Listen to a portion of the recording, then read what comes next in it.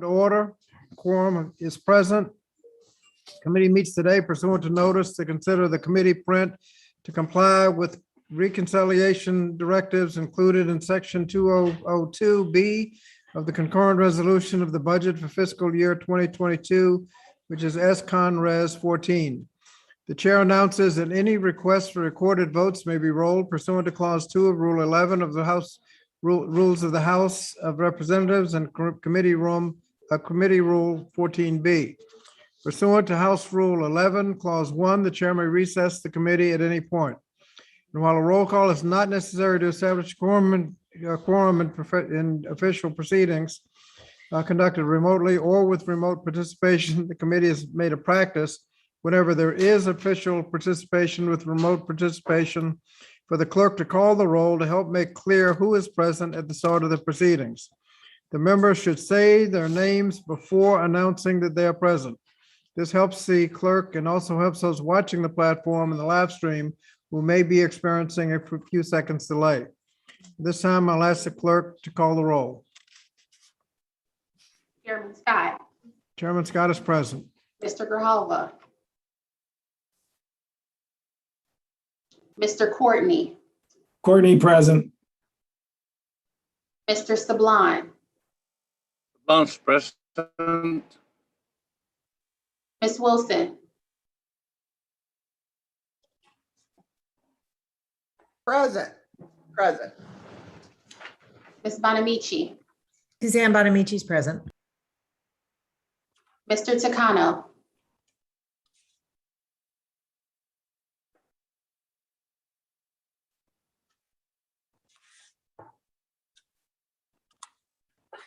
Ms. Adams. Ms. Adams is present. Mr. Desaulnier. Desaulnier is present. Mr. Norcross.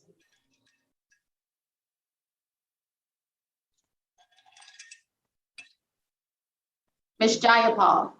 Jayapal is present. Mr. Morelli.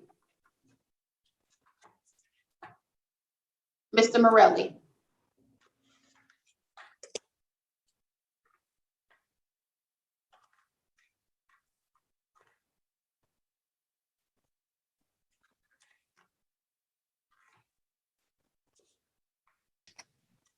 Here.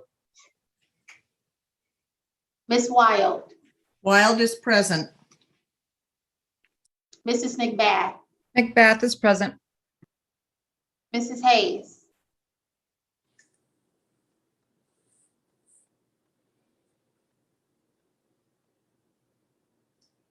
Mr. Levin. Levin's present. Ms. Omar. Ms. Stevens. Ms. Leisure Fernandez. Leisure Fernandez is present. Mr. Jones. Mr. Jones is present. Ms. Manning. Manning is present. Mr. Mervan. Mervan is present. Mr. Bowman. Mr. Bowman is present. Mr. Pocan. Okay, and it's here. Mr. Castro.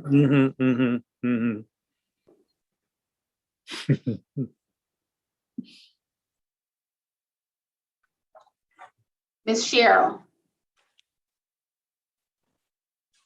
Present. Mr. Yarmouth. Yarmouth is present. Mr. Espaillat. Espaillat is present. Mr. Mfume. Ranking Member Fox. Ranking Member Fox is present. Mr. Wilson.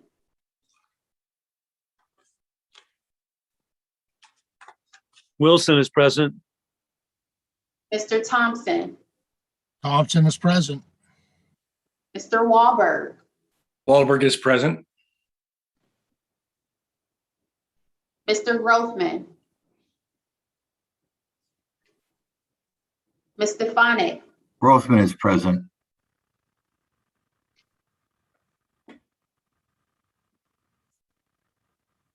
Did you hear me?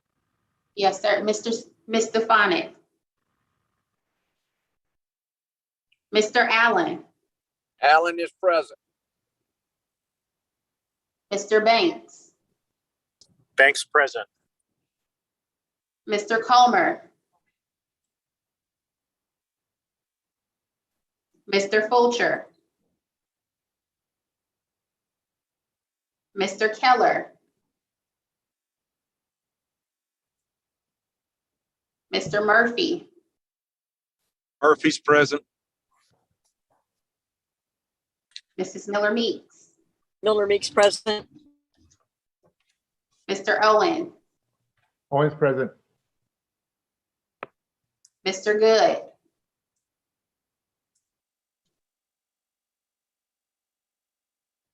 Mrs. McLean, Mrs. Harshbarger, Hirschberger present. Mrs. Miller, Miller present. Mrs. Sparks, Parks present. Keller's present.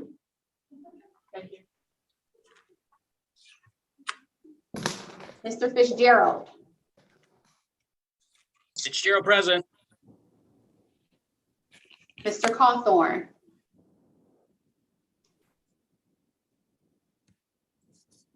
Mrs. Steele, Gill is present.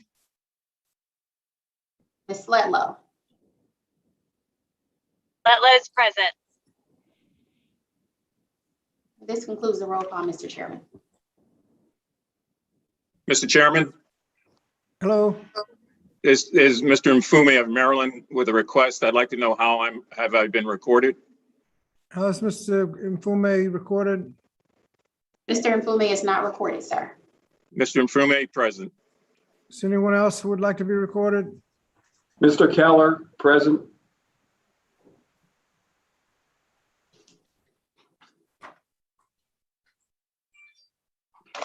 This concludes the roll call, sir. Did you get Mr. Keller?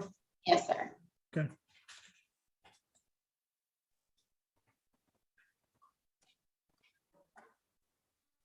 Can you repeat how many people were present? Is Allen present? How is Mr. Allen recorded?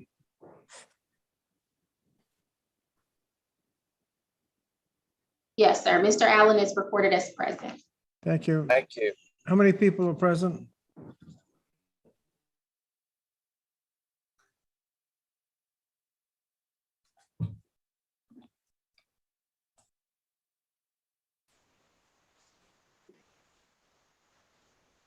Okay.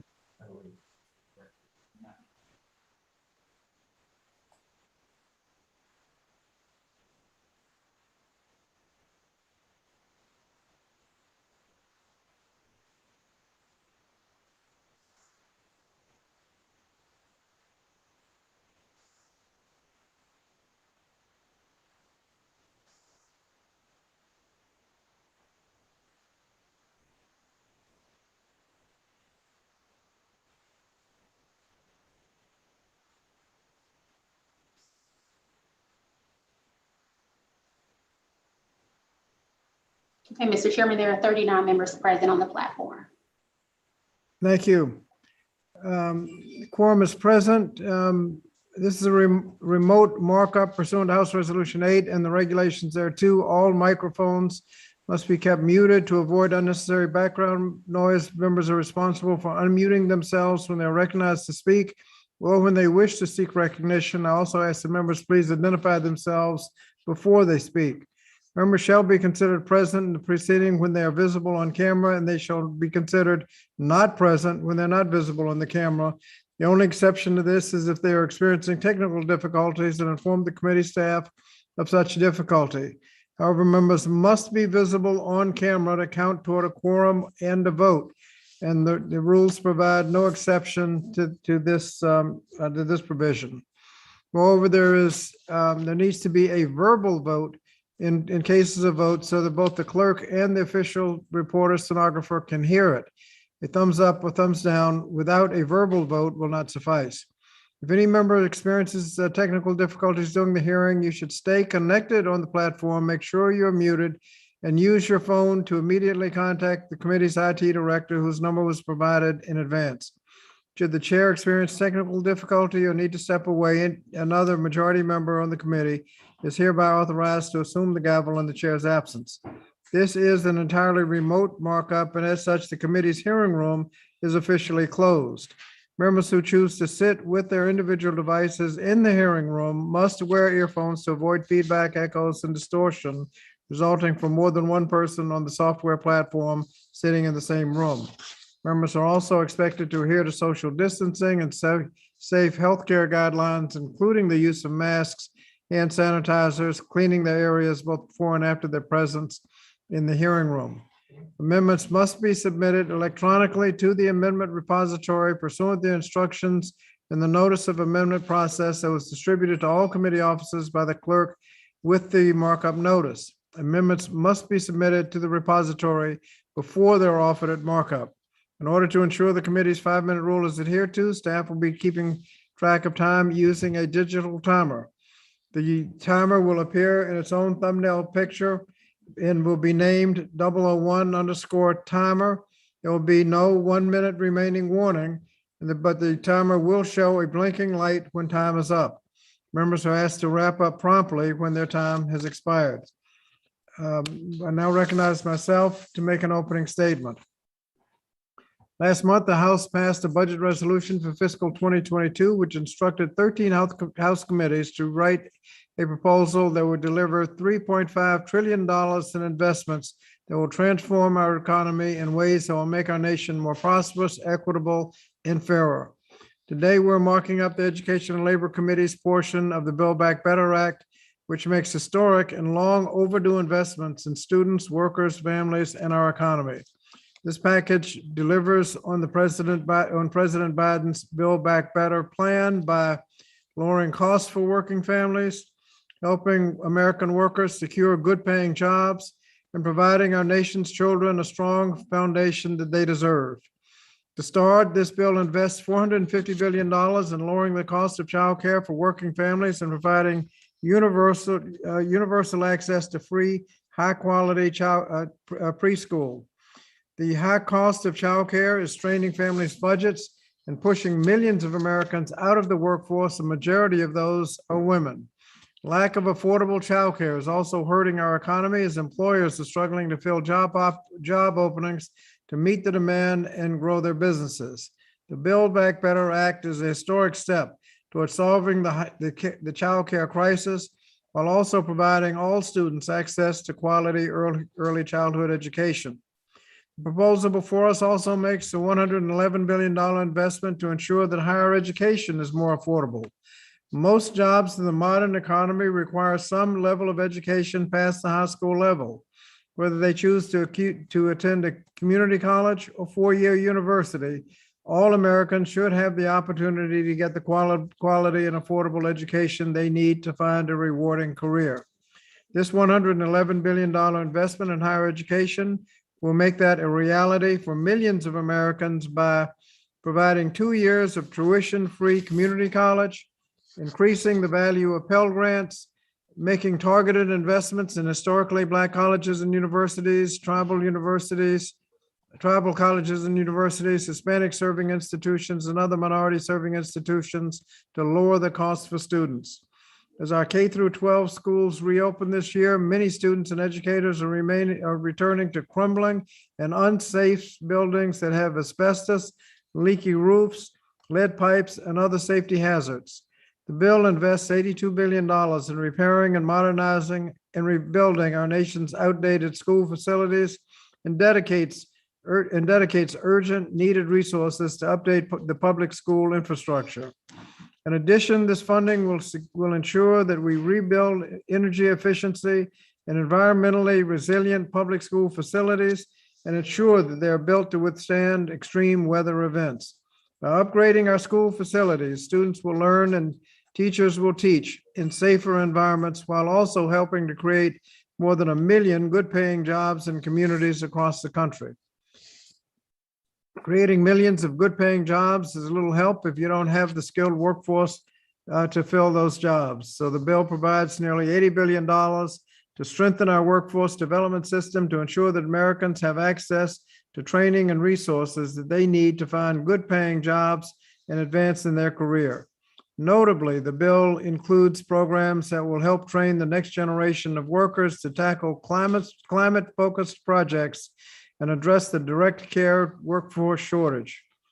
As part of the Build Back Better plan, workers' rights are strengthened with provisions that apply civil monetary penalties for labor law violations and by updating the dollar amount of worker safety penalties so that they'll be large enough to serve as adequate deterrents. Finally, the legislation invests $35 billion to help prevent child hunger. This investment allows nearly 9 million more children to receive free school meals by expanding eligibility and eliminating paperwork, while also funding the nationwide program to help more children get healthy nutrition over the summer. The Build Back Better Act is an historic investment in America's future that will lower costs for nearly every American family, help workers secure good-paying jobs, and provide America's children with the strong foundation that they deserve. I urge all members of the committee to support the legislation, and I'm now pleased to yield to the distinguished ranking member from North Carolina, Dr. Fox, for her opening statement. Thank you, Mr. Chairman. 2021 is already one of the most expensive years on record for working Americans. Inflation is up more than 7% since President Biden took office. For business owners, families, and retirees on a fixed income, that means up to 7% less food on the table, gas in the car, or funds set aside for a rainy day. Yet Democrats are dipping into taxpayers' wallets to give another socialist handout to liberal special interests. More government spending is not the answer to a spending-induced inflation crisis. The Biden administration and its allies are asking Americans to pay for their failed programs twice, once with taxes from workers' personal paychecks, and again at gas pumps and grocery stores. And it is not just today's taxpayers who will be on the hook for these programs. This monstrosity recklessly increases what was already the highest sustained spending level in American history. Allocating billions of dollars to radical left proposals will harm our economy now and obliterate economic prosperity in the future. We cannot place a brick on Biden's inflation gas pedal. We cannot ask our grandchildren to pay for our irresponsibility. This latest irresponsible spending proposal would do both. To add insult to injury, Democrats think they know best how to spend taxpayers' money. Whenever I vote on how to spend hardworking taxpayer dollars, I ask myself a simple question. Can I honestly tell my relatives who live at the end of a dirt road in a 40-year-old single-wide trailer that I am spending their money better than they could? In this case, the answer is a resounding no. My relatives, like the majority of Americans, would not support subsidizing the education of illegal immigrants and millionaires when they did not attend college themselves. Moreover, the current Pell Grant more than covers community college tuition for most recipients, meaning that 2 years of education is already free for those most in need, even before the Democrats' irresponsible increase in this bill. The bill adds not one, but two giant child care initiatives run essentially by federal bureaucrats. States, local communities, and families, not the federal government, are best positioned to make child care decisions, and we should not pass anything that jeopardizes that opportunity. We should be focused on ensuring hardworking taxpayers can find the best care for their children rather than blindly throwing money at the problem and calling it a solution. The deeper we dig, the more we find that this bill truly is a solution in search of a problem. Despite 76% of public school buildings being in good or excellent condition, Democrats want to shove $80.6 billion towards school construction. But this money comes with strings, like federal wage requirements that drive up costs to local taxpayers. Schools need flexibility to tailor local solutions to local problems, not a rigid set of Washington bureaucratic standards. The education provisions in this bill hurt Americans from all walks of life, and the workforce provisions mirror that hardship. It is asinine to propose job-killing measures such as the economy is recovering from COVID-19 and businesses are struggling to regain pre-pandemic prosperity. The bill provides a whopping $2.6 billion in additional funding for the Labor Department, the National Labor Relations Board, and the Equal Employment Opportunity Commission for activities which will surely unleash a wave of vindictive enforcement against unsuspecting small businesses. The Pro-Union Bosses Act was dead upon arrival in the Senate. So Speaker Pelosi and committee Democrats are manipulating the legislative process to enact portions of that anti-worker legislation, which holds job creators personally responsible through excessive financial penalties. Union bosses aren't held to the same standards. They were specifically written out of this legislation because they have the Democrat Party in their back pockets. Additionally, the Democrats' flawed legislation includes a series of unprecedented increases in civil monetary penalties against job creators. In fact, the Occupational Safety and Health Administration penalties for violations will be increased by 512%. Clearly, Democrats are determined to put private business out of business. I'm just scratching the surface of the radical provisions in this bill, and Republicans intend to introduce common sense amendments today that will increase Americans' freedoms, rein in runaway spending, encourage excellence in our schools and workforce, protect small businesses from government overreach, and reinforce the United States' premier status in the world without burdening future generations with unsustainable debt. Thank you, Mr. Chairman. I yield back.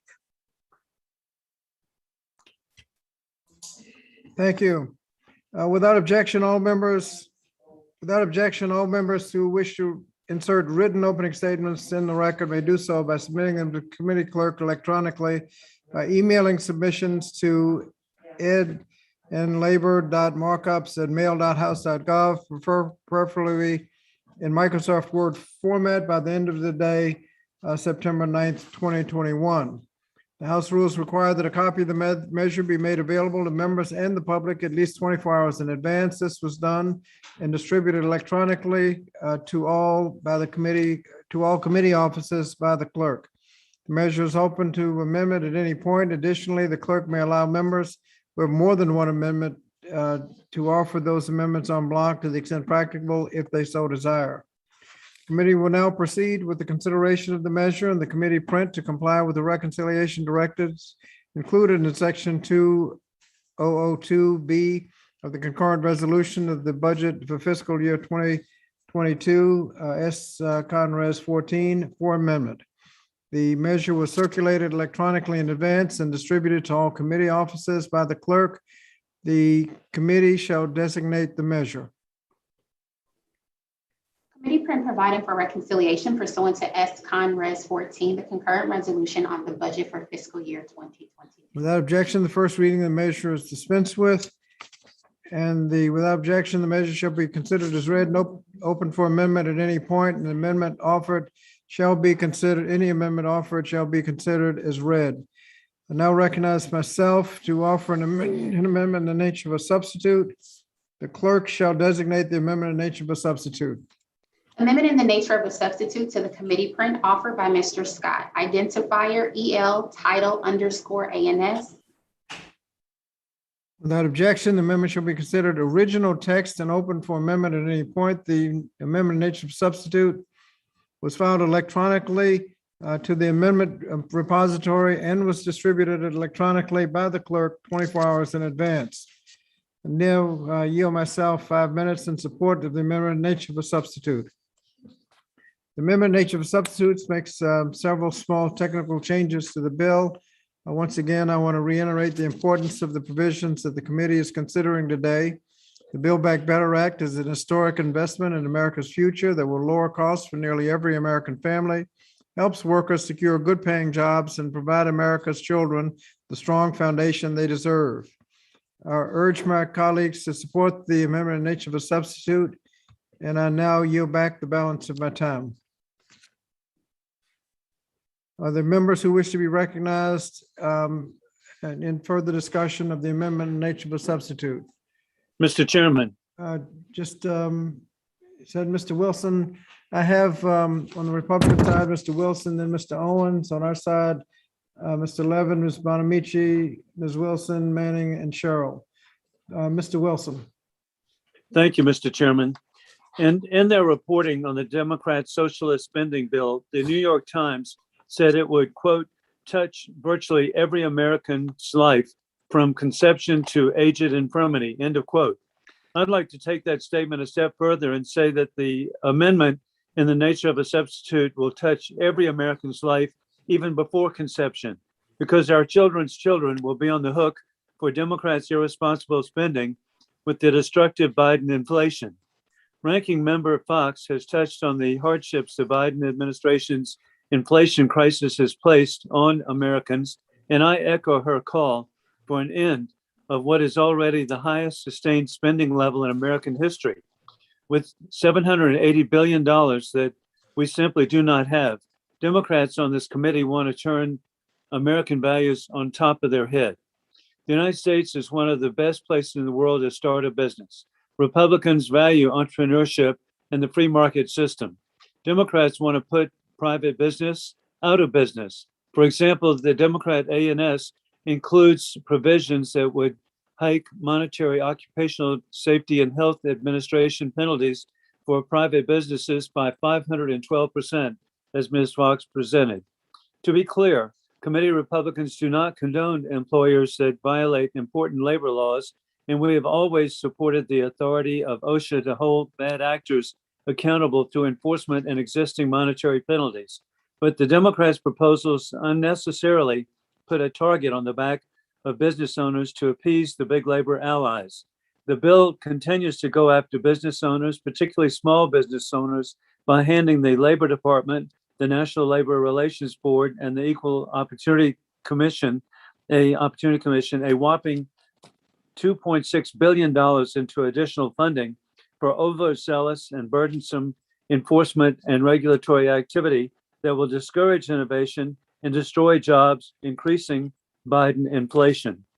The Democrat A&S also copies the PRO Act and significantly expands liabilities and hikes penalties for unfair labor practices committed by employers under the National Labor Relations Act.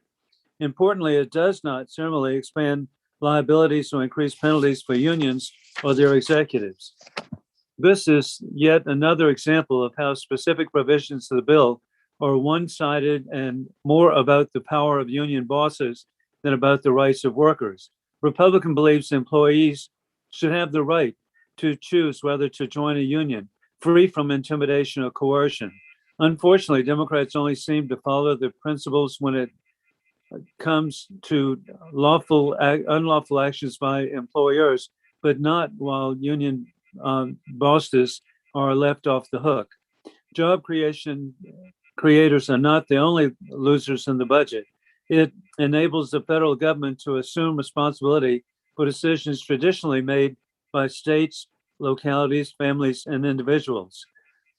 More government oversight, less freedom. That is the Democrat proposal here. So it's throwing money at a problem and calling it a solution. Democrats have correctly identified several key issues. We need to improve our workforce development programs. We need to improve higher education. We need our children to be healthy. But their answer to each of these issues is more untargeted funding, more regulation, and no substantive change, destroying jobs and increasing Biden inflation. This bill contains over almost $75 billion for workforce development without making any of the necessary improvements to the current structure. We have to stop falling back on government spending as the answer to every problem. Our workforce development system needs improvement, which is why we're working with the bipartisan Workforce Innovation and Opportunity Act reauthorization. Our students need education outlets, need better outcomes when they graduate, and stronger vocational education outlets. These issues have no place in the budget reconciliation process and certainly have no business being addressed in this partisan manner. As a nation, our American families cannot afford a 12-figure payout of liberal special interests. Our values, freedoms, and livelihoods are at stake. I strongly urge opposition to the amendment and urge my colleagues to vote no. I yield back. Thank you. The gentleman yields back. The gentleman from Michigan, Mr. Levin. Thank you, Mr. Chairman. I move to strike the last word. Gentleman's recognized for 5 minutes. Thanks so much. Mr. Chairman, today we have an opportunity to advance truly transformative legislation. I want folks watching to remember that for all the jargon about revenue raising and pay-fors and budgetary matters, the goal here is simple: investing to build an economy where working people can support their families and live with a modicum of dignity and security. I want to highlight a few important provisions specifically. First, childcare and pre-K. We know that quality childcare and preschool are essential to enable our kids, all of our kids, to develop their young hearts and minds and achieve their full potential. There is no investment, none whatsoever, that yields higher long-term returns than those we put into the youngest members of our society. In academic achievement, in employment, in lifetime earnings, in tax revenues, in avoiding all manner of societal costs and problems. Members of this committee have worked hard to invest in a way that makes childcare and pre-K available to all working parents and kids who need help, and for the parents to be able to afford it. From last August to September, at the key moment of the pandemic, when daycare centers and schools could not fully reopen or open at all, an astounding 865,000 women left the workforce altogether. They didn't become unemployed, Mr. Chairman. They left their jobs and could not look for others because they had to care for their young ones and their elders. Dealing with the problem of the availability of childcare and quality preschool is the number one thing we can do to make sure women as well as men can work fully and contribute to society, and we can get this economy going again. It's so important. Secondly, the America's College Promise Act. We cannot let the inaccessibility of education prevent students and workers from realizing their full potential and earning a living wage. The Build Back Better Act will address this very problem by investing in 2 years of tuition and fee-free community or technical college for all Americans in states that participate, and significant tuition and fee grant aid for 2 years at eligible historically Black colleges and universities and other minority-serving institutions.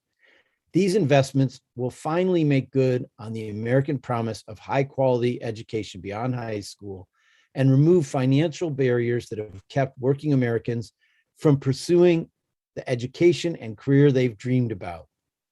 As the author of America's College Promise Act, and as someone who built essentially a free community college program in Michigan during the Great Recession, I am thrilled that we're living up to this promise today. How about funding the NLRB and electronic voting? A responsible federal budget ensures that government agencies can accomplish their mission, and this historic legislation does that as well. Specifically, it includes much needed funding for the National Labor Relations Board and other worker protection agencies, which have been woefully underfunded for years. Further, this legislation invests in the operational capacity of the NLRB and aligns it with similar agencies by funding the development of an electronic voting system for union elections. I've been working for over a year to develop this type of investment, and I'm so glad to see it included here.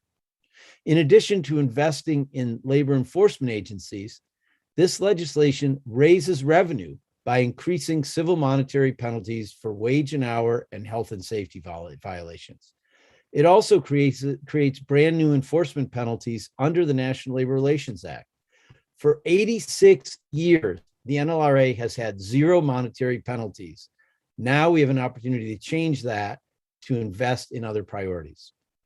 Finally, after years of underfunding, I'm happy that this bill makes a bold investment in our nation's workforce development system to the tune of $65.7 billion in much needed assistance.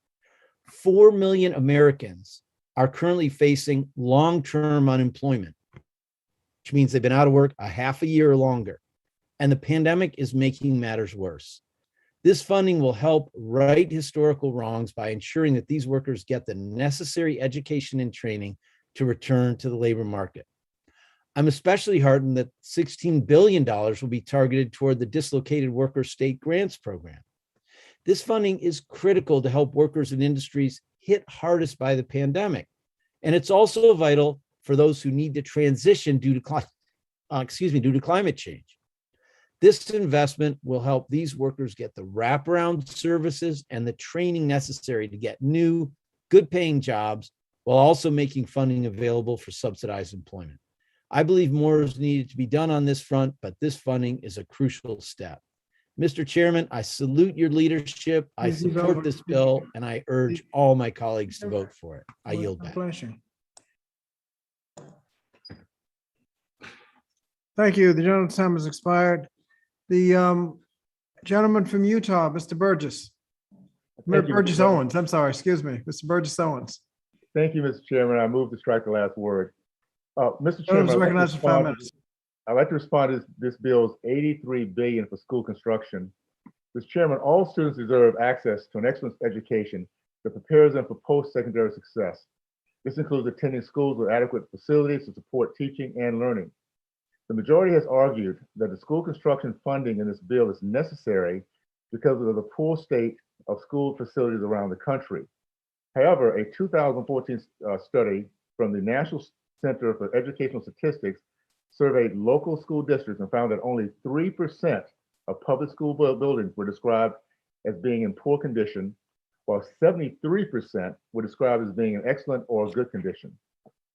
The federal government has traditionally played a very limited role in school construction. Building and repairing public school facilities has appropriately been primarily a state and local responsibility. The school construction provision of this bill would dramatically expand the federal government's financial and regulatory role in school construction. This would present states and school districts with a sobering reality. As with so many other programs, the federal government offers more money then has within the bill regulatory and compliance burdens that will increase costs and make it harder for states and school districts to take necessary steps to improve their public schools facilities. This bill contains numerous regulatory burdens, including for many school districts that will never see any school construction grants that will increase costs to state and local taxpayers. These requirements include a laundry list of, quote, strategies states will require to develop. This includes requirements for creation of state and local facilities, plans containing information that may or may not be relevant to each school district. This new school district construction program is the wrong answer. This program will provide funding to a handful of school districts in exchange for increased costs and regulatory burdens for everyone else. Committee Republicans believe there's a better way. In the 115th Congress, Republicans enacted, as part of the Tax Cut and Jobs Act, historic bipartisan reforms to potentially unleash trillions of dollars in private capital into communities left behind during the pre-pandemic economic expansion. Senators Tim Scott and Cory Booker championed the provisions they and many others saw as an innovative way to break the cycle of failed government programs by using energy and ingenuity of the private sector to revitalize communities. According to the Tax Policy Center, 8,762 low-income communities have been designated as opportunity zones across the 50 states, District of Columbia, and 4 U.S. territories. The Urban Institute has found that designated school zones have lower income, higher poverty rates, and higher unemployment rates than eligible tracts not designated. The Opportunity Zone provision provides tax incentives for private capital to reinvest in opportunity funds that in turn invest in communities that are designated as opportunity zones. Investments in so-called vice businesses like liquor stores are prohibited, but beyond that, investment opportunities are open-ended. The school construction provisions of this bill present us a choice. We can try the same old approach that has failed for literally decades. That approach demands more sacrifice from taxpayers and forces schools to wade through more regulations from DC. That is the Democratic way. The Republican way is to give communities the tools they need to unleash innovation and investment with the flexibility to tailor local solutions for local challenges. I yield back.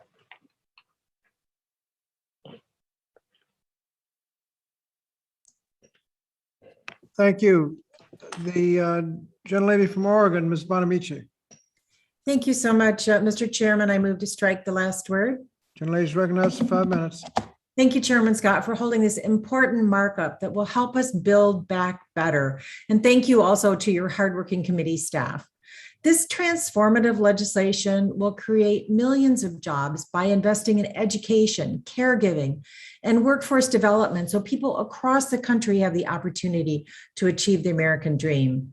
And today we're making historic investments in our children by expanding access to high quality, affordable childcare, by providing universal preschool. As a mom and a policymaker, I know this bill will begin correcting long-standing inequities by delivering care to families who need it most and making sure that care workers earn the living wage they deserve. This bill will also reduce hunger by investing in child nutrition programs, including expanding the successful summer EBT program nationwide. In the United States, no child should go hungry or be without care, and these investments are critical steps to ending child hunger and poverty. The Build Back Better Act also increases Pell Grant funding to increase access to affordable post-secondary education, and it provides 2 years of tuition-free community college. As a community college graduate myself, I understand how access to community college can help students succeed, no matter what path they take. And finally, I'm grateful to the chairman for fighting to include nearly $80 billion in workforce development programs. Expanding youth and adult job training, apprenticeship programs, and other supportive services is crucial to growing our economy and preparing our workers for the jobs of the future. I do note concern that the Senate version of this legislation may significantly decrease much of this important workforce funding. Many of the policies in this bill, including expanded childcare, will require a significantly larger workforce, which is why these investments need to remain robust. And I urge the Senate to recognize the importance of this workforce funding and match the amount in this amendment in the nature of a substitute. And as with most legislation, this bill does not fund every program at every level that I advocated for, but this is a critical opportunity to make a difference in the lives of working individuals and families we represent. We must advance this transformational legislation. So thank you again, Mr. Chairman, for all your work on this important bill. I urge all of my colleagues to support the amendment in the nature of a substitute, and I yield back the balance of my time. Thank you. The gentlelady's time has expired. Gentlelady from Florida, Ms. Wilson.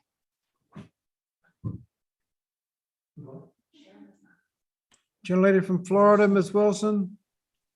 Gentlelady, okay. Thank you, Mr. Chairman. Thank you very much. I move to strike the last word. Gentlelady is recognized for 5 minutes.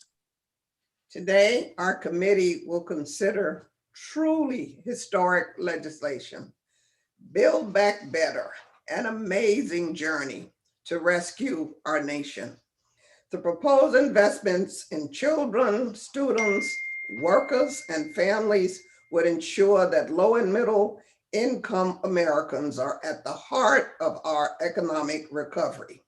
Beginning with investments in childcare, this legislation would help reduce the immense financial strain for lower income families. This will be key to support our economy and help fill critical worker shortages, as a lack of access to accessible childcare has been one of the most pronounced barriers keeping women out of the workforce.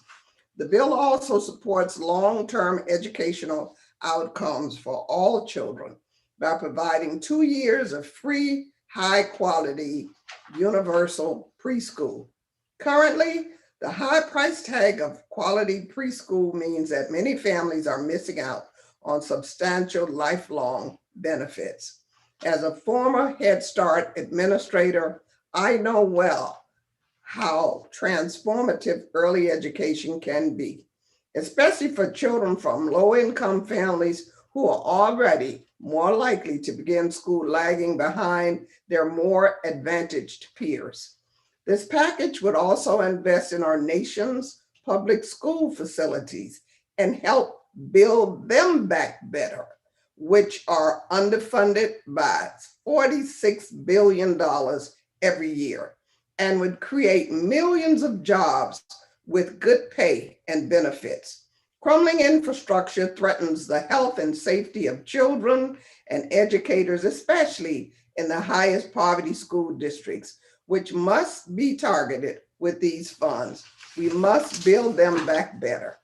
As chair of the Higher Education and Workforce Investment Subcommittee, I strongly support the inclusion of key investments to reduce the cost of college and support low-income students, providing free, universal community college and increase the maximum Pell Grant and 2 years of tuition subsidies for students at historically Black colleges and universities and other minority-serving institutions will help create a path to an affordable 4-year degree for all students. Upon completion of the 2 years of community college, students would be eligible to complete their junior and senior years at an HBCU, a TCU, or an MSI. Ensuring access to these benefits would collectively enable those for whom higher education has historically been prohibitively expensive to graduate with minimal debt. This legislation also includes critical investments to provide for a diverse and well-prepared teacher workforce, including first-time funding for the Hawkins Centers of Excellence program, which supports teacher preparation at HBCUs and MSIs. While I support this legislation, it is important to acknowledge that it is far from perfect. I have called for a larger increase to the maximum Pell Grant and more robust tuition subsidies, along with greater funding for teacher preparation. I also am concerned that we are guaranteeing access to preschool without also investing in public kindergarten. Research has shown that a full-day kindergarten plays a key role in promoting educational development and supporting higher academic achievement and later grades. However, some families still struggle to enroll their children in free full-day programs, and 33 states still do not require that their school districts offer them. These shortcomings also underscore why we cannot further cut any funding for the Build Back Better Act. Even with the robust investments proposed here, we are still shortchanging vital programs. Mr. Chairman, I look forward to advancing this historic package, and I thank you, the committee, and the committee staff for continuing to work with my colleagues and the rest of Congress to support our nation's families. I yield back. Thank you. The gentlelady's time has expired. The gentlelady from North Carolina, Ms. Manning. Mr. Chairman, I move to strike the last word. Gentlelady's recognized for 5 minutes. Thank you. Today, we are discussing a life-changing piece of legislation that invests in American families and in the future of our country. The Build Back Better Act invests in families and children's by making childcare affordable for all families and offering universal pre-K for 3 and 4-year-olds. Increased investments in childcare and universal pre-K are critical to allow parents, and especially women, to return to the workforce as we emerge from this pandemic. It will also enhance equality of opportunity by helping all students enter kindergarten with a strong foundation of learning. This act also invests in students by helping our school districts repair and modernize outdated school buildings. One of the school districts I represent recently had an independent evaluation done and learned that it would need over $2 billion of investment to bring its schools up to an acceptable standard. This bill is a critical first step in helping my district and other districts across our country modernize outdated school infrastructure. My district is also home to 2 outstanding community colleges, schools that offer great educational opportunities and training for careers in areas that desperately need more workers. But for too many students, the costs of these schools have been prohibitive.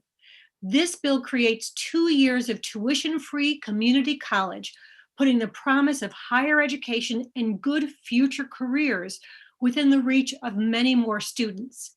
This act also makes educational opportunities more equitable by increasing Pell Grants and making strategic investments in historically Black colleges and universities, like the 3 great HBCUs in my district. Equally important, this act invests in workers by funding public workforce development programs, including paid job training opportunities, career navigation services, and wraparound support like transportation. At a time when so many people are changing careers and looking for new employment, investing in our workforce must be a top priority. Each of these investments will be transformative for communities like mine. To build back better, we must make investments in people at every stage of their lives to grow our economy, to innovate, and to create equitable and long-lasting gains. I urge my colleagues to support the Build Back Better Act to invest in families across this country. And I yield back. Thank you. We have the last 2 speakers I have listed are Cheryl and Jayapal. Gentlelady from New Jersey, Ms. Cheryl. Thank you, Mr. Chairman. I move to strike the last word. Gentlelady's recognized 5 minutes. Thank you. I want to speak today in support of several of the crucial investments made by this legislation, which will create hundreds of thousands of jobs, raise wages for working families, and help millions of Americans to enroll in and complete college. As a working mom, I know firsthand how difficult this pandemic and the childcare crisis has been on parents. Access to affordable, high-quality childcare is crucial to solving our worker shortage and fully reopening our economy. We know that over 1.8 million women dropped out of the workforce as a result of the pandemic, many of them due to childcare and school closures. These challenges continue to significantly affect our economy. Last month, women accounted for only 12% of the new jobs that were created nationwide. This legislation will make crucial investments in our childcare system to ensure that no family pays more than 7% of their income on childcare, and to expand the number of childcare spots that we have nationwide. This plan represents an important start to helping working women re-enter the workforce. And I appreciate the chairman and the committee staff and all their hard work and working with me and my colleagues to make sure we address childcare costs for working families. I also want to discuss an issue that is crucial to improving standards of living for millions of working families: the fundamental right to organize and collectively bargain. Substantial evidence suggests that the ability of workers to unionize and collectively bargain increases their wages and reduces countrywide income inequality. These fundamental workers' rights were enshrined into law by the National Labor Relations Act, resulting in several decades of strong income growth for working families. Over the past half century, however, these gains have been eroded as collective bargaining rights have come under attack and union membership has steadily declined. The result has been skyrocketing inequality and slower wage growth for workers across the country. The Build Back Better Act is such important legislation because it will help to end this damaging trend and protect workers' basic rights to organize and negotiate for better pay, benefits, and working conditions. The legislation will provide the necessary investments to ensure that companies that violate the National Labor Relations Act are held accountable, something that will finally deter employers from violating the rights of their workers to organize and collectively bargain. For decades, employers have been able to illegally retaliate against workers for organizing and interfere in union elections against employees with very limited recourse and penalties if they were found to have violated the law. In addition, investments in our workforce and institutions of higher education are critical to creating jobs, helping our businesses reopen and creating pathways to the middle class. I've heard from so many of our companies about their shortage of skilled workers, which we will help to address through this important funding. Our workforce development and job training system plays a crucial role working alongside our business community and helping workers gain the skills they need to succeed in the workforce with good paying jobs. Given that almost 6 million Americans are still out of work, many of whom need to find jobs with new employers and industries, it's crucial now more than ever we fully fund our workforce programs to help the economy successfully reopen.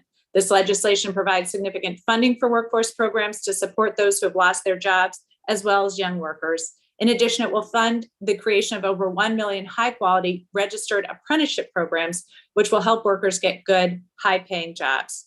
Thank you, Mr. Chairman, and I yield back. Thank you. Gentlelady from Washington, Ms. Jayapal. Mr. Chairman, I move to strike the last word. Gentlelady is recognized for 5 minutes. Mr. Chairman, I want to first start by saying thank you for your tremendous leadership on this package that is being put forward. Families and communities everywhere are recovering from the devastating impacts of the pandemic. Our new Congress was elected with the promise of not just restoring our communities, but on laying the groundwork for our economy and our communities to be better than before. President Franklin Delano Roosevelt's New Deal lifted America from one of the most devastating economic crises in our history and strengthened programs to put families on a better path to prosperity than ever before. Now here we are 80 years later, and the social infrastructure investments made then are indisputably popular and most importantly, support the long-lasting economic growth that our country needs, creating jobs and lifting families out of poverty. Like the New Deal, our Build Back Better Act is an opportunity to leave a multi-generational impact that will take America to new heights when we make these substantial, universal investments that will be inclusive of Americans everywhere. First and foremost, we are investing in universal pre-K and childcare. As a mom who didn't have this kind of childcare for my kiddo, I know exactly what this means for families. It means that moms can go back to work. And we see this importance of this in a time when women have been driven out of the workforce. It means that kids will get the kind of early education that will build the strong foundation they need. It means that childcare and pre-K teachers will finally get the recognition they need with higher pay and benefits that reward the incredibly important work they are doing for our children. It means that we in government recognize that an investment in childcare and early learning is the only way we rebuild our economy in the way that everyone can participate, the only way that we can guarantee that our economy is strong. This is an investment that will pay back over and over and over.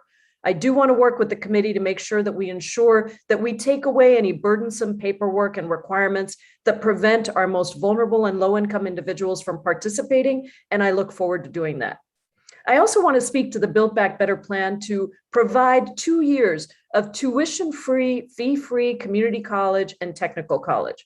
In my state and my home city of Seattle, we have been ahead of the curve to provide free community college, as this package will do, by having both the Seattle Promise and the Washington College Promise program, which covers college tuition and fees for qualifying students.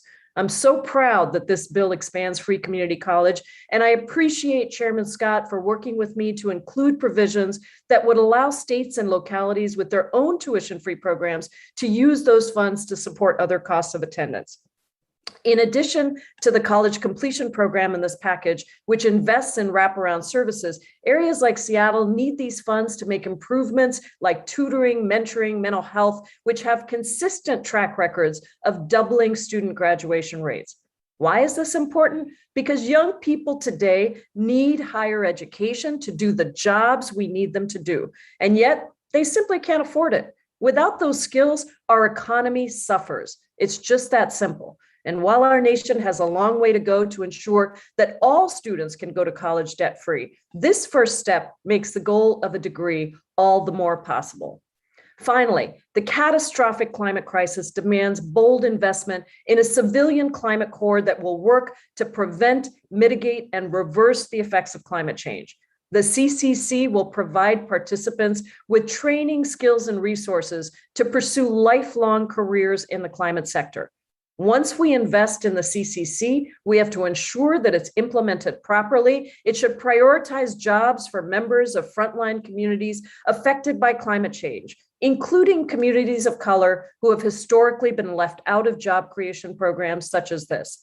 I am looking forward to working with my colleagues to make the CCC equitable, just, and formidable against the climate change that is ravaging our country. Our investments, Mr. Chairman, in this package are universal. They reach families in every state, and they provide the much needed help that families need to get back to work and transform their livelihoods.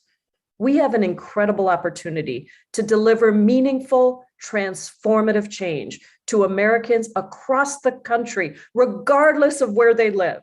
I look forward to working with my colleagues to deliver on these promises so that every American wakes up feeling like their life is transformed and our economy is strong. Thank you, Mr. Chairman. I yield back. Thank you. The gentleman from New York, Mr. Espaillat.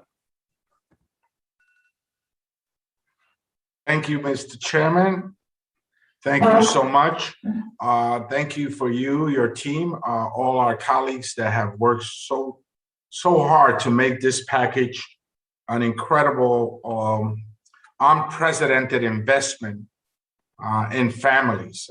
First and foremost, I want to address the issue of free community colleges. It is so important that as we move forward and we begin to try to approve a transportation infrastructure bill, that community colleges get the ability to train our workforce so that these jobs, very often prevailing wage jobs, finally hit communities that have witnessed unemployment for decades after decades. We must change the paradigm, and this new initiative to create job growth must truly hit communities that have chronic unemployment for decades. And community colleges are right at the center of those communities and will benefit tremendously to train the workforce for these new jobs that will be created. The Civilian Climate Corps is so important. In New York City, we have in the past month witnessed record rain. And we saw the devastation across the city of New York and the tri-state area just this past week. And so the Civilian Climate Corps will help us mitigate that new normalcy that many folks unfortunately still refuse to accept. $450 billion, Mr. Chairman, in daycare services for moms, working moms and dads. So important to get our workforce back to work, particularly the family-based daycare providers. Many parents will opt to go smaller. They will not resort to the traditional daycare setting as we're still really back from the COVID-19 pandemic. As such, those parents very often will choose to get the daycare services right down the street, sometimes right in their building where they reside, with someone that they know that may speak their own language or share the same culture. So it's so important to continue to support daycare services, particularly family-based daycare services for all. Universal pre-K, of course. This is so important. All the evidence shows, all the research shows that children that receive universal pre-K have a great advantage as they move forward in their school years. This is so important for all of us. Funding for Hispanic serving institutional, historical Black colleges that have been traditionally shortchanged, premeditatedly left behind. We address that as well. Training for teachers, Mr. Chairman, is so important for ELL students, English language learners, and dual language learners. There is a chronic lack of certified English language learner and dual language teachers available to teach our children. And across the country, these children often are left behind. So to have the proper training for these teachers is also so critical and important to our advancement as a country. So thank you so much for the work that you've done, Mr. Chairman, and your team has been spectacular. And we've had a robust debate that I think only strengthens our committee and, of course, the House of Representatives. Thank you so much. I yield. Thank you. Are there others that wish to speak to the amendment in nature of a substitute? If not, I turn members' attention to other amendments. I'll first recognize myself to offer a manager's amendment. Amendment has been filed electronically to the amendment repository. The clerk shall designate the amendment. Amendment to the amendment in the nature of a substitute to the committee print offered by Mr. Scott of Virginia, identifier SCOTVA_038. Thank you. I now recognize myself for 5 minutes in support of the amendment. This amendment makes minor changes to the amendment in nature of a substitute. It clarifies that funding provided to the Office of Inspector General of the Department of Education can be used for oversight activities regarding any Department of Education programs that received fundings in the ANS. My amendment also adds healthcare to the list of high-skill, high-wage, or in-demand industry sectors and occupations as part of the industry or sector partnership grants. The amendment adds a requirement that state plans for universal preschool include an assurance that living wages be provided under the program. Manager's amendment also adds $50 billion in funding to localities that want to provide the child care entitlement despite their state declining to participate. This funding will be targeted to low-income families at 200% of the federal poverty level. According to the CBO's preliminary estimate, a 6-year child care entitlement capped at 200% of the state median income would cost, along with the pre-K program, would cost a total of $400 billion, leaving $50 billion on the table, which is what this money would be used for. We're proposing that the extra $50 billion increase funding for localities that want to participate and provide child care entitlement despite their states declining to participate. The language would be written in a way that prioritizes low-income families, so the local investment goes to people with the greatest need. Targeted to people, as I indicated, 200% of the federal poverty level. That would be $53,000 a year for a family of 4.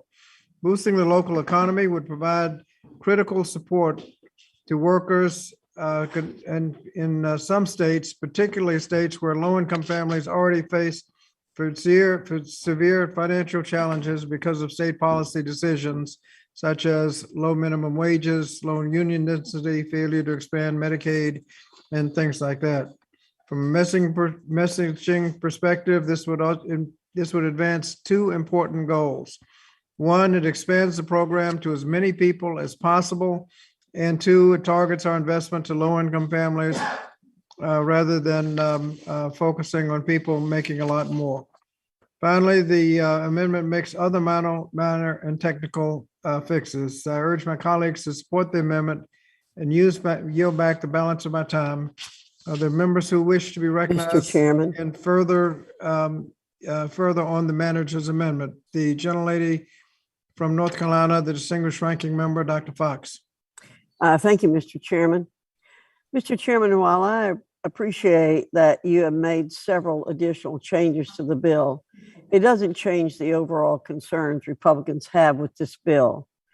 The bill you described is starkly different from what the bill that is being introduced will actually do.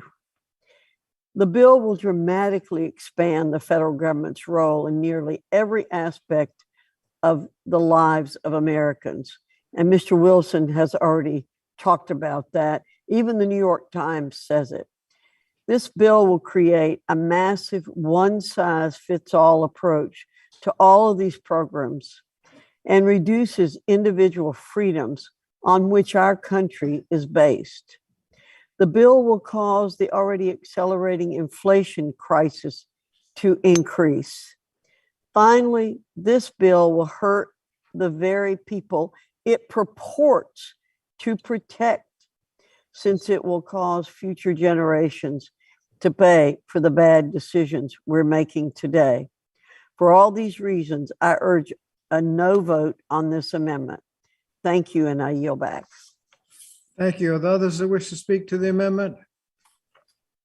If not, the question is on the manager's amendment. All who favor the manager's amendment will say aye. Aye. Aye. Aye. Aye. All opposed will say no. All opposed. No. No. No. No. In the opinion of the chair, the ayes have it.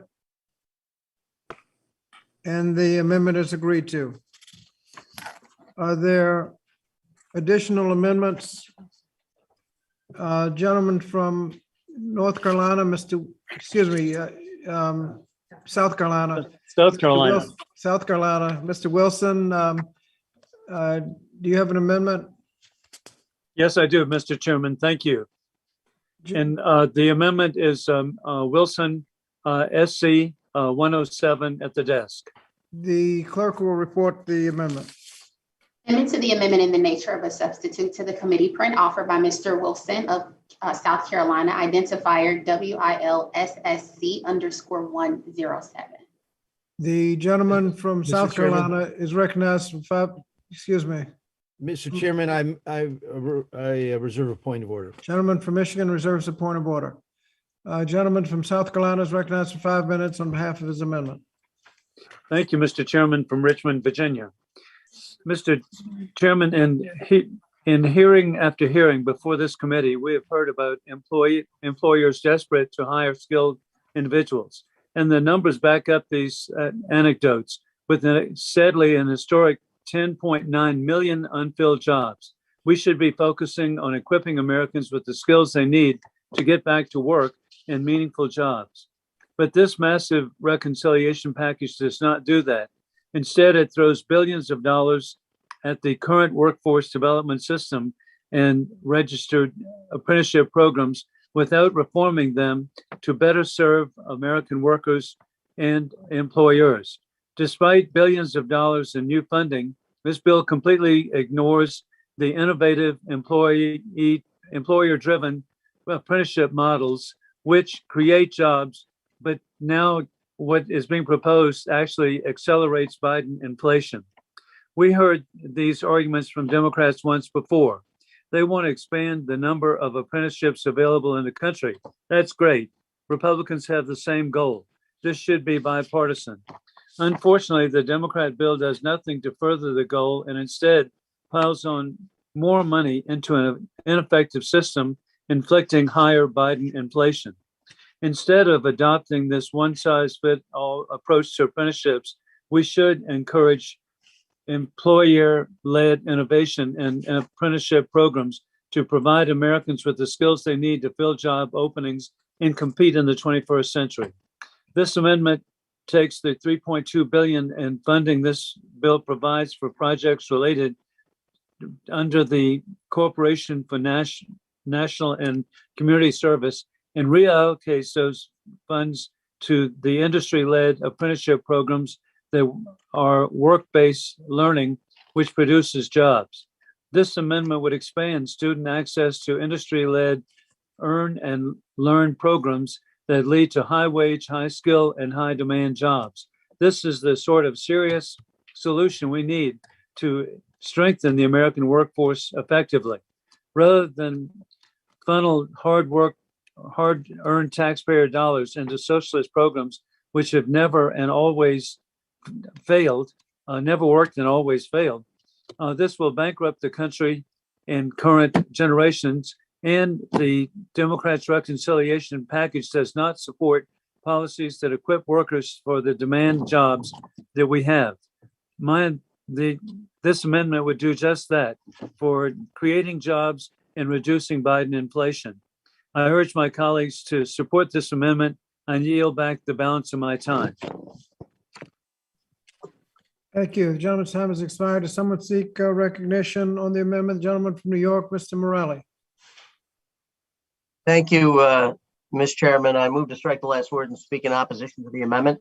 Gentleman's recognized for 5 minutes. Thank you, Mr. Chairman. This amendment, in my view, represents yet another attempt by the minority to undermine the registered apprenticeship system, and I believe it must be defeated. And it needlessly cuts funding to AmeriCorps for non-registered apprenticeship program. We do not need to cut one program for another, especially when the bill makes significant and meaningful investments in the apprenticeship system.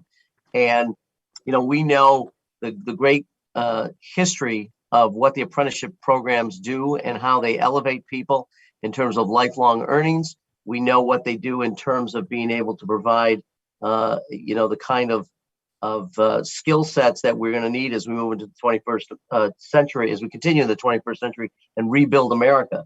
So funding for AmeriCorps is crucial to provide service opportunities for communities across the country to help combat climate change. In the last month alone, we've all seen the devastating impacts of climate as it relates to natural disasters around the country, whether it's flooding, whether it's fires. All of these things continue to create a real concern and to create more and more interest in what we need to do to confront the climate crisis. So the amendment is also unnecessary because the underlying bill invests over $5 billion in registered apprenticeships, which will lead to over 1 million new registered apprenticeship opportunities, including youth opportunities, youth apprenticeships, and pre-apprenticeship programs. I know in my community in Rochester, New York, one of the real challenges is getting young people into apprenticeship programs. So we have pre-apprentice programs, many of which are struggling to find the dollars necessary to create a pipeline for young people and people who are interested in changing careers. So I feel the amendment does all the wrong things. And frankly, we need to continue to support the dollars that are proposed in this particular package. And therefore, I urge defeat of the amendment. With that, I yield back. Thank you. Gentleman's time has expired. Is there any other request for time on the Wilson amendment? If not, the question is on the. Mr. Chairman, I withdraw my point of order. The point of order is withdrawn. The question is now on the amendment offered by the gentleman from South Carolina, Mr. Wilson. All who favor the amendment will vote aye. Aye. All those opposed will vote no. No. No. Those appear to have it. Mr. Chairman. Gentleman from South Carolina. Mr. Chairman, I request a recorded vote. Gentleman from South Carolina requests a recorded vote, and as previously stated, that will be rolled to the end. Thank you, Mr. Chairman. Thank you. The next amendment, gentlelady from North Carolina, Ms. Adams. Oh, you are next. And so.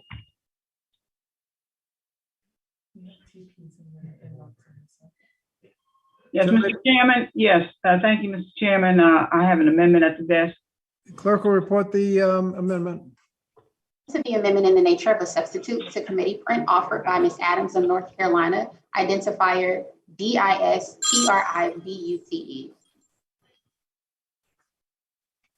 Gentlelady is recognized for 5 minutes on her amendment. Thank you, Mr. Chairman. Mr. Chairman, thank you very much, and thank you for all of your work in the committee as well. Historically, Black colleges and universities have always been critical agents in our higher education space. And for students like me, these schools have meant everything. And it's because of an HBCU that this poor Black girl from the ghetto of Newark, New Jersey is now able to walk the halls of Congress with all of you today. For professors like me, these schools have meant even more. I taught for 40 years at Bennett College in Greensboro, and I watched hundreds of young women come through my classroom. I watched them flourish and grow to become servant leaders, women of exceptional character who are doing so much to better their lives and the lives of everyone around them. And for mothers and grandmothers like me, it's been my job and my joy to watch my family take up that proud tradition of attending an HBCU. I have a grandson currently now, a junior at Howard University. And that's why, Mr. Chairman, I'm grateful that this bill invests in HBCUs. The $22 billion that we're providing in tuition assistance will quite literally change lives. And I'm excited that we are beginning to substantively address the infrastructure needs on these campuses. But as we've discussed, I have a few reservations about Section 20042. And as written, HBCUs will have to compete against institutions that have well-resourced grant writing programs in a free-for-all setting. Despite language that specifically excludes R1 institutions and gives priority to institutions that receive less than $10 million in federal research and development funding, HBCUs would be effectively disadvantaged in this competitive grant structure. So if this bill is to be truly transformational, and if we are to build our HBCUs back better, then we must ensure that HBCUs receive a fair and equitable share of the pie. But we cannot repeat mistakes that have been made in other federal programs where they're forced to compete with other institutions that do not share the same legacy of discrimination and neglect. In my opinion, any bill that reaches the president's desk must address that concern. So with that said, I want to thank you, Mr. Chairman, for all of your work. I want to thank you for your commitment to do just that before this bill passes the House. So I'm looking forward to working with you closely to ensure that HBCUs get a fair bite at this apple. So, Mr. Chairman, at this time, I'm going to withdraw my amendment, and I'm going to yield back the balance of my time. Thank you. I thank the lady for her concerns. I share those concerns, and we will be following through to make sure that the funds are equitably distributed as you have outlined. So thank you very much for your concerns, and we'll be on top of that. Thank you, Mr. Chairman. The next amendment on my list is the gentleman from Michigan, Mr. Wahlberg. Do you have an amendment? Mr. Chairman, I have amendment at the desk. Clerk will report the amendment. Amendment to the amendment in the nature of a substitute to committee print offered by Mr. Wahlberg of Michigan, identifier RAND_CN_02.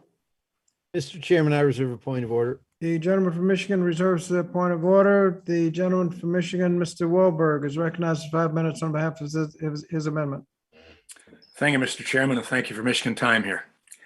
One of the strong benefits of childcare in this country is the fact that parents have opportunity to choose a provider that works best for them, whether that involves placing a child in a provider's home, a childcare center, or a childcare run by a faith-based provider.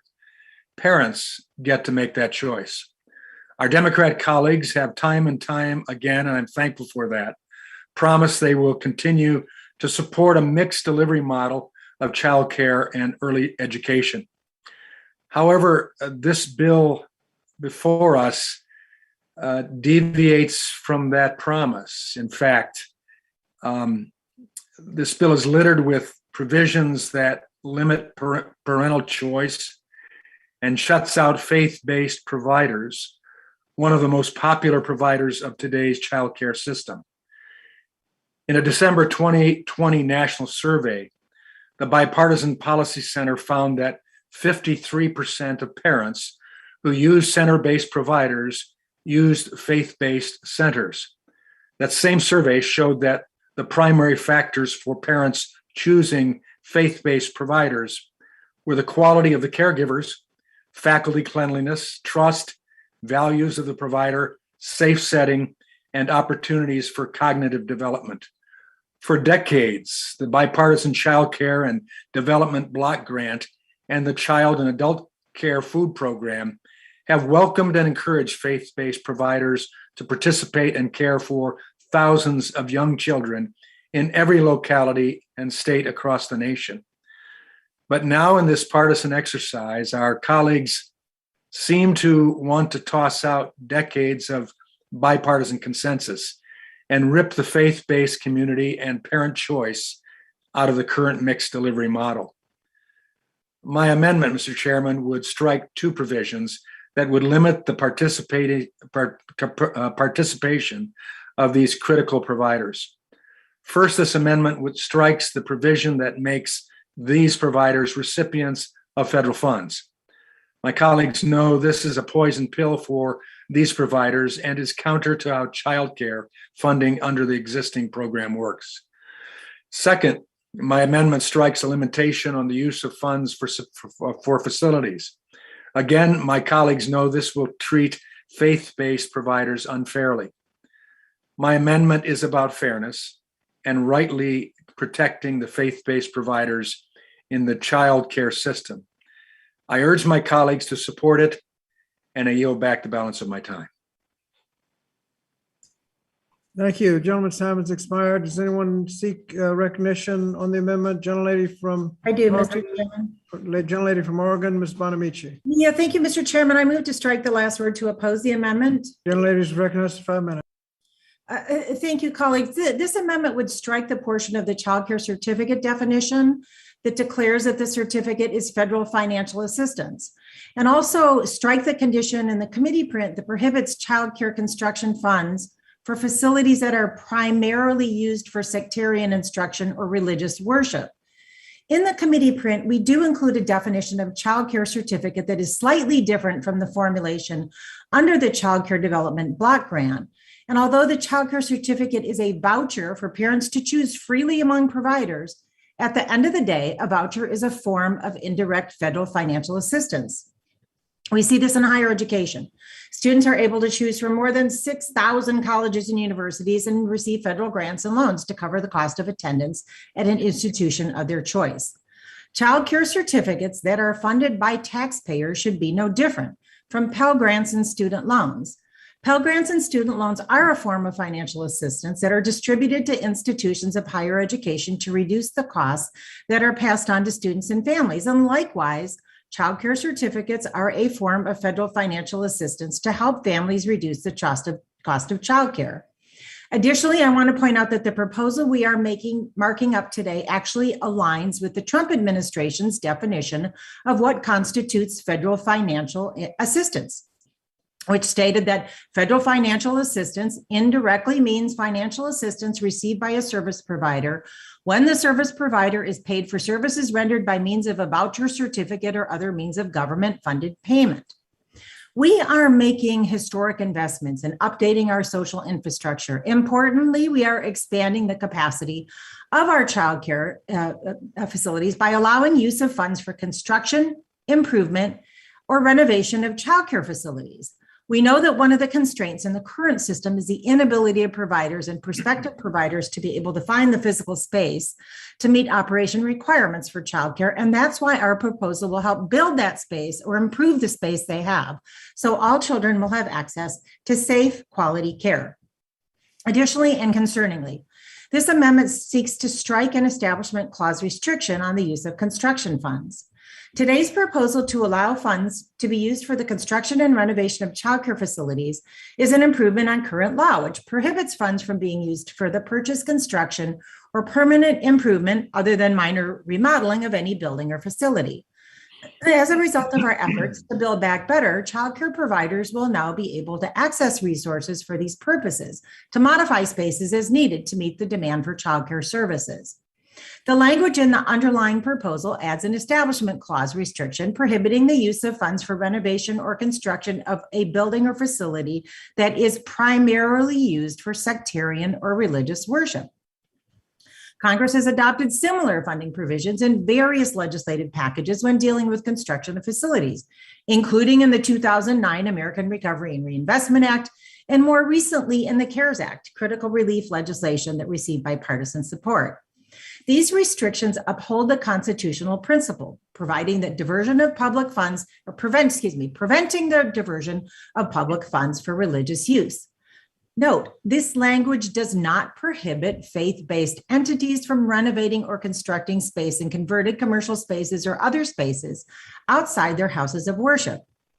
Although the Supreme Court in more recent rulings has prohibited discrimination against religious entities based on their religious status, the court has nonetheless affirmed religious use restrictions. In Trinity Lutheran Church of Columbia versus Comer, the Supreme Court held that to prohibit religious schools from being eligible for a grant was discrimination, but the court maintained, importantly, that prohibiting funding for religious uses was still permissible. In addition, our proposal keeps an allowance for faith-based childcare centers that is in current law, which allows these entities to use funds to bring the facility of such agency or organization into compliance with health and safety requirements. I want to emphasize that the investments we are making here today keep the special consideration for faith-based childcare centers to use funds to remedy health and safety requirements and will allow them to use the funds to upgrade facilities that are not primarily used for religious use. I oppose this amendment because it will disrupt our ability to invest in childcare, and I urge my colleagues to oppose it as well, and I yield back any balance of my time. Thank you. Gentlelady's time has expired. Are there others that wish to speak to the amendment? If not, Mr. Chairman, I will withdraw my point of order. the gentleman from Michigan withdraws his point of order. The question now is on the amendment offered by the gentleman from Michigan, Mr. Wahlberg. All who favor the amendment will say aye. Aye. Aye. Aye. All opposed, say no. No. Noes appear to have it. Noes appear to have it. Mr. Chairman, I request a recorded vote, please.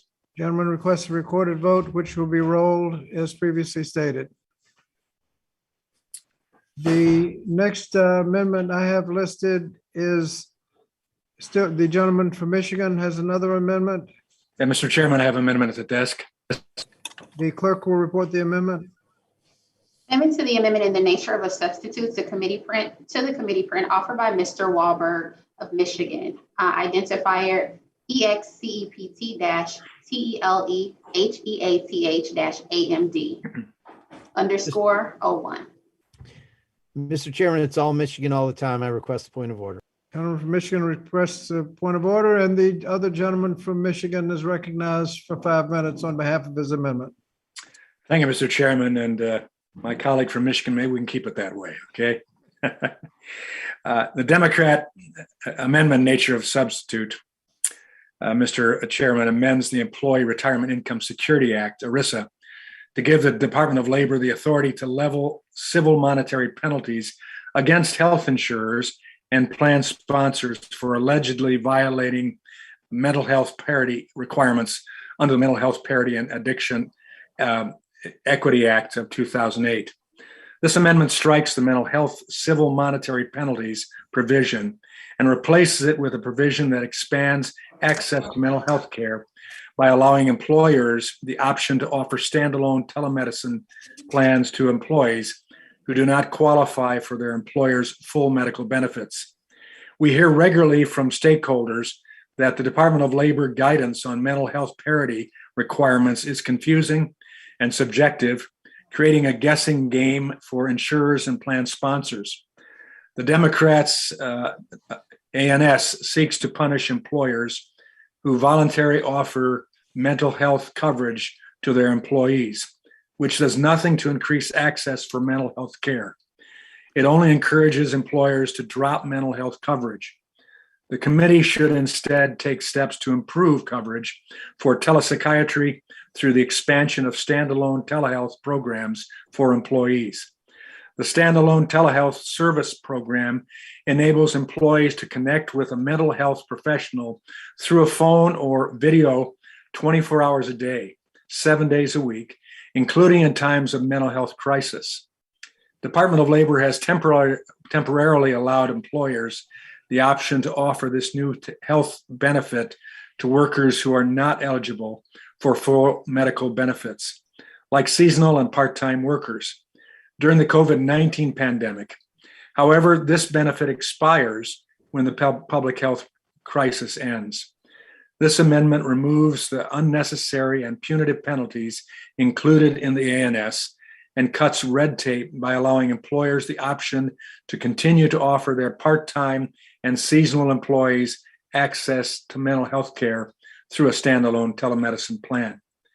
If this committee truly cares, and I believe that we do, about increasing access to mental health care, then members should support this amendment.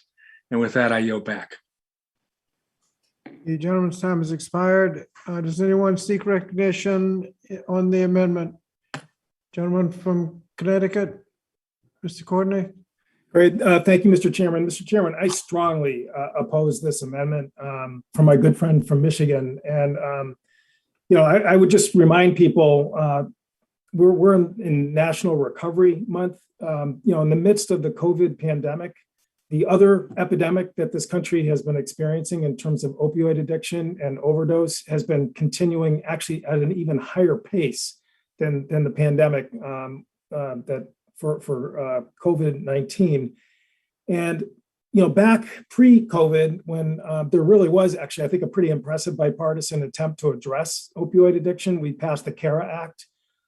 There was, in the last administration, a working group that came together to talk about ways that we could open access to people suffering from addiction to get care and treatment. One of the things that the Trump administration identified as a real weakness in the system was that ERISA plans were not providing people with consistent access to treatment, whether emergency treatment, follow-on treatment, telehealth, you name it. And the Trump Commission actually was the one who recommended putting in place monetary civil penalties to make sure that insurers followed both the spirit and the letter of the law for mental health parity, which again has been a knockdown, drag-out fight in this country for years, going back to Senator Paul Wellstone. And that lack of enforcement that the federal government has to go after insurers who are not complying with the law was identified by the last administration's working group as a reason why people were still struggling in terms of getting the help that they needed, and recommended putting in place the penalty structure, which is incorporated into this bill. And again, it uses existing language, which is on the books. When, again, on a bipartisan basis, we passed the Genetic Information Non-Discrimination Act a number of years ago, which basically said that insurance companies cannot use genetic information, which is now available to insurance companies as a way of discriminating and imposing pre-existing conditions. We put in a penalty structure to make sure that insurers would actually comply with the law. I mean, there's an old legal adage, which no remedy, no right. And that's really what the underlying language in this bill is aimed at doing. And, I was out a couple of days ago meeting with folks who are in the recovery community and providers who, again, have been sort of marginalized or sidelined a little bit in the midst of the COVID pandemic. But they all came back really to a person saying that the access to care for people who are covered by Medicaid is actually far better and more consistent than people with private health insurance. Again, there are good insurers out there that really are providing people with the coverage that they pay for, but there are definitely some who are not. And that was something which, again, the last administration identified and came up with the very solution that we're incorporating into this bill. So I think, again, in the spirit of the bipartisanship efforts that took place in terms of dealing with opioid crisis,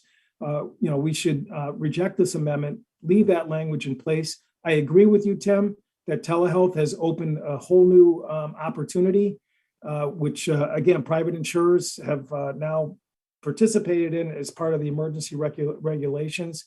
That's something that we can work on separately, but we should not undermine the, I think, critical need for making sure that people who, again, are still struggling in the midst of COVID with addiction problems, and the numbers, again, are still gut-wrenching in terms of what we're seeing there, that the private coverage, which is a critical piece of making sure people get the help that they need, actually comes through as the law requires. And with that, I yield back.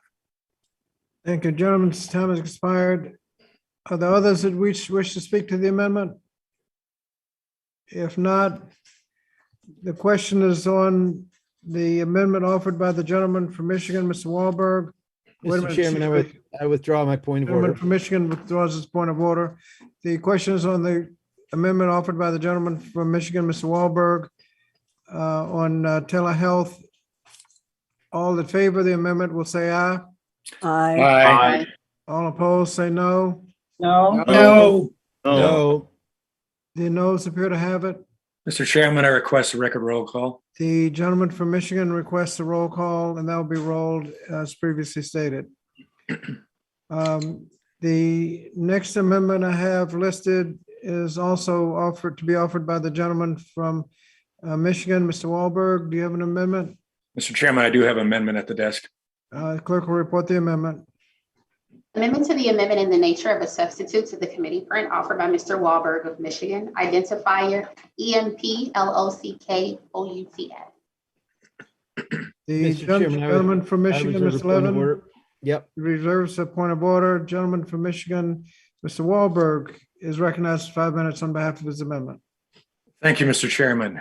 This amendment simply maintains current law, which protects the abilities of employers to continue to do business and provide for their customers during a labor dispute. One of the purposes of the National Labor Relations Act is to eliminate, and I quote, substantial obstructions to the free flow of commerce. After the economic chaos of the 1930s, Congress passed the NLRA, which struck a careful balance by protecting workers' and employers' rights. In keeping with this careful balance, the Supreme Court has upheld the right of employers to replace striking workers permanently in order to keep their businesses running. The Democrat ANS discards more than 80 years of precedent by weaponizing the pain of economic conflict in order to empower union bosses. The ANS is resurrecting a failed Democrat attempt decades ago to pass this flawed and harmful provision. The ANS aims to make it impossible for employers to continue to do business in the event of a labor dispute, a death sentence for thousands of small businesses and their employees. In 1937, there were nearly 5,000 strikes in the United States, a nightmare for employers, consumers, the employees, and the economy. The Democrat ANS seeks to resurrect this chaotic time in American history. Promoting strikes by banning permanent replacements is great for union bosses, but a raw deal for our workers, consumers, and small businesses. I urge my colleagues to adopt this amendment to prevent unnecessary disruptions of our economy, and I yield back. Thank you. The gentleman's time has expired. Does anyone seek recognition on the amendment? Gentleman from Michigan, Mr. Levin. Thank you, Mr. Chairman. I move to the last word. I rise in opposition to the amendment. Gentleman's recognized for 5 minutes. Mr. Chairman, my friend from Michigan's amendment is a poison pill that's designed to undermine our ability to invest in our country and build back better for workers and their jobs. The ANS we're discussing today is a budgetary matter designed to raise revenues and to invest in the labor agencies charged with protecting workers' rights.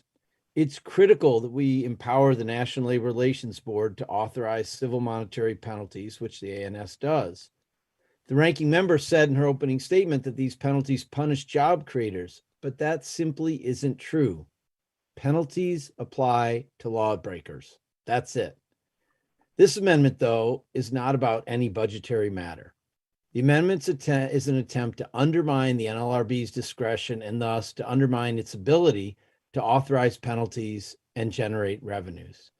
I strongly disagree with the premise of this amendment because it's designed to undermine investments in workforce enforcement, and that helps ensure workers do not face retaliation for exercising their rights to bargain collectively and to withhold their labor, which is one of the most fundamental freedoms there is.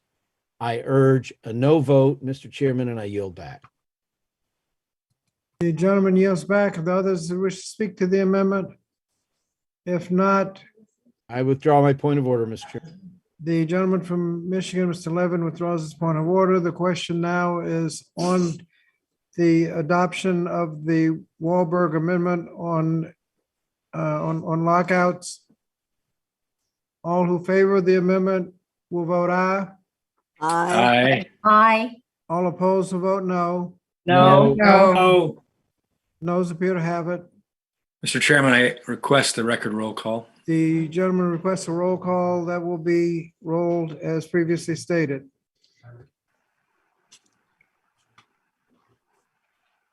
The next amendment is offered by the gentleman from Pennsylvania, Mr. Keller.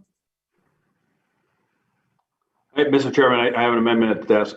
Gentleman from Pennsylvania has an amendment at the desk. Clerk will report the amendment. Amendment to the amendment in the nature of a substitute to the committee print offered by Mr. Keller of Pennsylvania, identifier KELLFR_045. Mr. Chairman, I reserve a point of order. Gentleman from Michigan reserves a point of order. The gentleman from Pennsylvania is recognized for 5 minutes on behalf of his amendment. Thank you, Mr. Chairman. Let's be honest. I don't like the proposal in this bill to create free community college. We could probably come up with something a little better to help Americans gain access to the skills they need if we just sat down together and negotiated reforms to the Higher Education Act. However, since Republicans are being steamrolled by this atrocity, I would like to offer this amendment to try and improve this provision. As the bill is written, everyone from movie stars to Fortune magazine's wealthiest people will be subsidized by hardworking taxpayers to get what they call free community college. My amendment is simple. It would implement a means test for student eligibility in this program. I'm not trying to be unreasonable. This should be a bipartisan amendment because the income level included is the same one that President Biden selected as the level under which he won't raise taxes. Means testing is widely used by the federal government to ensure federal funds are targeted to those most in need. The Pell Grant program, Medicaid, Supplemental Nutrition Assistance Program, Federal Supplemental Opportunity Grants, and Federal Work Study are all examples of such programs. Some states have already started to implement free college proposals. Yet, many researchers, such as Third Way and the Institute for Higher Education Policy, have highlighted that many of these programs are regressive and not well targeted. They benefit students with higher incomes the most, while failing to address the underlying causes of rising tuition rates and access to college for low-income students. Creating an expansive free college plan will be detrimental to our higher education system unless done with equity in mind and intentional focus on supporting those most in need. Despite these criticisms, the underlying bill replicates these same flawed policies. Why? In this massive proposal, my Democratic colleagues opted not to include such basic protection for taxpayers. I am highly concerned about what it means for the program. The proposal as it stands is simply not well targeted nor affordable for the American public. I urge my colleagues to support this amendment, which injects some common sense into this excessive proposal by implementing a means test for free college. Thank you, and I yield back the balance of my time. The gentleman's time has expired. Does anyone seek recognition on the amendment? Gentleman from Michigan, Mr. Levin. Thank you so much, Mr. Chairman. I move to strike the last word and speak in opposition to the amendment. The gentleman is recognized for 5 minutes. Thanks, Mr. Chairman. Friends, make no mistake, this amendment is not about targeting financial aid to students with the most need. The amendment is a ploy by Republicans to score political points by attacking a program that benefits all students. In the committee print, we're investing billions of dollars to make college more affordable, from waiving tuition and fees at community colleges, increasing Pell, providing tuition subsidies to low-income students attending HBCUs, TCUs, and MSIs, to investing $9 billion to improve college completion. All these investments work together to provide needed support to students. In putting forth this amendment, Republicans are posing a false choice. We can, in fact, we must both invest in grant programs that benefit those with demonstrated financial need and take steps to lower the cost of tuition and eliminate fees for all students and families. And by providing first dollar tuition waivers, ACP grantees that ACP guarantees, that low-income students will see their Pell Grants go further in covering the cost of non-tuition expenses. Just the cost of books knock out a lot of poor people, and this bill takes care of that problem. Everyone deserves an opportunity to pursue post-secondary education and reap the benefits associated with a college certificate or degree. These upfront investments will go a long way in reducing the cost of pursuing a degree or other credential. And I want to tell my friend from Pennsylvania a little story.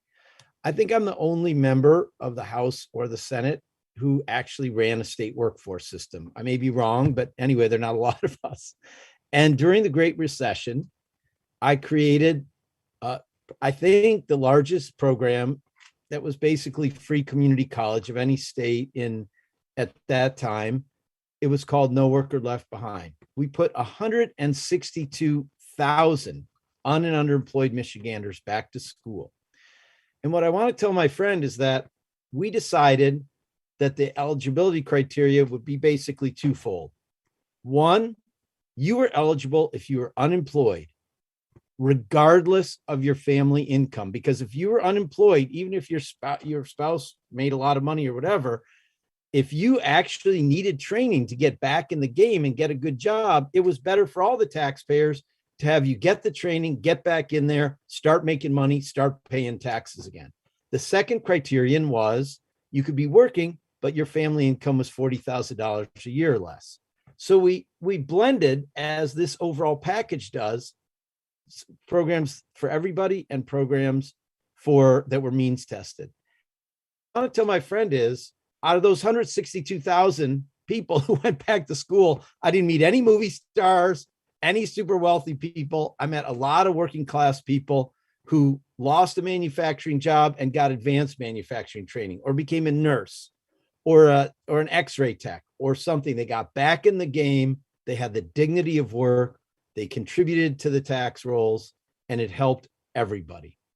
I urge all my colleagues to vote for this and reject the amendment and vote for the overall bill. And I yield back the balance of my time. Gentleman's time has expired. Does anyone else seek recognition on the amendment? If not, gentleman from Michigan. I reserve my point of order, Mr. Chair. Say again. I'm sorry, I withdraw my point of order. We'll be glad to do that. The gentleman withdraws his point of order.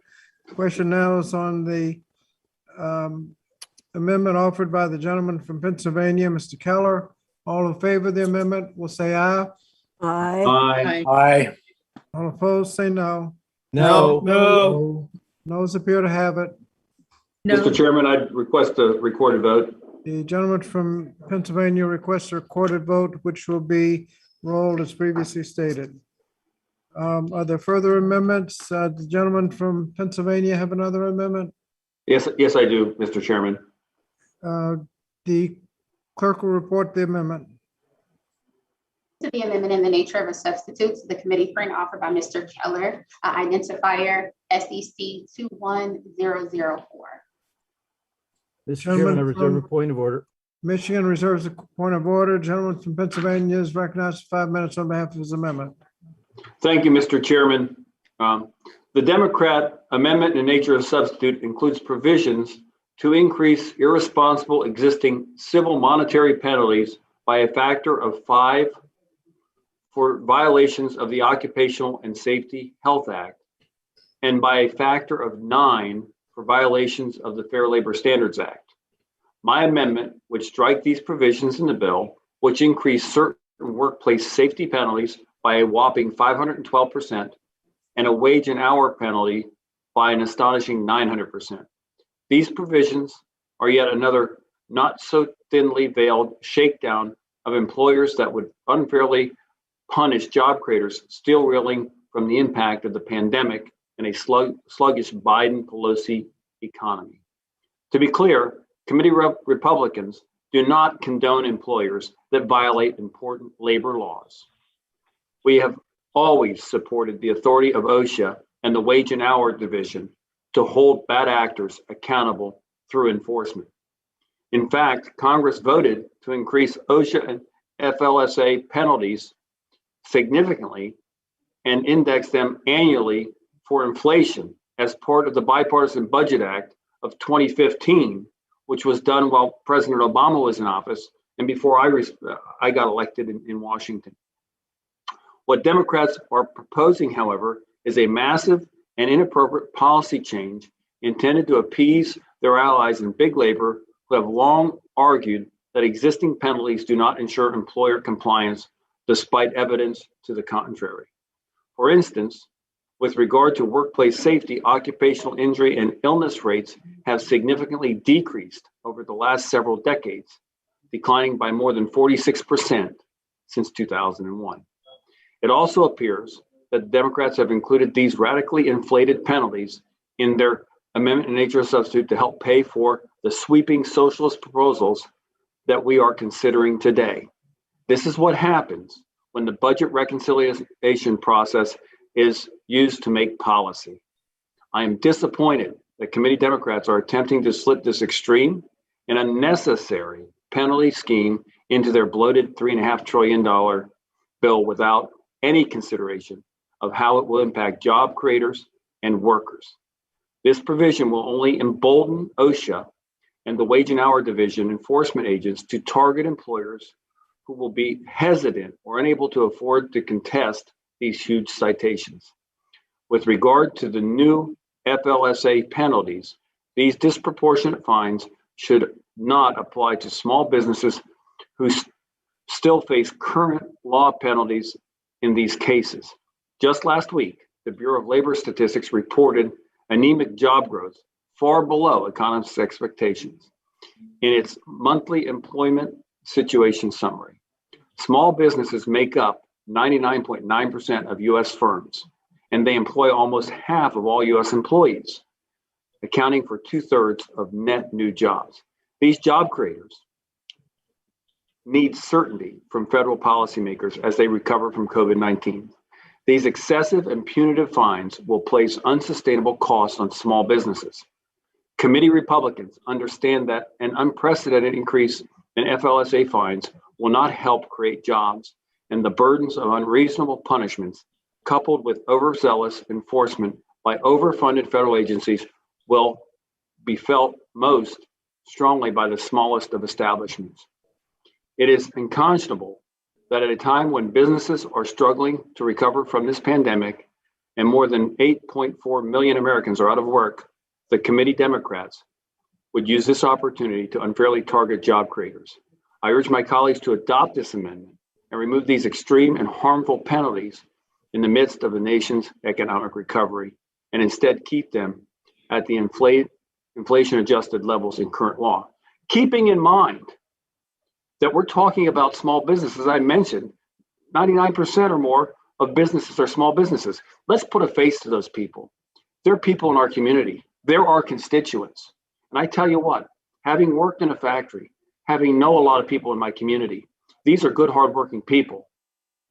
And I believe the best of my constituents. And if people not supporting this, I would find it hard to believe that the Democrats on this committee don't believe their constituents that run small businesses are good, hardworking people and shouldn't be penalized by this kind of overzealous funding to encourage agencies to go out and create and look for issues in their businesses. Thank you, and I yield back.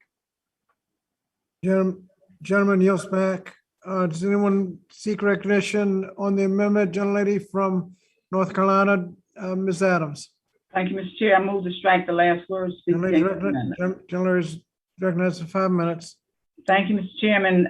The Wage and Hour Division administers and enforces a dozen laws and executive orders that set wages and working conditions in the United States.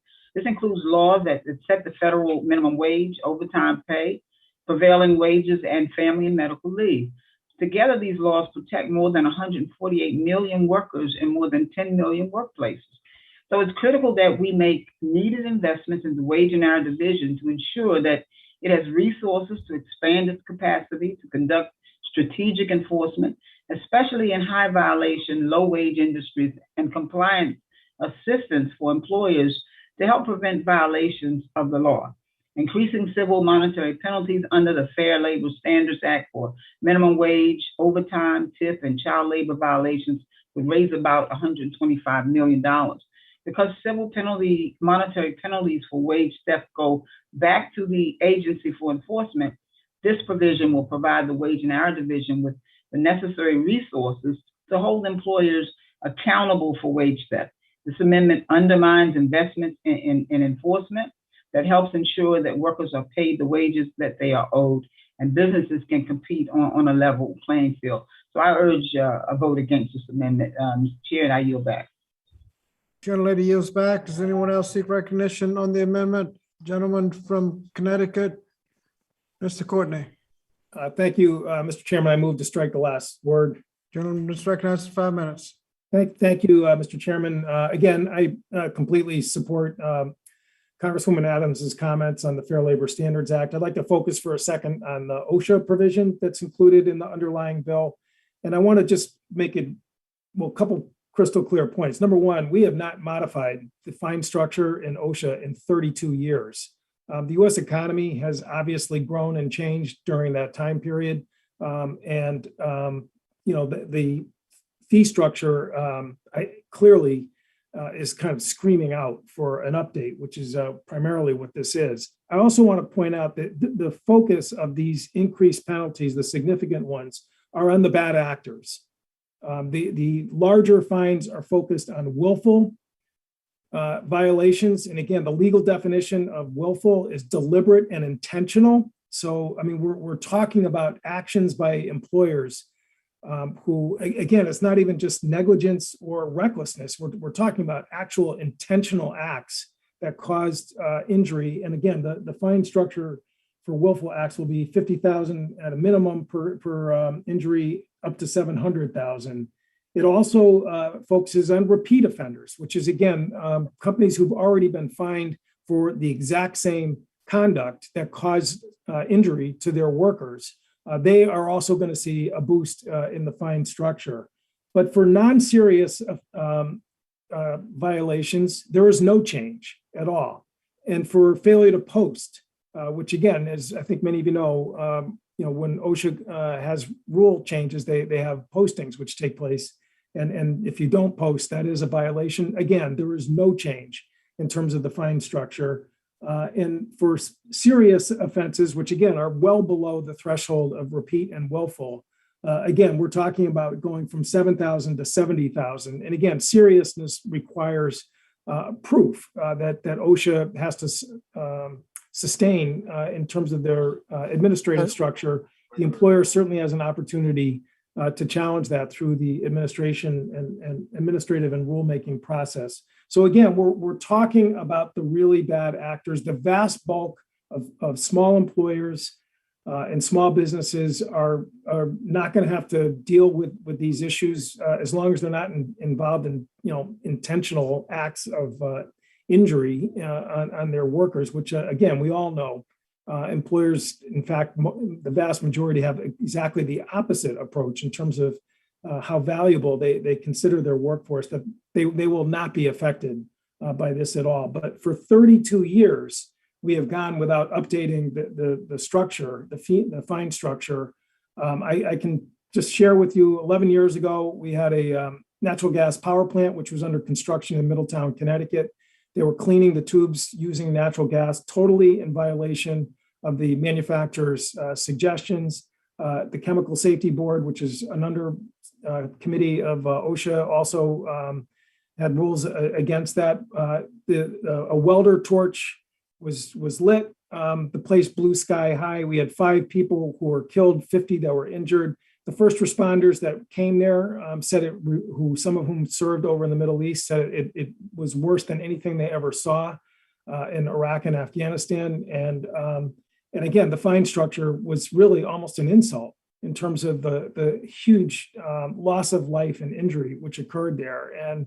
And again, that's it. The whole point of the structure when the law was created back in the 1970s and signed into law by Richard Nixon was to actually try and create some carrots, but also sticks in terms of trying to make workforces healthy and safe, which is the mission of OSHA. And so I would oppose the amendment and urge a no vote and yield back. Mr. Chairman. The gentleman's time has expired. Gentlelady from North Carolina, the distinguished ranking member, Dr. Fox. Thank you, Mr. Chairman. I move to strike the last word. Recognize for 5 minutes. There is no one on this committee, Democrat or Republican, who wants bad actors to be able to get away with bad practices. No one. However, if there were a reason for us to be hiking these penalties as they are put into this bill, then the majority would have come forth with hearings and a markup on a separate bill that could have been voted on. And if it were being done to punish bad actors and not this broad swath that gets at everybody, whether they're doing something wrong or not, this is a ridiculous way to be trying to get at bad actors. All this is doing is going to punish private industry and particularly small businesses for minor infractions with huge, huge penalties. I will say again what I said in my opening statement. It appears that Democrats simply want to destroy the private sector in this country. And this makes no sense. If you felt confident that there was a need for this, there would be studies done. Again, evidence would be brought forth to show that egregious violations of the law had occurred and there was a need to hike the penalties. You've done none of that. You're using the shelter of this reconciliation bill to pass something that would never pass under regular order and with a standalone bill. This is cowardly on your part.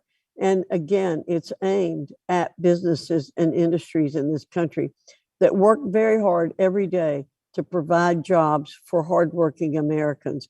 You not only are hurting hardworking Americans, but you're doing everything you can to destroy the jobs that they are willing to take and then submit their taxes for it. This is a terrible, terrible part of this bill. It's all terrible, but this is particularly bad. And I urge a yes vote on the amendment and a no vote again on the entire bill. And with that, I yield back. Thank you. The gentlelady's time has expired. Are there others that wish to speak to the amendment? If not, Mr. Chairman, saluting your courage, I withdraw my point of order. Gentleman from Michigan withdraws his point of order. Question is on the amendment offered by the gentleman from Pennsylvania involving penalties. All in favor of the amendment will vote aye. Aye. Aye. Aye. All opposed, vote no. No. No. No. No appears to have it. Mr. Chairman, I'd like to request a recorded vote. Gentleman requests a recorded vote, and that will be rolled as previously stated. The next order of business is another amendment offered by the gentleman from Pennsylvania. Yeah, Mr. Chairman, I have an amendment at the desk. Gentleman from Pennsylvania has an amendment at the desk. Clerk will report the amendment.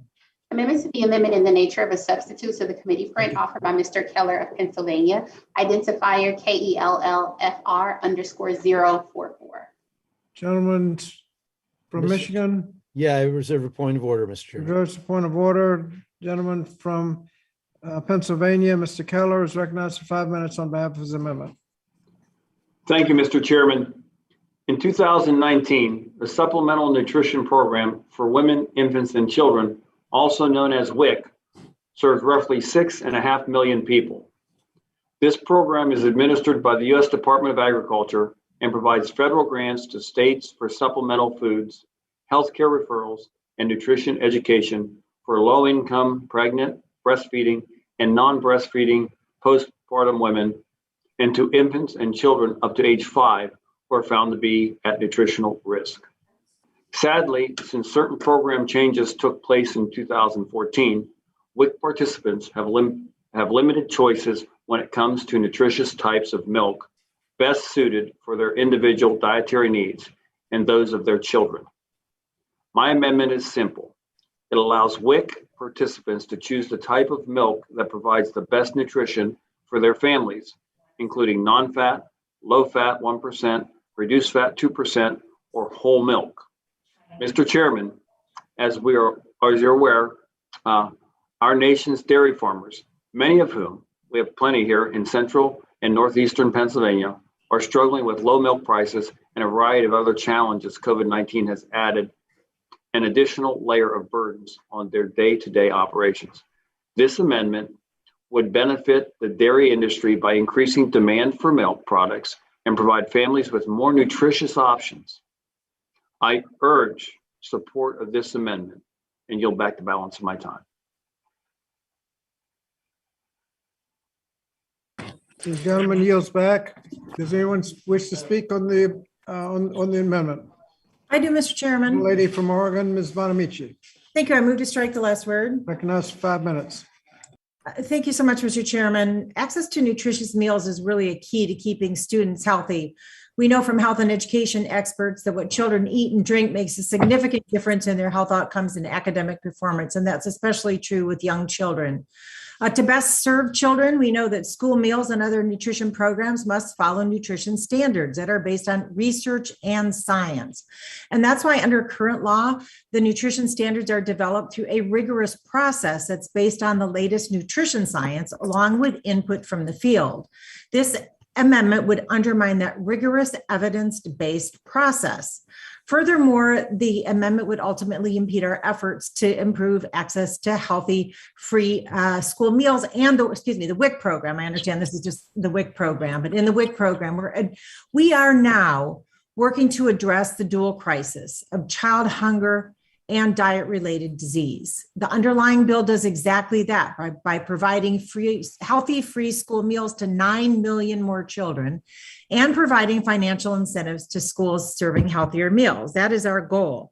So I want to say that the investments that we're making in the bill are based on policies we put in place to address child nutrition since the onset of COVID-19, and we know that these efforts are working. In fact, this week we learned from new data released by USDA that food insecurity overall did not increase during the very challenging year of 2020, and that's because in part of our work to keep food on the table for families, and we provided much of those resources and flexibilities with bipartisan support.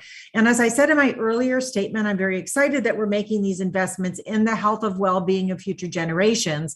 It is our responsibility to work toward ending childhood hunger, and the proposal for us today in the underlying bill gets us closer than before. I hope our colleagues on both sides of the aisle will join us in reaching that shared goal that no child should go hungry in the U.S. I'm also very concerned, again, that this amendment does not rely on the experts and the science-based decisions and health-based decisions that we use to make decisions in these policy areas. So I urge my colleagues to oppose this amendment, and I yield back the balance of my time. Thank you. Does anyone else seek recognition on the amendment? I would like to speak. The gentlelady from Illinois. Thank you. Illinois. Ms. Miller is Yes. recognized for 5 minutes. Yes, thank you. So I'm guessing you mean well, and we all agree nobody wants any children to go hungry. I have raised 7 children on a full fat diet. Fat helps people stay full, and it's good for their brain development. And parents should have every right to have the freedom to find dietary information and make the best choices for their children. So I support this amendment.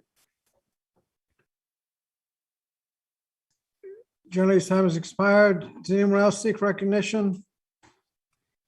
Mr. Chairman, I withdraw my point of order. Gentleman withdraws his point of order. No one else seeks recognition. If not, the question is on the amendment offered by the gentleman from Pennsylvania. involving variety of milk flavors. All who favor the amendment will vote aye. Aye. Aye. All opposed, vote no. No. No. No. Noes appear to No. have it. I'd like to request a recorded vote, please. The gentleman from Pennsylvania requests a recorded vote. That will be rolled as previously stated. The next amendment I have listed is the gentleman from Indiana, Mr. Banks. Mr. Chairman, I have an amendment at the desk. Gentleman, clerk will report the amendment. Amendment to the amendment in the nature of a substitute to the committee print offered by Mr. Banks of Indiana. Identifier Banks _117. Mr. Chairman, I reserve a point of order. Point of order is reserved. The gentleman from Indiana, Mr. Banks, is recognized for 5 minutes on behalf of his amendment. Thank you, Mr. Chairman. The bipartisan fiscal year 2021 National Defense Authorization Act, signed into law by President Trump, prohibited Department of Defense dollars from funding universities who host Confucius Institutes. My amendment today would simply ensure the same protections for Department of Education dollars by prohibiting funding in the budget reconciliation package from going to universities who host Confucius Institutes. The Chinese government currently sponsors Confucius Institutes on 38 college campuses across our country. For a decade, our intelligence agencies have warned that the Chinese Communist Party uses this initiative to spread propaganda, recruit influence agents, engage in cyber espionage, and commit intellectual property theft, which is collected and sent back to Beijing. This is accomplished under the guise of cultural development, but the secrecy restrictions and funding under which this program operates leaves no doubt as to the program's true intent. Even China's former head of propaganda, Li Changchun, said Confucius Institutes are, quote, an important part of China's overseas propaganda setup, unquote, end quote. In January, President Biden withdrew President Trump's proposed regulation that would have required student and exchange visitor program certified schools to disclose their agreements with Confucius Institutes or risk losing their SEVP certification. With the elimination of that proposal, there are now even fewer safeguards in place to protect U.S. intellectual property and prevent abject CCP propaganda in our universities. It is beyond time to eliminate funding to schools that readily seek to brainwash students through this program. I urge all my colleagues to support this amendment. Thank you. I yield back. Thank you. Does anyone seek recognition on the amendment? I recognize myself on the amendment and move to strike the last word to speak in opposition. While many of my colleagues have expressed concern over the transparency of the Confucius Institutes, I would like to remind our colleagues that we included a provision in the fiscal year 21 National Defense Authorization Act that requires the Department of Defense to prohibit funding to institutions with a Confucius Institute unless the secretary determines that such contracts robustly protect academic freedom. Denying funding to institutions and students just to so-called attack China adds to the rhetoric that continues to fuel violence against Asians and the Asian American community. We don't need this provision. It's already been handled in the Defense Authorization Bill, and I would urge my colleagues to oppose the amendment and yield back the balance of my time. Does anyone else seek time on the amendment? If not, gentleman from Michigan. Chairman, I withdraw my Gentleman from Michigan withdraws his point of order. And the question now is on the amendment offered by the gentleman from Indiana, Mr. Banks. All in favor of the amendment will say aye. Aye. Aye. All opposed, say no. No. Noes appear to have it. Mr. Chairman, I ask for a recorded vote. The gentleman from Indiana asked for a recorded vote, which will be rolled as previously stated. The next amendment I have is also to be offered by the gentleman from Indiana. Mr. Chairman, I have an amendment at the desk. Gentleman from Indiana has an amendment at the desk. Clerk will report the amendment. Amendment to the amendment in the nature of a substitute to the committee print offered by Mr. Banks of Indiana, identifier L_China. Mr. Chairman, I reserve a point of order. Gentleman from Michigan reserves a point of order. Gentleman from Indiana is recognized for 5 minutes on behalf of his amendment. Thank you, Mr. Chairman.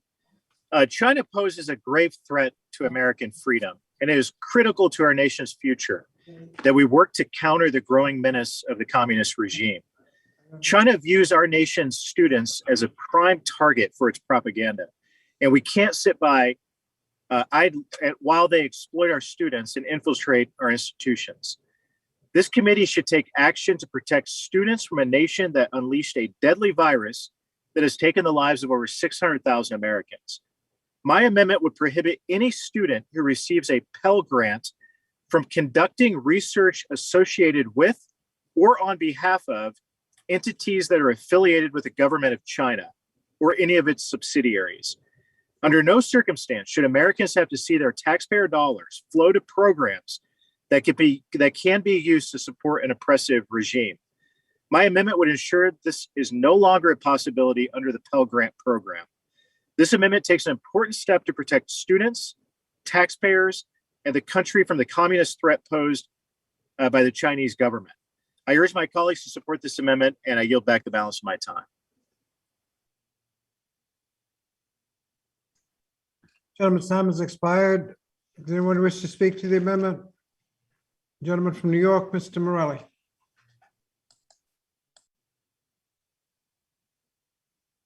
Gentleman from New York, Mr. Morelli.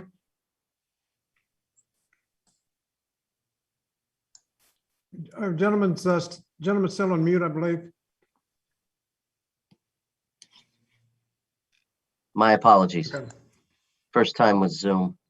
I do, Mr. Chair, I move to strike the last word and speak in opposition to the amendment. Gentleman's 5 minutes. Yeah, thank you, sir.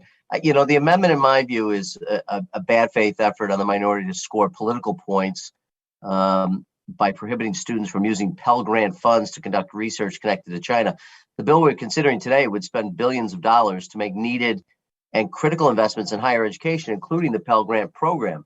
Pell Grants are the cornerstone of financial aid from the federal government to help millions of low-income students afford to go to college every year. So Pell Grants are not used for research of any kind. They're used to cover cost of attendance, including tuition, fees, books, supplies, housing, and food. So, this amendment is just an attempt, it seems to me, to further an agenda to attack China rather than engage in anything meaningful. I think all of us, and I have the privilege of serving on the House Armed Services Committee. I think we're sobering to the challenges of China in the many ways that they seek to compete with the United States. There's a place and there's a time for having that conversation and to try to figure out how to engage meaningfully with the Republic of China as we do with the rest of the global community. But there's no place for that kind of language in this bill as we push to make billions of dollars investments in higher education and in young people who desperately need a college education. So I urge my colleagues to oppose the amendment. And Mr. Chair, I yield back the balance of my time. Gentleman yields back. Are there others who wish to speak to the amendment? If not, gentleman from Mr. Chairman, I Michigan. withdraw my point of order. Gentleman from Michigan withdraws his point of order. The question now is on the amendment offered by the gentleman from Indiana, Mr. Banks. All in favor of the amendment will vote aye. Aye. Aye. All opposed, vote no. No. No. Those appear to have it. Mr. Chairman, I ask for a recorded vote. The gentleman from Indiana asked for a recorded vote, which will be rolled as previously stated. The next amendment I have listed is to be offered by the gentleman from North Carolina, Mr. Cawthorn. Thank you, Mr. Chairman. I have an amendment, Cawthorn, RAMD_08 at the desk. Gentleman has an amendment at the desk. Clerk will report the amendment. Amendment to the amendment in the nature of the substitute to the committee print offered by Mr. Cawthorn of North Carolina, identifier RAMD_08. Mr. Chairman, I reserve a point of order. Gentleman from Michigan reserves a point of order. Gentleman from North Carolina, Mr. Cawthorn, is recognized for 5 minutes on behalf of his amendment. Thank you, Mr. Chairman. Thank you to the whole committee. Mr. Chairman, Americans have been horrified over the last month as we have witnessed the dangerous and inept withdrawal of America from Afghanistan. Even now, despite President Biden's claims to the contrary, American citizens and green card holders, and most importantly, our allies, are still trapped in Afghanistan. The Biden administration, if left begging the Taliban to allow them to leave. Mr. Chairman, this is an embarrassment.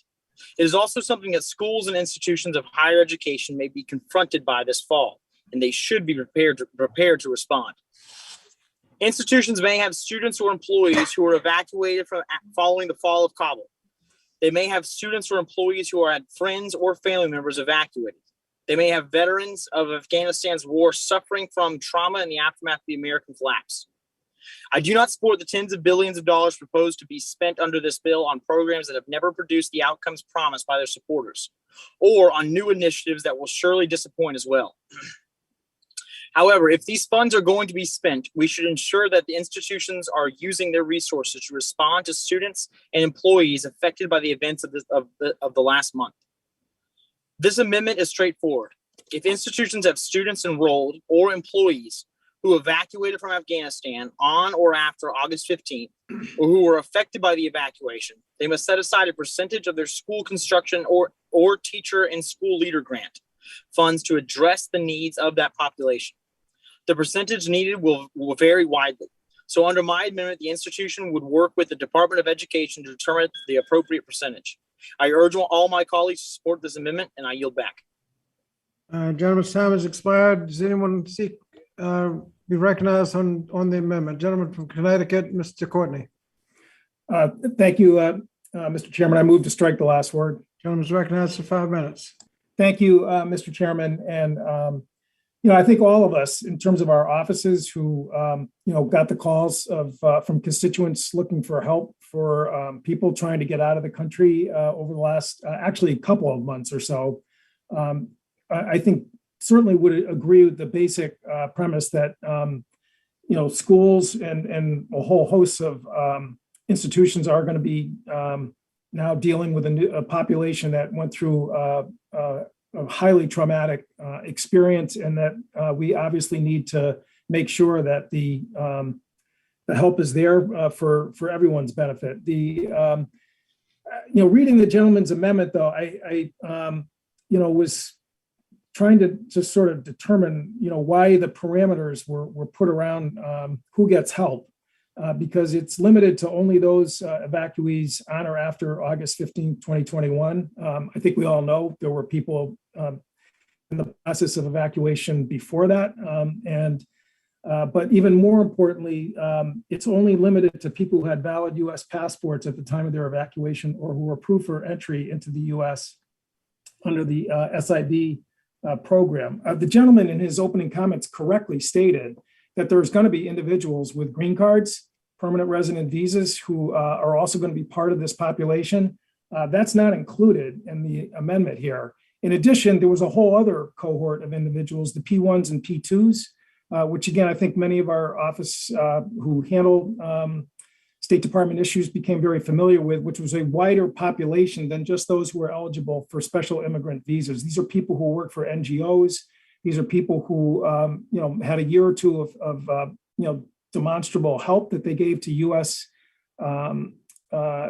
Forces that were over there, as well as other personnel, and that were also included in the evacuation, and appropriately so, because those are individuals who are going to be just as at risk as anyone else who cooperated with U.S. forces there. So again, the scope of the amendment, I think, is not adequate in terms of what I think we need to deal with. I would also note that we have other programs from the federal government, Title IV, in particular, the Elementary and Secondary Education Act, which provides funds for health and safety of students that are there. The budget that we just passed about a month or so ago, that Congresswoman DeLauro led the charge on, had a very healthy increase for Title IV that was in there, and that does not have any of the limitations that the Cawthorn Amendment has in terms of both time and legal status of people who may need help. So So I think that, again,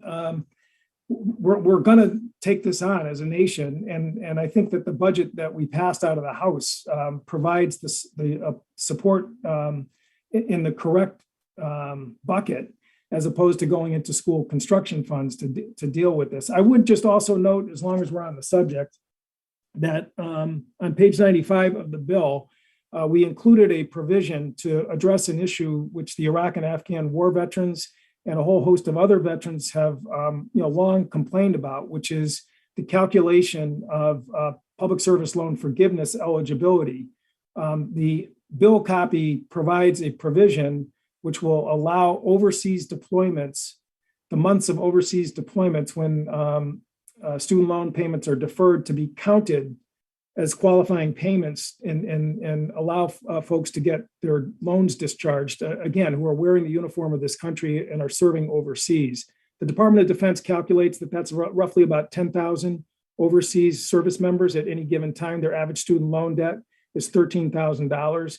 And so what this bill will do is, correctly recognize that when they're overseas, that period of time when they're there should be counted towards their public service loan trigger to get their loans discharged. So the bill is, part of the bill within our jurisdiction dealing with student debt is addressing, the great service of the people who went through not just the evacuation since August 15th, but their time overseas, again, representing and defending and protecting our nation. So again, I would urge a no vote.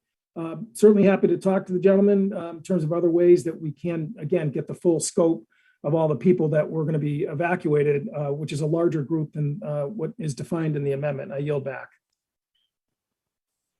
Gentleman yields back. Does anyone else seek time on this amendment? If not, gentleman from Michigan. Draw the point of order.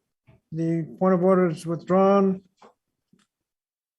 If no one else seeks recognition, the question is on the amendment offered by the gentleman from North Carolina. All in favor of the amendment will vote aye. Aye. Aye. All opposed, vote no. No. No. Noes appear to have it. Mr. Chairman, it's shocking to me that my counterparts in this committee don't want to help the people who fought beside our valiant men and women who fought in Afghanistan. Therefore, I would like to request that the yeses and noes be recorded. The recorded vote is requested, and that would be rolled with the others. The next amendment is to be offered by the gentleman from North Carolina. Do you have an amendment at the desk? Yes, sir, Mr. Chairman. I have an amendment at Cawthorn Sec 21001 OSHA funds at the desk. The gentleman has an amendment at the desk. Clerk will report the amendment. Amendment to the amendment in the nature of a substitute to the committee print offered by Mr. Cawthorn, identifier SEC 21001. Mr. Chairman, I reserve a point of order. Gentleman from Michigan reserves a point of order, and the gentleman from North Carolina is recognized for 5 minutes on behalf of his amendment. Thank you, Mr. Chairman.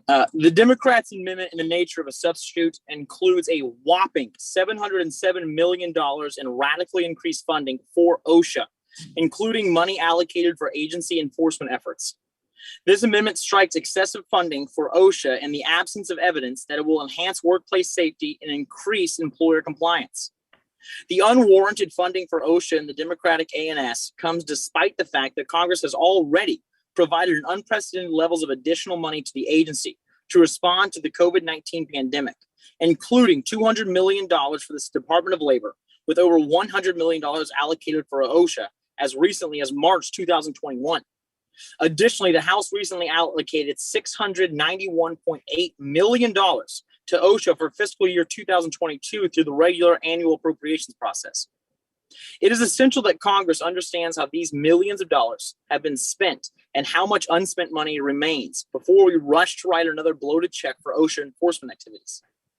Fortunately, the Department of Labor's Office of the Inspector General recently announced that they have initiated an audit to determine whether OSHA appropriately budgeted and expanded its additional funds to carry out COVID-19 related worker protection activities.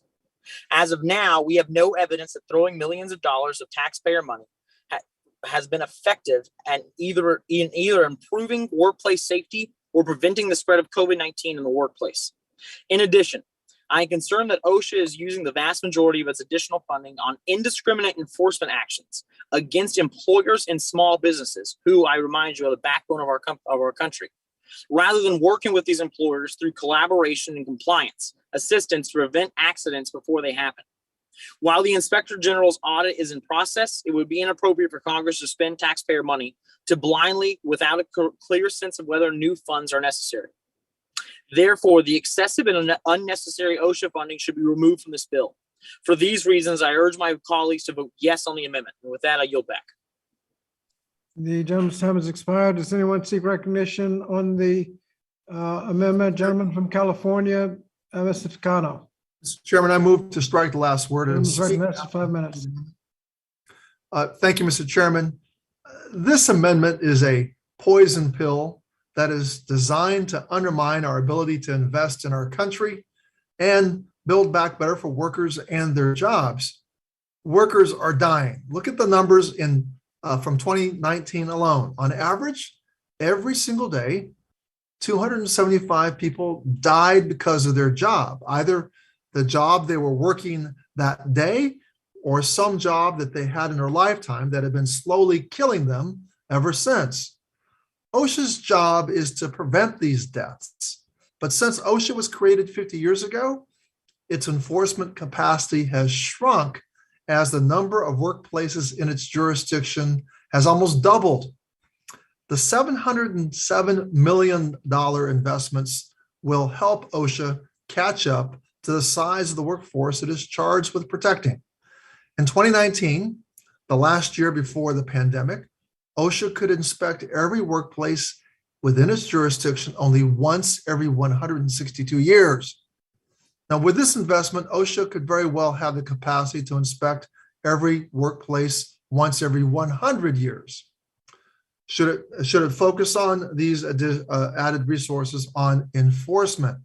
Let me just emphasize that they'd be able to inspect every workplace every 100 years with these investments. Should it focus on enforcement?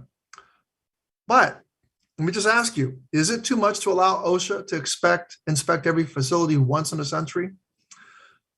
Let's say OSHA does way more than health and safety.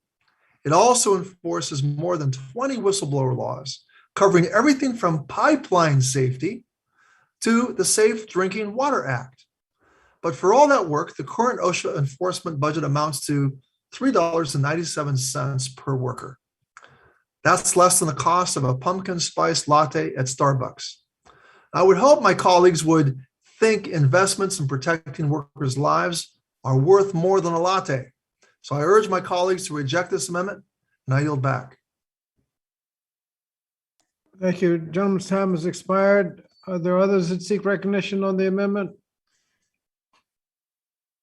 If not, the question is, Mr. Chairman, I withdraw my point of order. The gentleman from Michigan withdraws his point of order. The question is now on the amendment offered by the gentleman from North Carolina. All in favor of the amendment will vote aye. Aye. All opposed, vote no. No. No. The noes appear to have it. Mr. Cawthorn, are you going to call for a recorded vote? I am indeed, Ranking Member. Mr. Chairman, I request the yeas and nays be recorded. The recorded vote is requested, and that'll be rolled with the others. Thank you. The next amendment that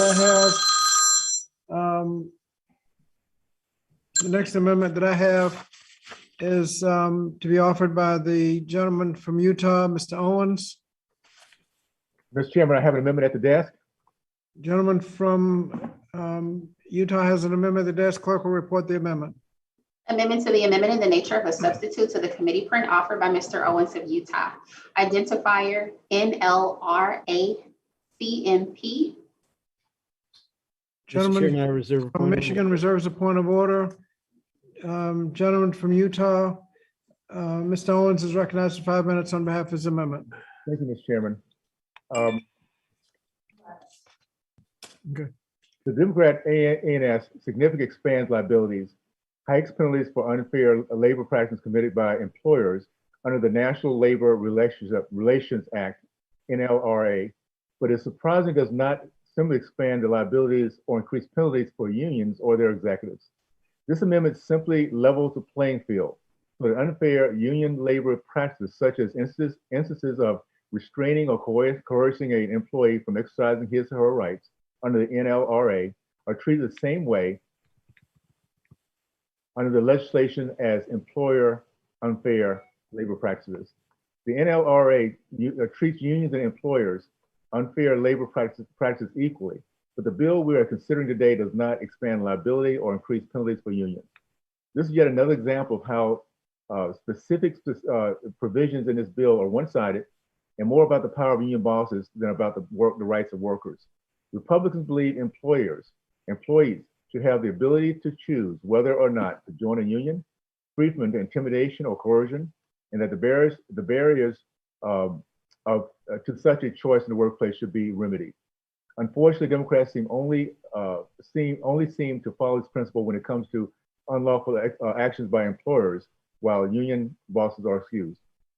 By leaving the liabilities and penalties for the unfair union labor practices untouched, while radically expanding liabilities and penalties for employers, Democrats are giving their union friends special treatment.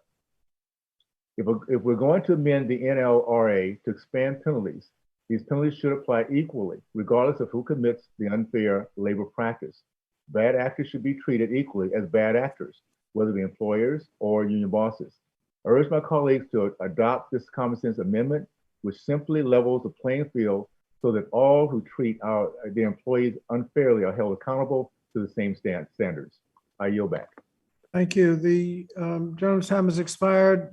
Does anyone seek recognition on the amendment? The gentleman from Michigan, Mr. Levin. Thank you so much, Mr. Chairman. I move to strike the last word in opposition. Recognized for 5 minutes. Thank you. Mr. Chairman, this amendment is exceedingly harmful. We are seeking to allow the NLRB to raise revenues by actually, for the first time in the 86-year history of the National Labor Relations Amendment, putting in the kind of penalties for lawbreakers that virtually all other civil rights statutes have. Believe it or not, if an employer is found to have fired someone in order to crush a union drive because they were a leader, say, and of course the employer's goal isn't just to get rid of that person, it's to discourage all the others and show them their efforts are fruitless. What is the penalty? The penalty is as follows. The person can receive back pay minus any money they made in the meantime.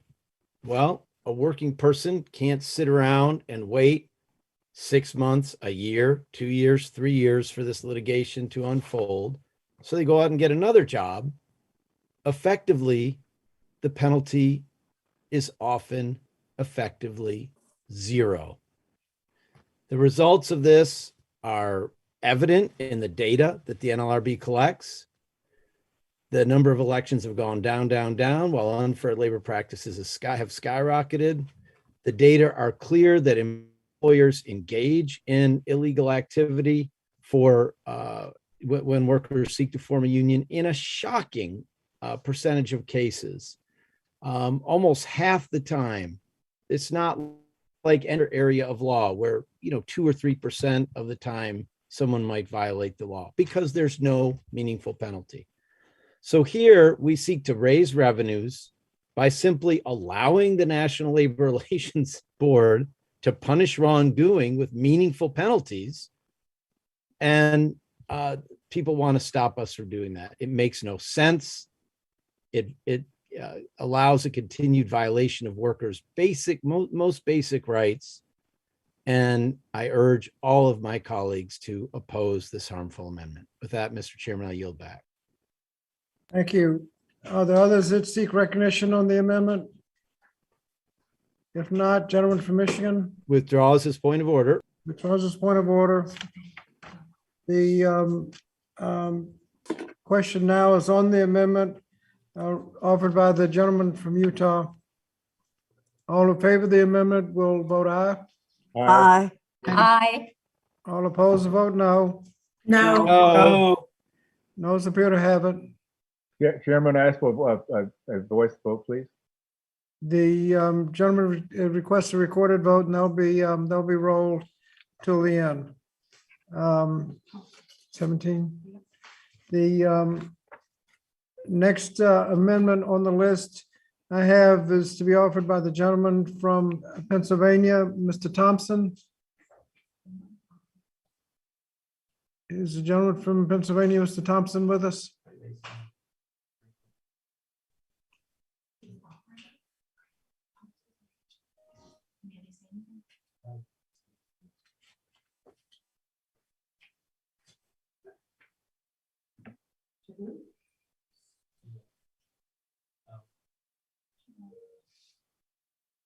Mr. Chairman, I don't have any word on what the problem is that Mr. Thompson's not responding unless it might be technical difficulties. And we were Okay, still, we'll go to the next amendment. I believe it Thank will you. be offered by,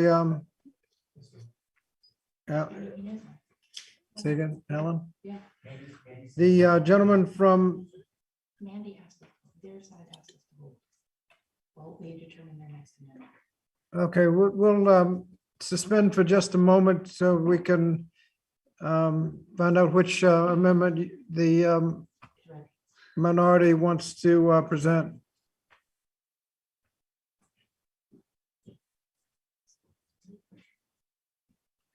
I see Mr. Allen, but he is muted. I think you're about to call on him. I don't, Okay. there's Mr. Comer also.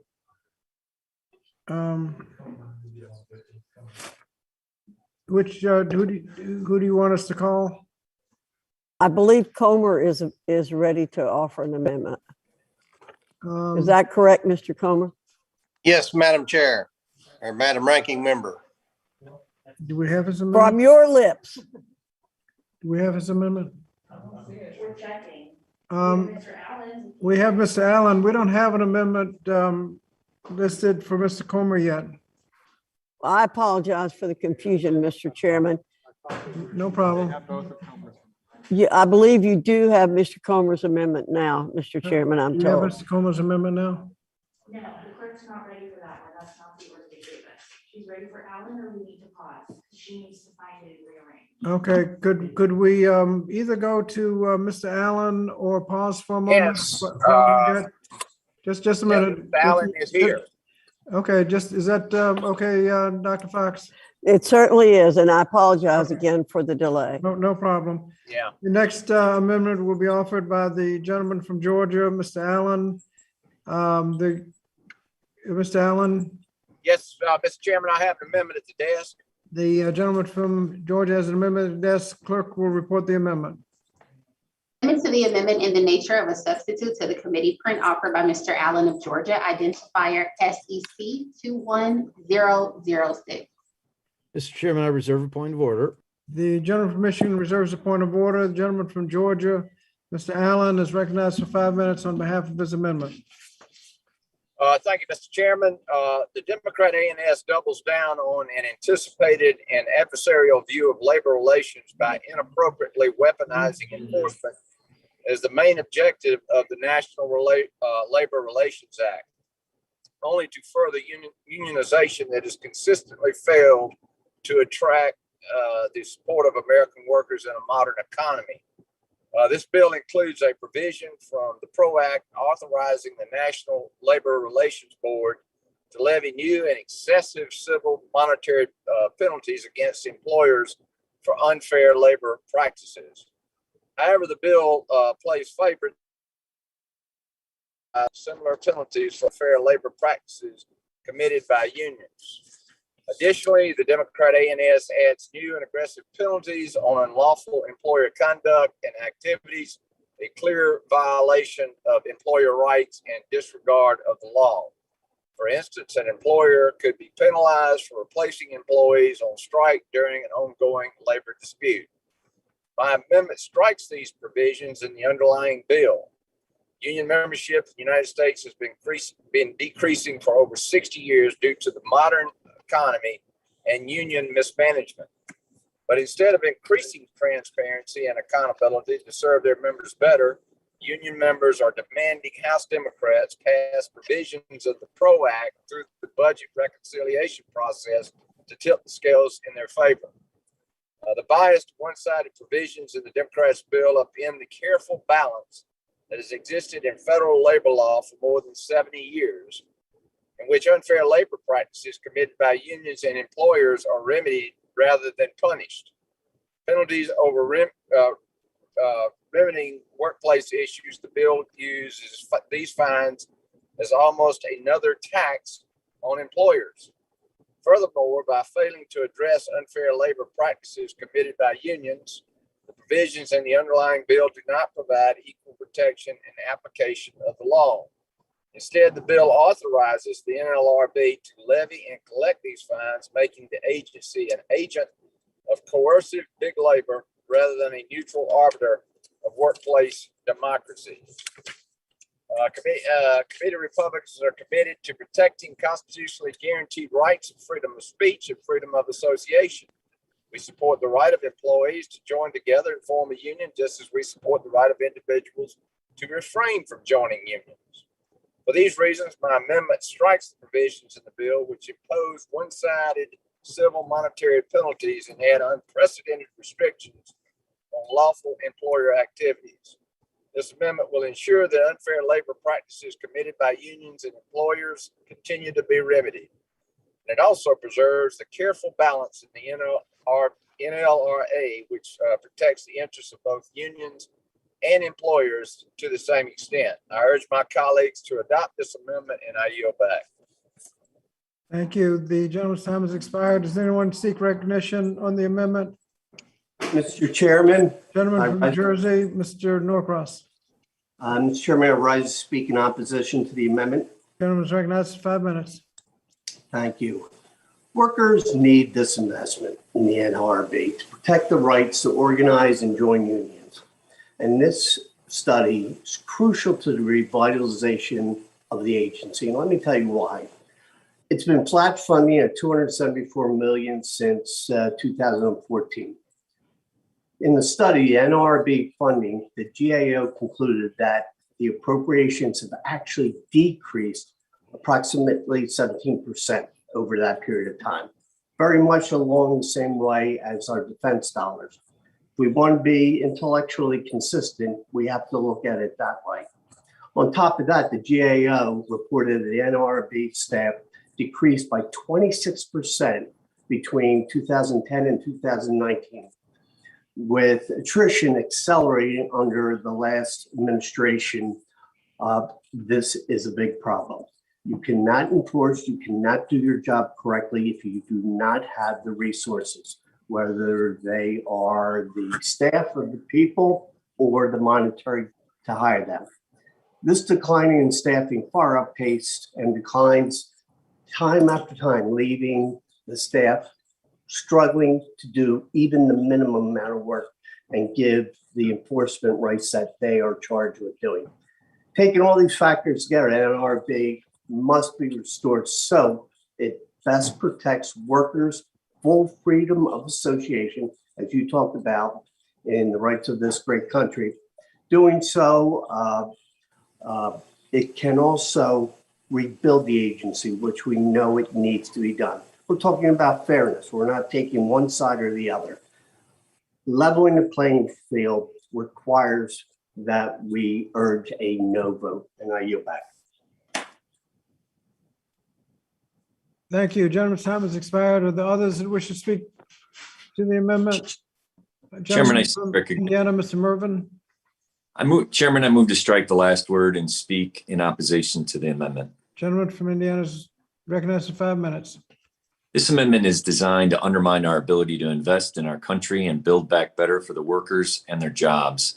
We must make investments in the National Labor Relations Board to ensure that it can expand its capacity to conduct strategic enforcement to help deter employers from violating these fundamental economic rights. It is critical we empower the National Labor Relations Board to authorize civil monetary penalties, which the ANS does. This amendment is an attempt to undermine the NLRB's discretion and thus to undermine its ability to authorize penalties and to generate revenue. This revenue-raising provision specifies monetary penalties of up to $50,000 for a violation and up to $100,000 for employers who are found to have committed multiple violations in the previous 5 years. However, the ANS requires that the exact amount of the penalty reflect the gravity of the violation, the impact of the employees and the public, and the size of the employer. So penalties are proportional to the violations. I disagree with the premise of this amendment because it is designed to undermine investments in enforcement that help ensure workers do not face retaliation when they seek to form, join, or assist a union. I urge my colleagues to oppose this amendment, and I yield back. Thank you. The gentleman's time has expired. Does others wish to speak to the amendment? If Mr. not, Chairman, I gentleman from withdraw my Michigan. point.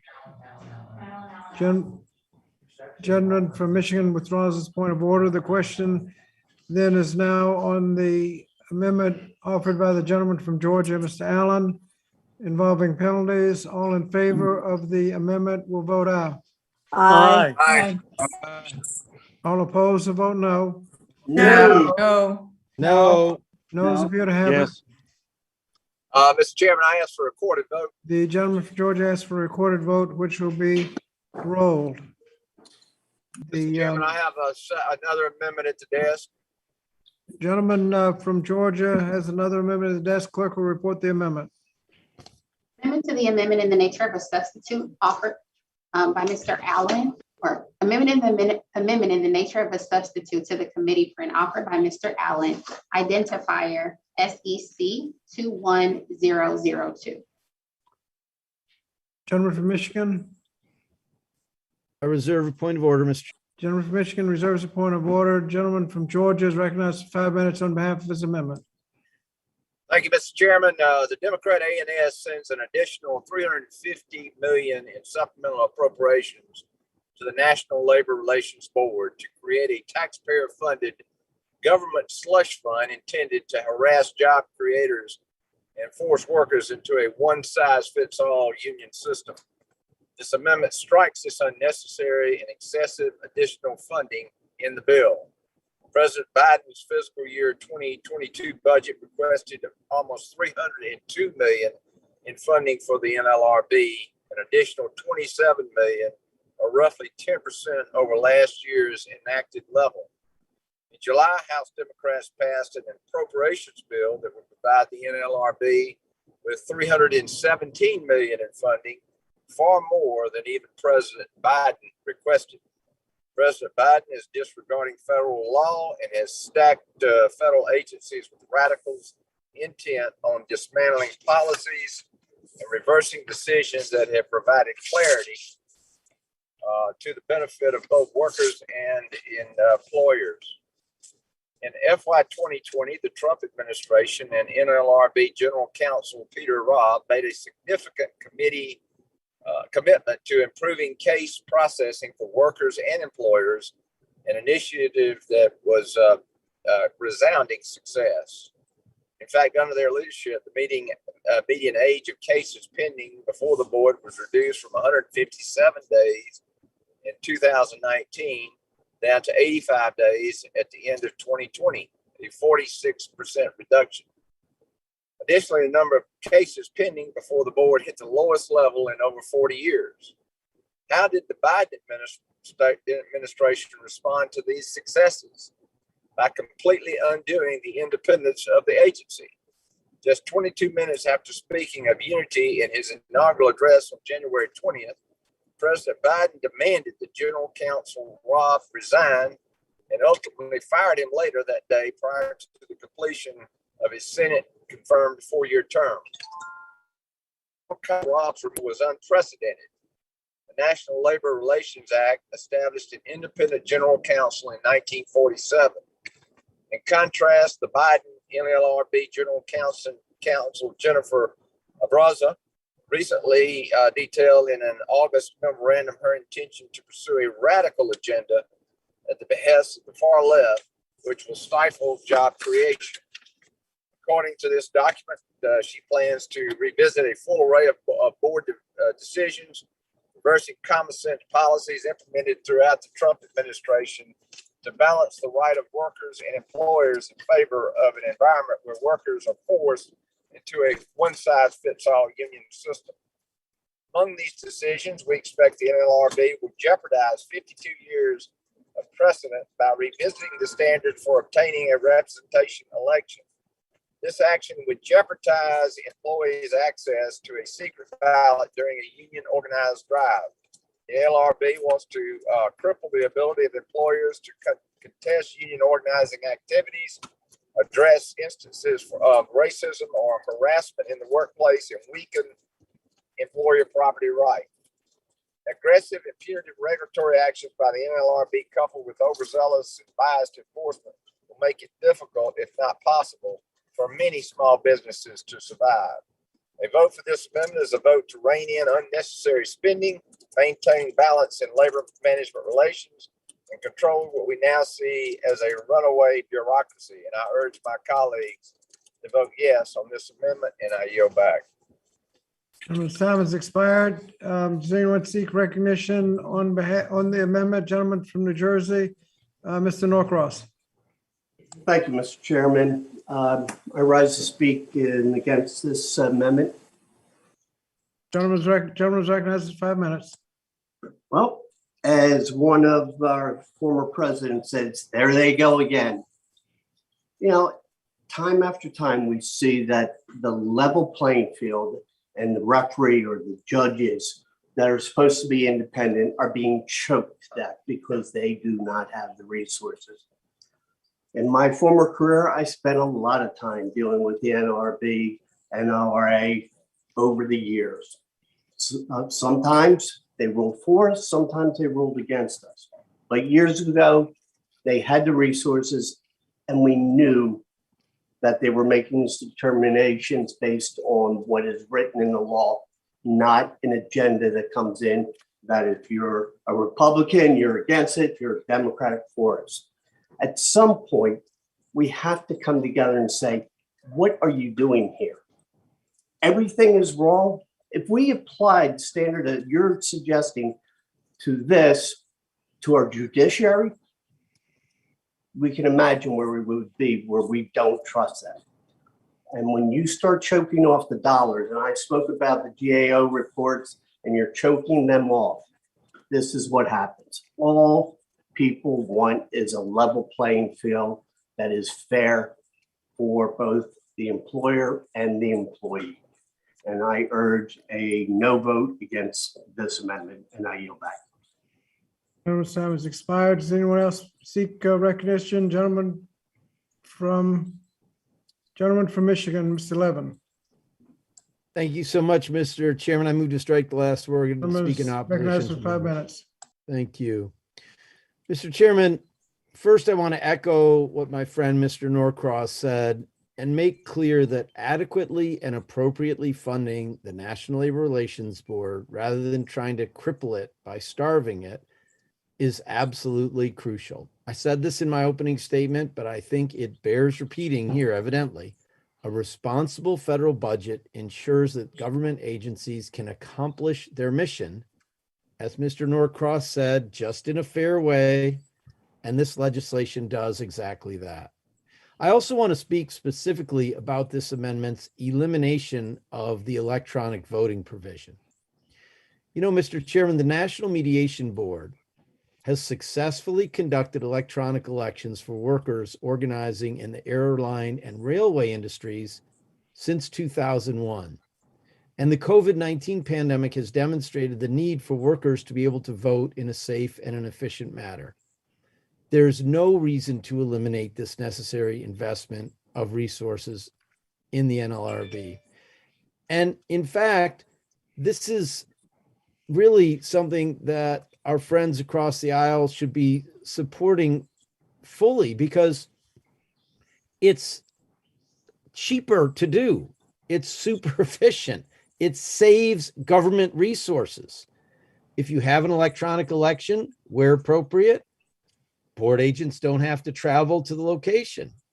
They don't have to rent hotel rooms. They don't have to, put in for per diem and mileage and all of that. And the National Mediation Board's experience has shown that this saves the government a lot of money. And there hasn't been one scintilla of evidence in any case of any problem with the elections run electronically by the National Mediation Board.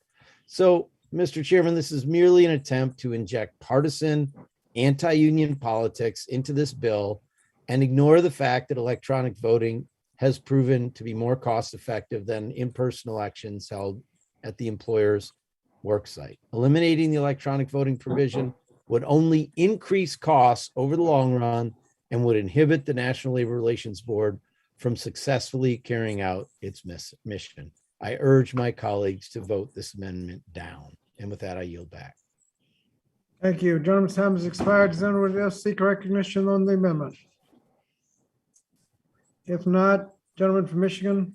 I withdraw the point of order, Mr. Chairman. The gentleman from Michigan withdraws his point of order. Question now, I'm sorry. The question now is on the amendment offered by the gentleman from Georgia. All in favor of the amendment will vote aye. Aye. Aye. All opposed, say no. No. Noes appear to have it. Mr. Chairman, I ask for recorded vote. Gentleman asked for a recorded vote. And so that will. Mr. Chairman, I have another amendment. Okay, the formal vote will be rolled, and the gentleman from Georgia has another amendment at the desk. Clerk will report the amendment. Amendment to the amendment in the nature of a substitute to the committee print offered by Mr. Allen of Georgia, identifier RAMD_028. Mr. Chairman, I reserve a point of order. Michigan reserves a point of order, and the gentleman from Georgia is recognized for 5 minutes on behalf of his amendment. Thank you, Mr. Chairman. I'm deeply concerned about the rising cost of higher education, as I'm sure everyone is. An issue we all claim to care about, but continue to miss opportunities to take real action to address the root cause of the problem. Unfortunately, today is another day in which the majority has put a bill in front of us that pushes billions of dollars toward institutions, adding to the hundreds of billions Americans annually spend, and requires little reform for colleges to make decisions to lower the overall cost of higher education. As it is written, this reconciliation bill would create a new federal state match program that claims to make community college free, continues increasing the maximum Pell Grant, and provides billions to universities and free handouts. But in order to understand how these policies are going to turn out, we need to look at the facts. When the federal government gets involved, it does not have a good track record for lowering the cost of anything, particularly college. An analysis from CBO found that from 1995 to 2017, college tuition increased by 120%.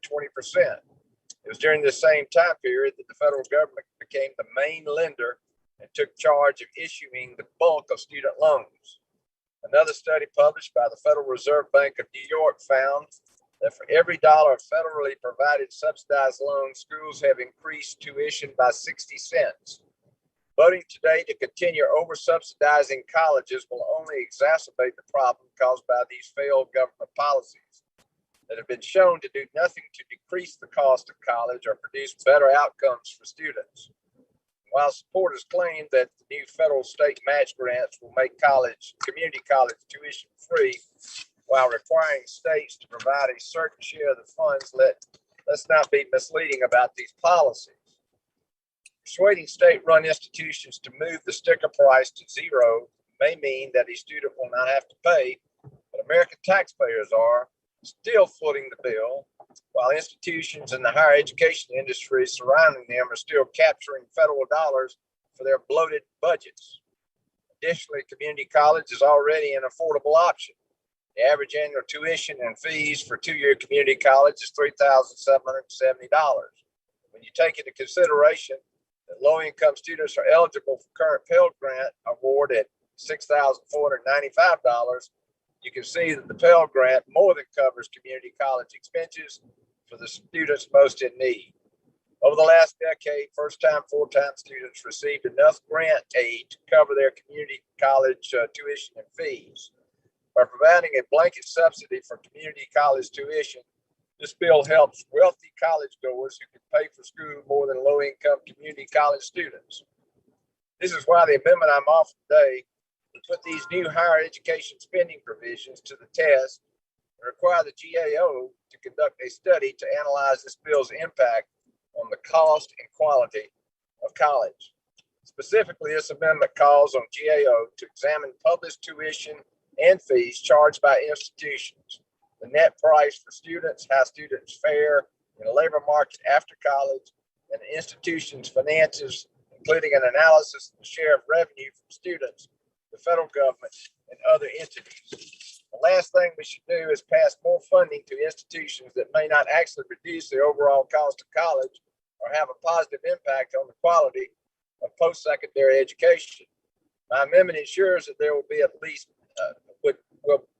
be more transparency and data about where taxpayer funding goes should this budget reconciliation bill pass.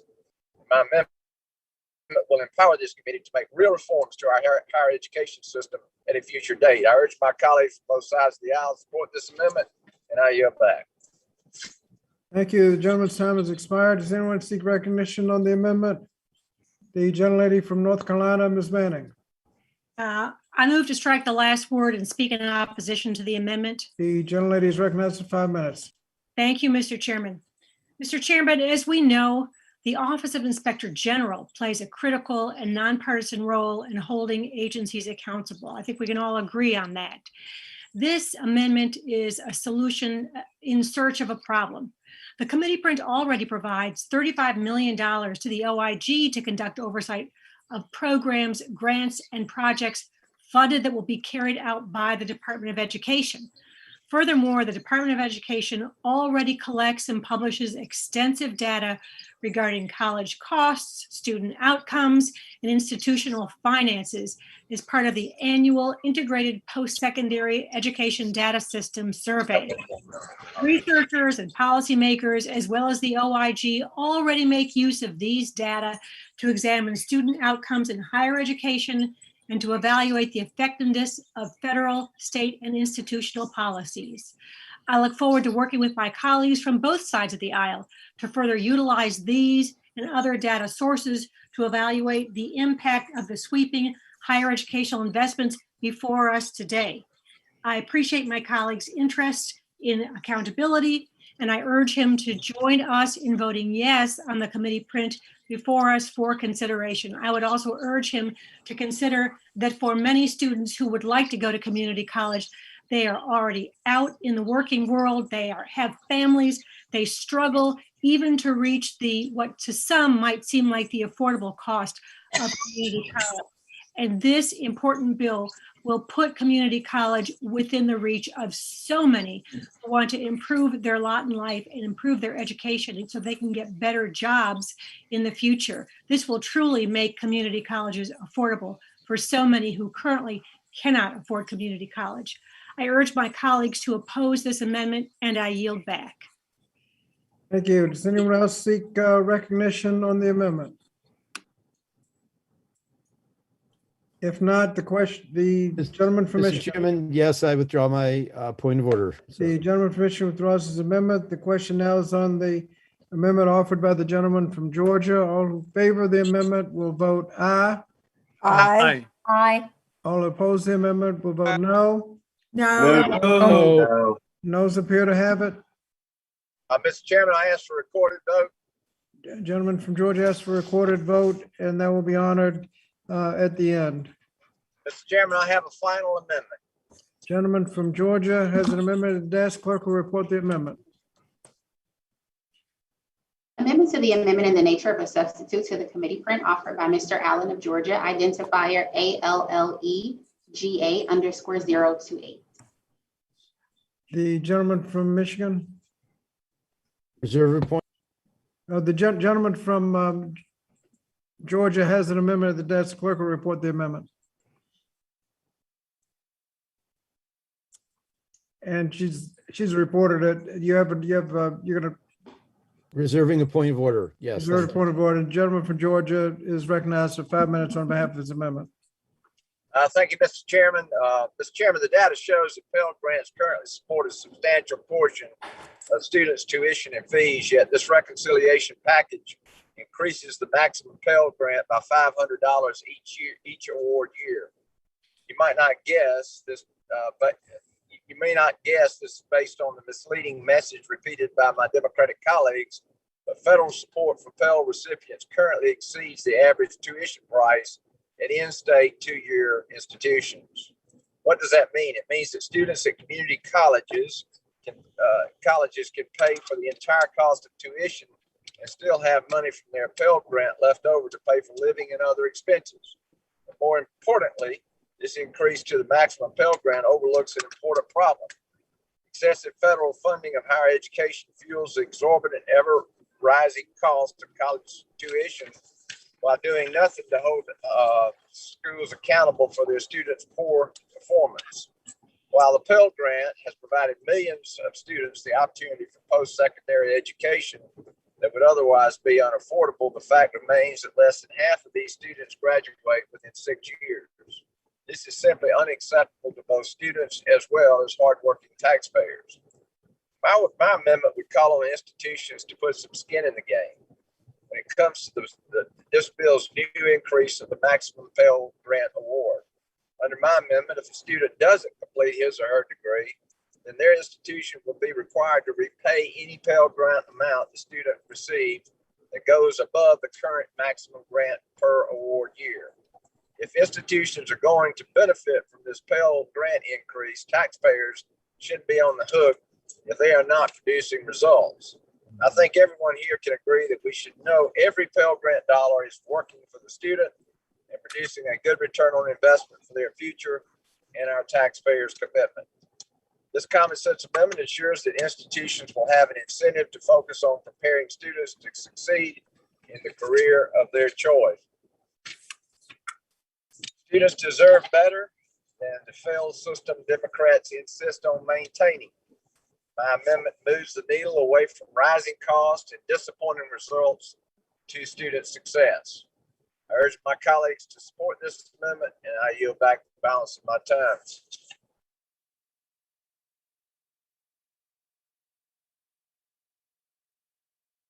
I yield back. Mr. Chairman.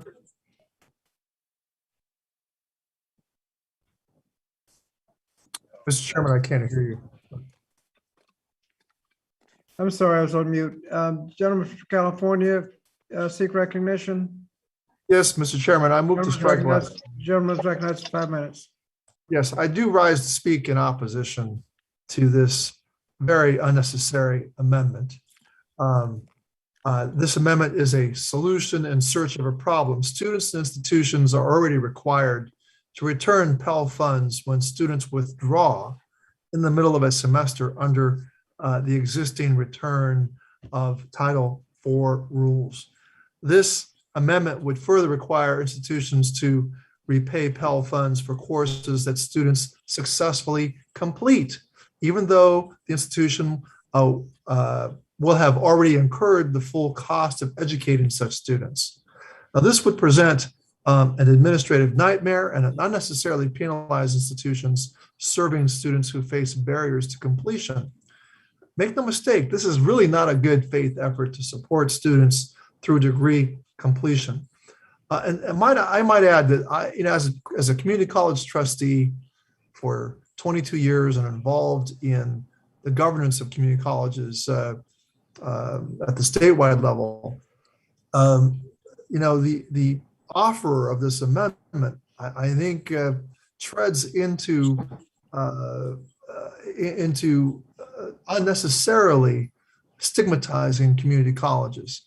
The completion rates and transfer rates need to be interpreted with a much, much keener eye than he has used to paint them with one big broad brush.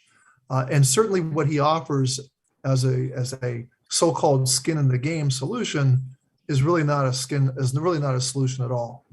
If my colleagues across the aisle would like to work together to address that legitimately urgent problem, I would urge them to join me in supporting the $9 billion investment in retention and completion grants that are included in this committee print.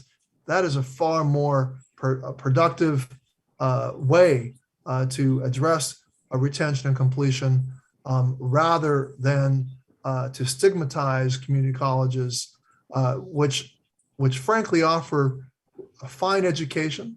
I have often spoken to those students who did not complete their four-year education, who then who then went to the community colleges in order to recover themselves, and have often said that the instruction that they got at community colleges was often better. The courses, we don't have large lecture courses at community colleges in general.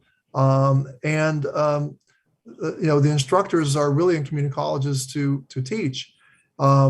So there is a lot that meets the eye in terms of interpreting the types of measures that I think are very blunt and not very refined in how in terms of what quality of education happens in community colleges. I urge my colleagues to oppose this amendment, and I yield back, Mr. Chairman. Thank you. The gentleman's time has expired. Does anyone else seek recognition on the amendment?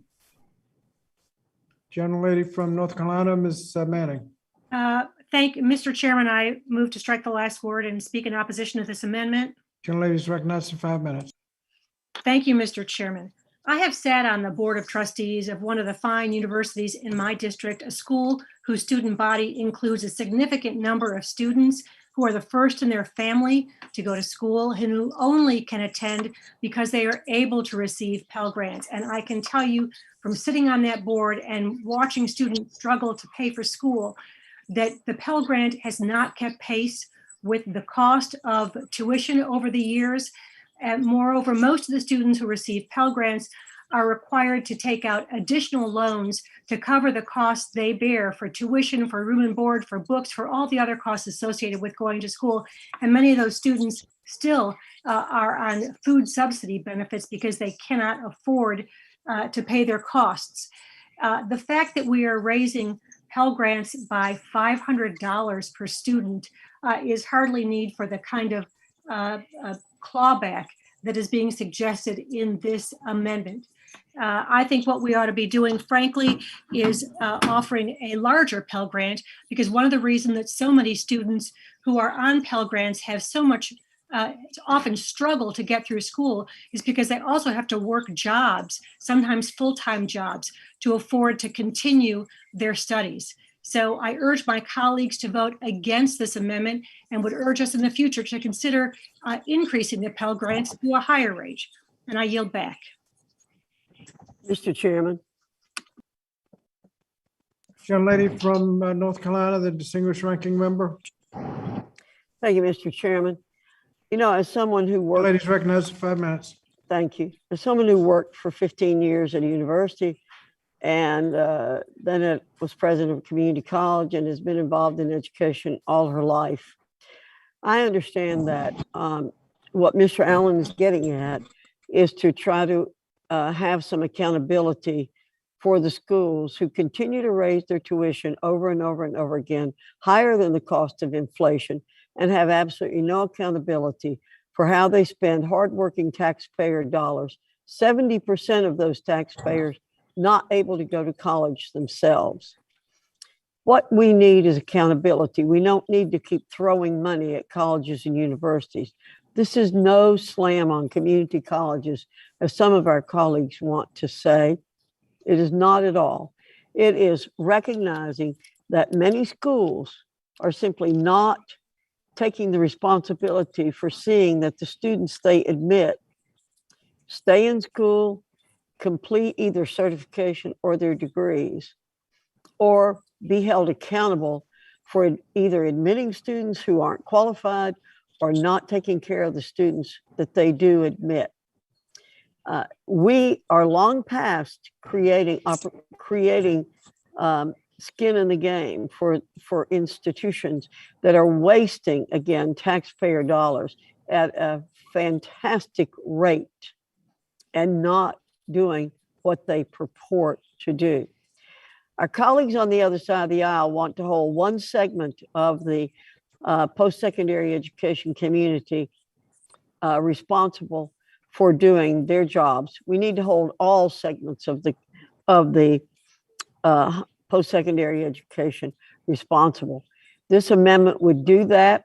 It would bring people to the table, and it would say, what can we do to make sure that these students are completing, or what can we do to encourage these students not to go to our institution to begin with, because we're going to be held responsible for their success to a certain degree.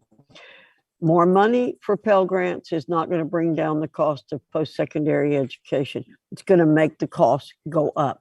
And that's going to be the impact of this bill. And with that, I yield back the balance of my time. Thank you. The gentlelady's time has expired. Does anyone else seek recognition on the amendment?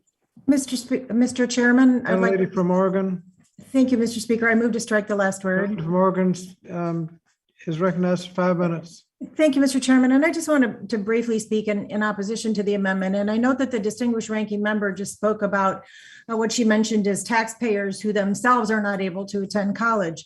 May I suggest that supporting the underlying bill will help to address that problem, because in fact, this bill will help people because it will make community college tuition free.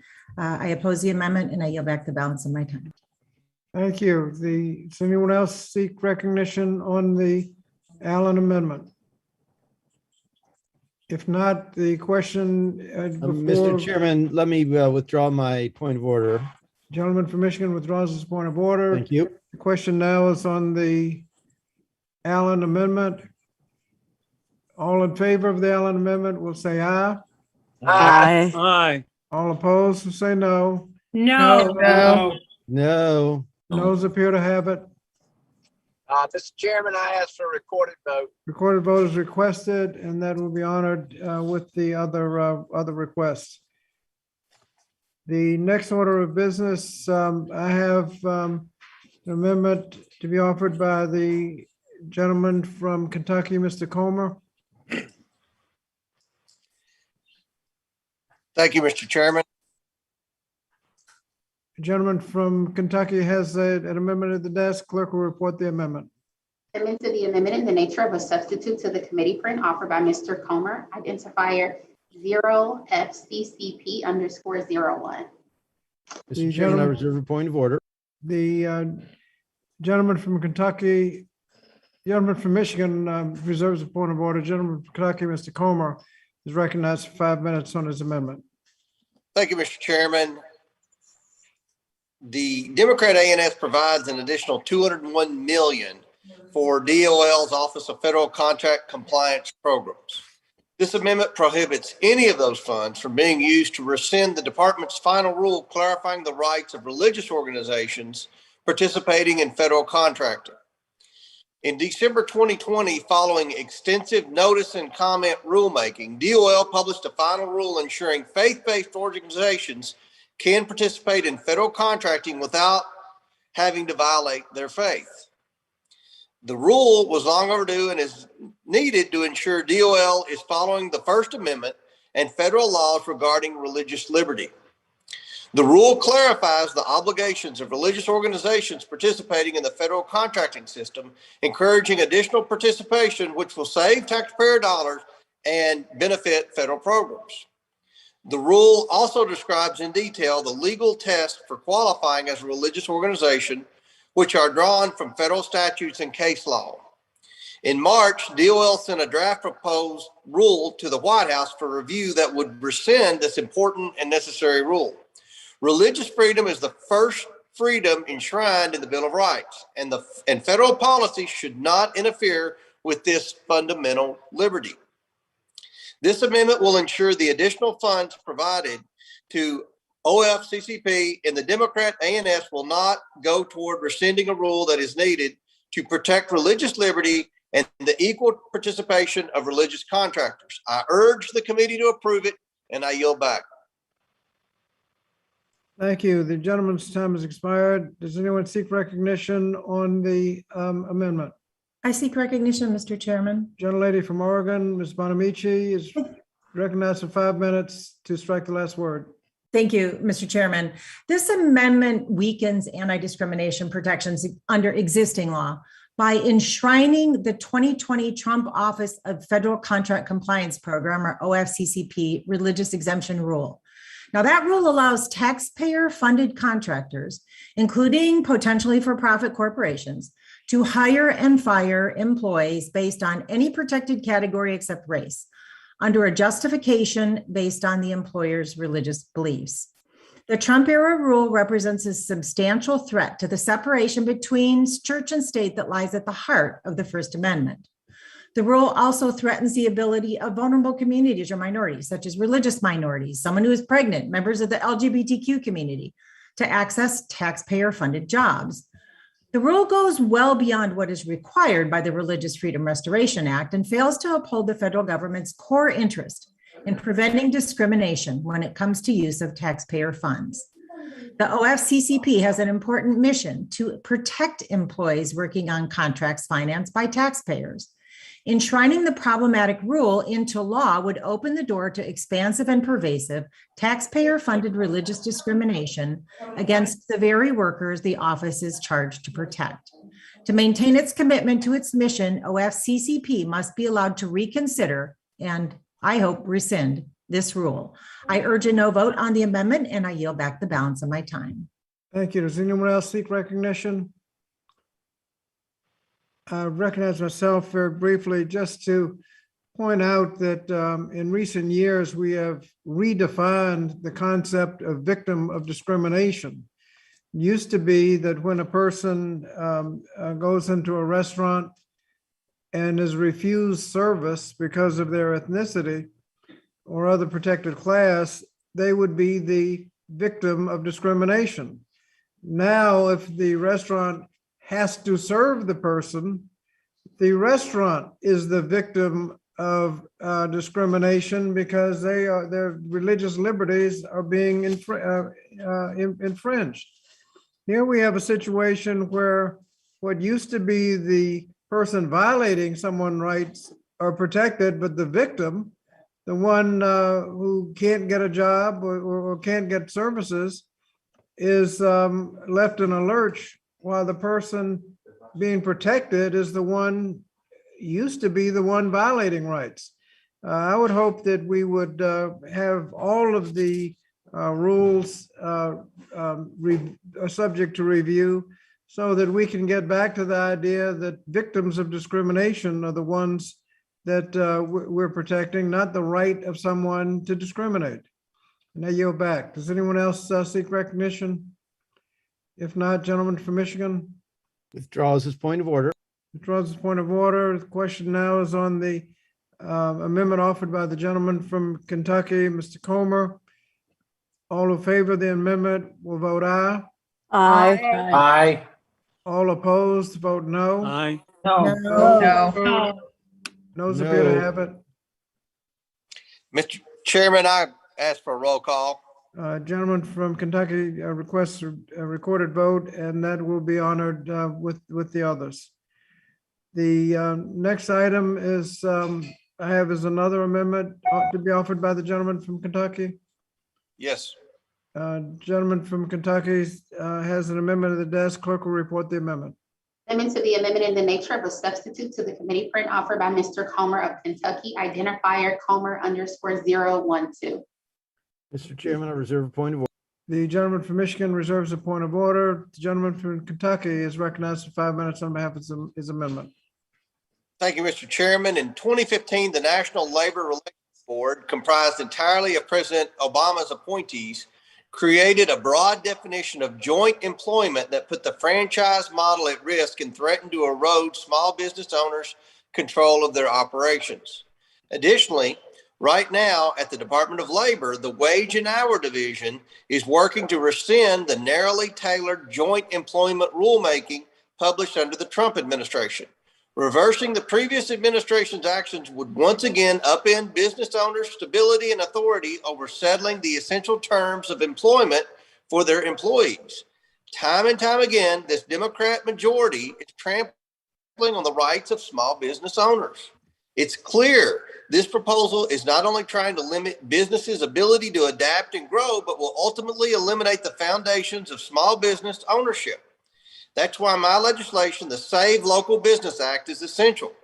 Congress must codify a tailored, consistent joint employer standard to prevent infringement from government bureaucrats on our nation's entrepreneurs and job creators.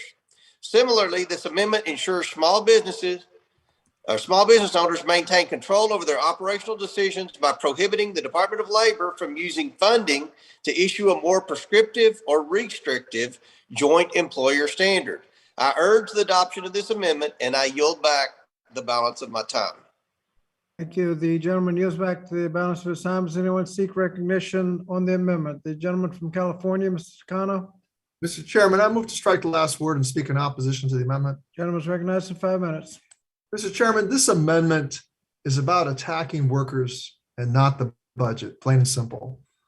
As my colleagues eloquently said earlier, it is critical that we make needed investments in the wage and hour division. This important message bears repeating. These investments would ensure it has the needed resources to expand its capacity to conduct strategic enforcement, especially in high violation, low wage industries, and compliance for employers to help prevent violations of law. I disagree with the premise of this amendment because it is a poison pill designed to undermine investments in enforcement and help ensure workers are paid the wages they're owed, and the businesses can compete on the level playing field.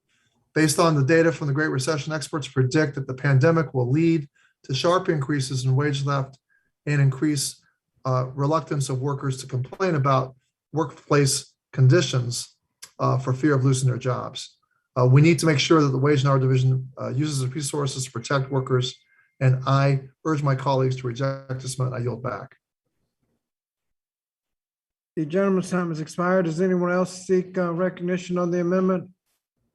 I recognize myself briefly on the amendment to say that the concept of joint employer only provides that those who are actually making the decisions will be subject to any sanctions or control based on the decisions they make. Often in the franchise situation, the franchisor, overall the parent corporation directs certain activities and then leaves the franchisee, the local business, holding the bag over something they really didn't have any control over or something that was decided jointly. It seems to me that if you're making the decision that you should not pay overtime or you should not pay the minimum wage, if you're part of the decision, when the sanction comes and you owe the people the minimum wage or the overtime, you should be subject to the payment. The Fair Labor Standards Act should be able to achieve that goal. And so I think anything that prohibits the Department of Labor from enforcing the rule would be a step backwards. And I would hope we would not adopt this amendment. And I yield back. Anyone else seek recognition on the amendment? If not, the gentleman from Michigan. Withdraws the point of order. The gentleman from Michigan withdraws his point of order. If there's no one else to speak to the amendment, the question is on the amendment offered by the gentleman from Kentucky. All in favor of the amendment will vote aye. Aye. Aye. All opposed will vote no. No. No. Those appear to have it. Mr. Chairman, I ask for a recorded vote. The gentleman from Kentucky requests a recorded vote, which will be honored with the others. The next amendment I have listed will be offered by the gentleman from Pennsylvania, Mr. Thompson. Chairman, thank you so much. Mr. Chairman, I have Amendment Thompson CN reimbursement 01 at the desk. The gentleman from Pennsylvania has an amendment at the desk. Clerk will report the amendment.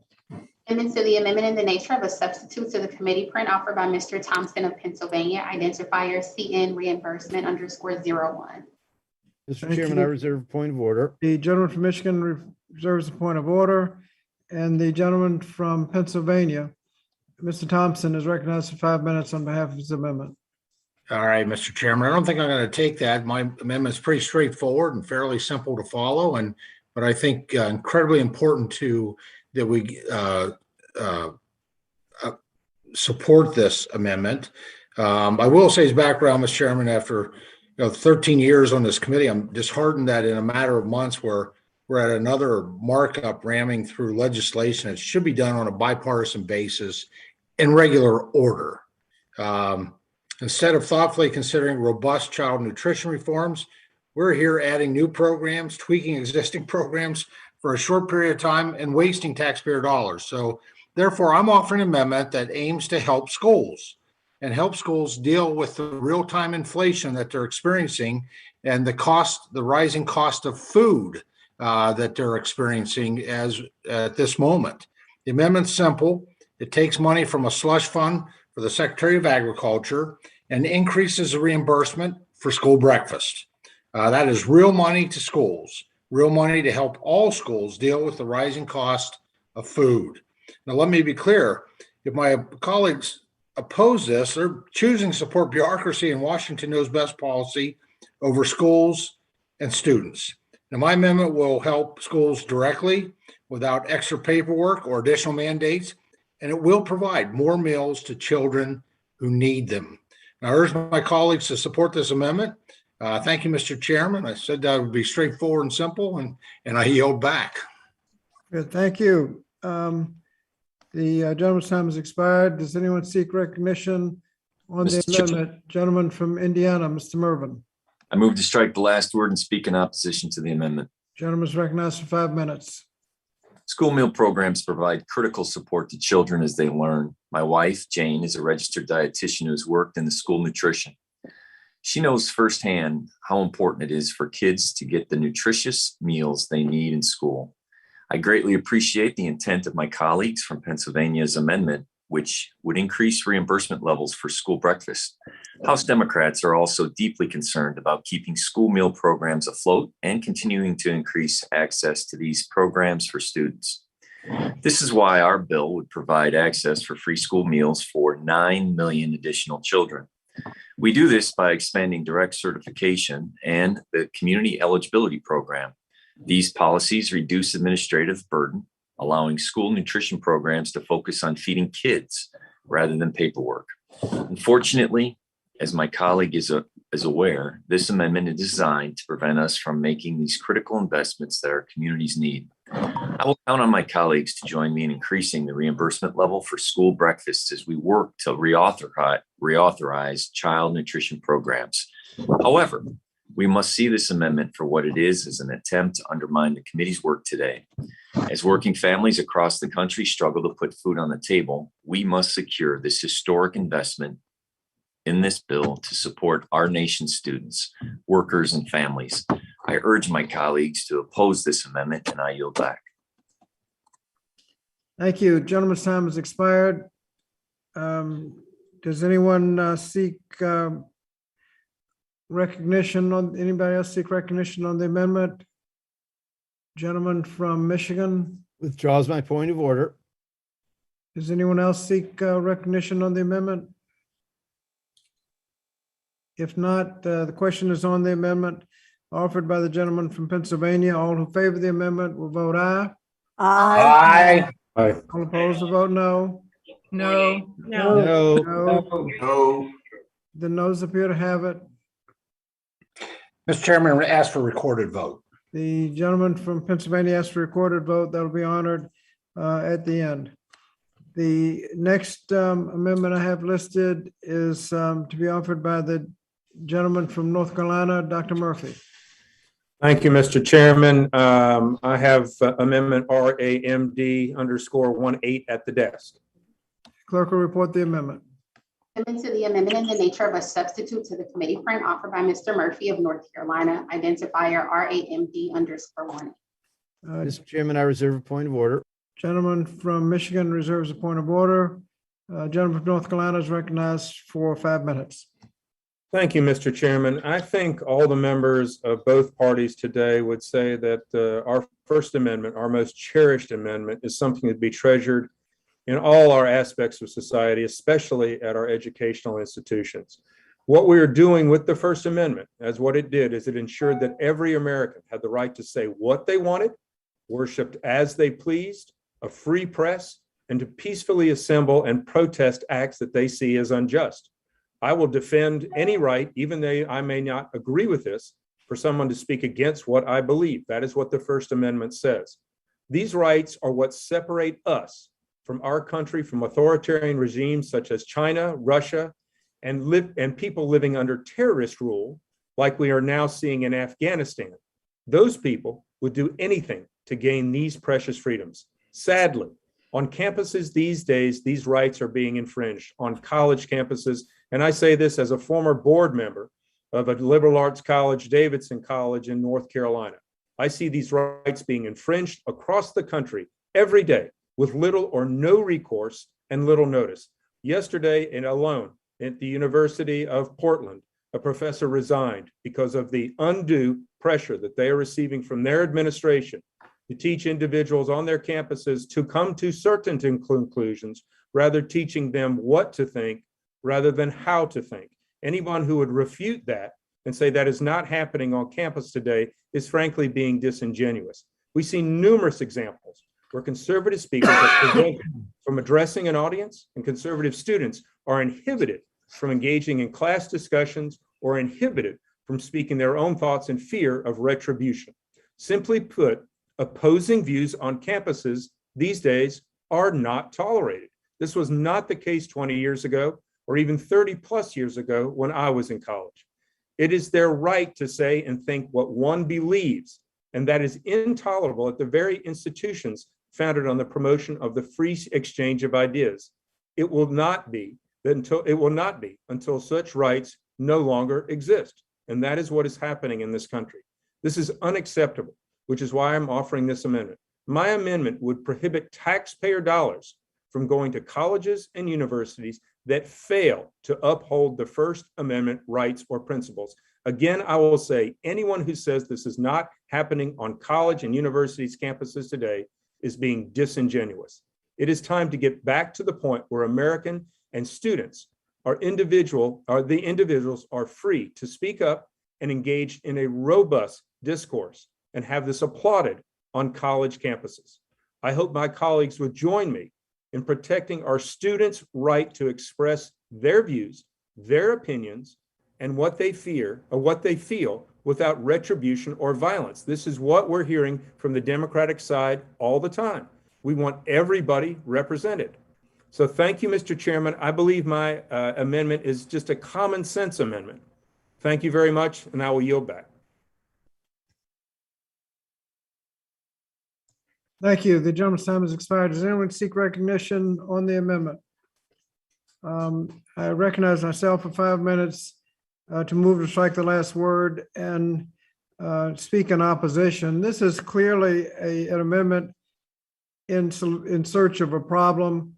The fact of the matter is that everyone in power in these institutions has already taken an oath to uphold the Constitution, and so this doesn't add anything. If there is a violation of the Constitution, that can be pursued through normal court. If your constitutional rights have been violated, you have a right to go to court to have your rights vindicated.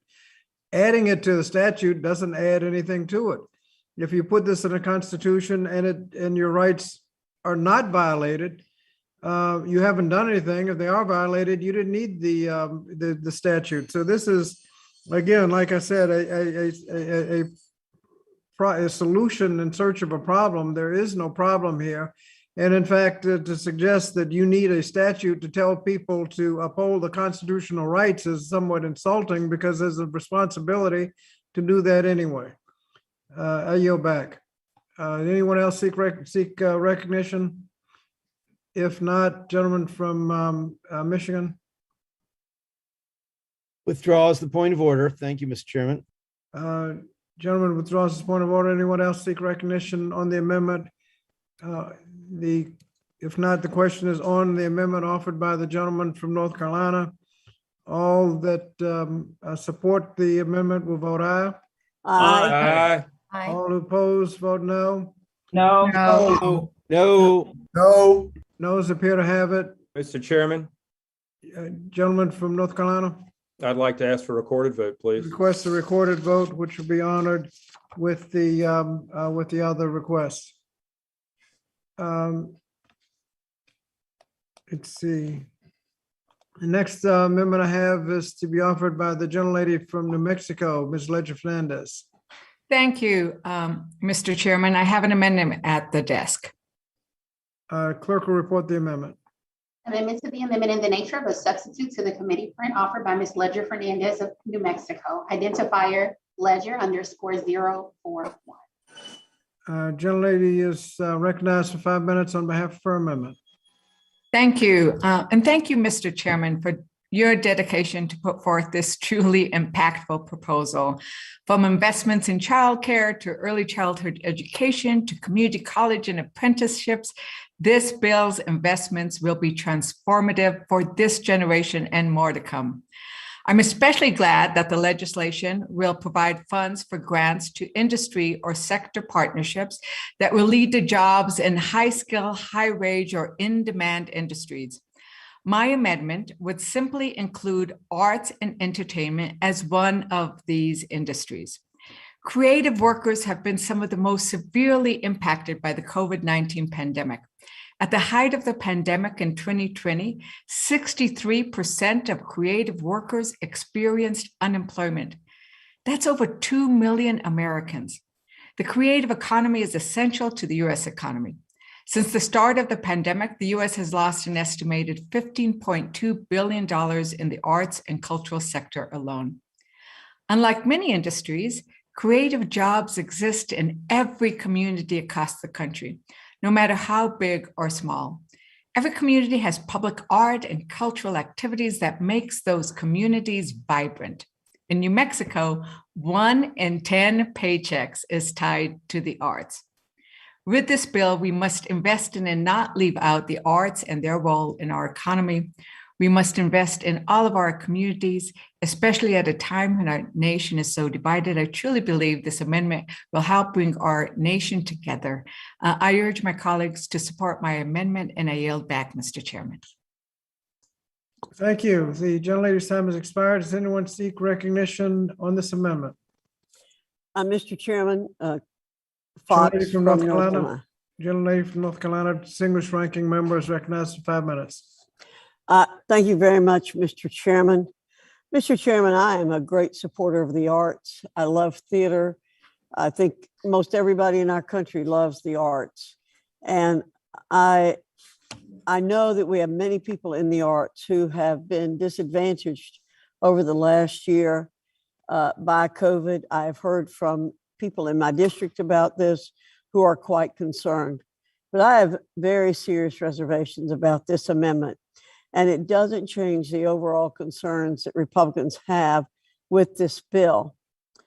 Mr. Chairman, what this is doing is going to create different kinds of feelings from different members about what's most important in this country in terms of jobs. This program, what we should be doing is looking to create skills all across the board for people. We don't want, we should be targeting our programs at preparing workers to fill the most in-demand jobs to pull this country out of the economic recession that President Biden has driven us into. This we've had a terrible jobs report this past week. Jobs are not being created as they should be. This bill is making things worse by creating more inflation. And what this does is provide a ridiculous laundry list of pet industries that just further fragments the program. On top of that, we're doing no one favors by advertising these pathways as high-paying, in-demand careers. We know that's not true because if they were, Columbia University film students would have would not have a median student loan debt of $180,000 while earning less than $30,000 following graduation. This has been widely reported in stories about the problems with high-cost institutions. For these reasons, I urge a no vote on this amendment, and I yield back the balance of my time.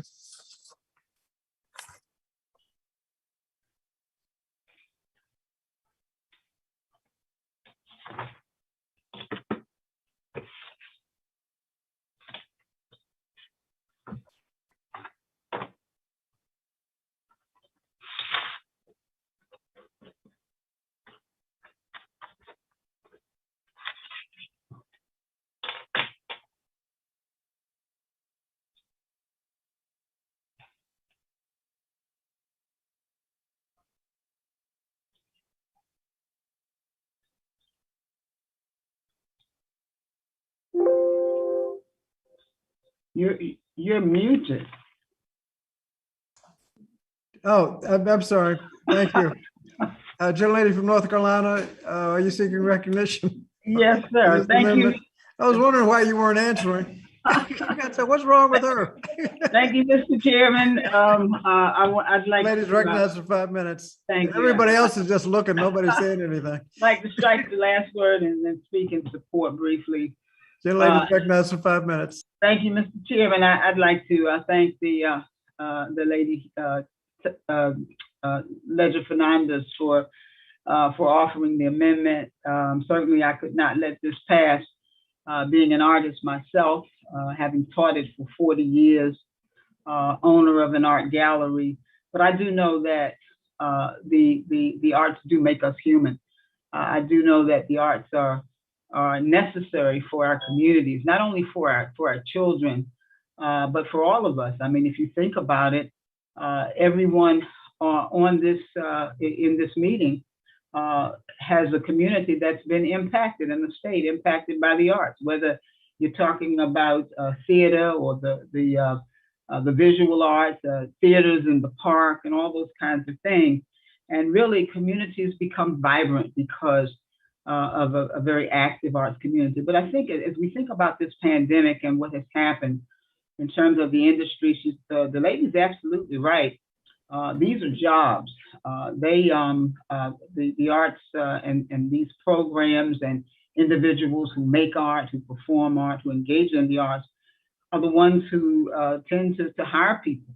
So they add tremendously to our economy. And I just wanted to just add my words of support to it, and would certainly encourage all of the members to vote yes for this amendment. It's a good amendment.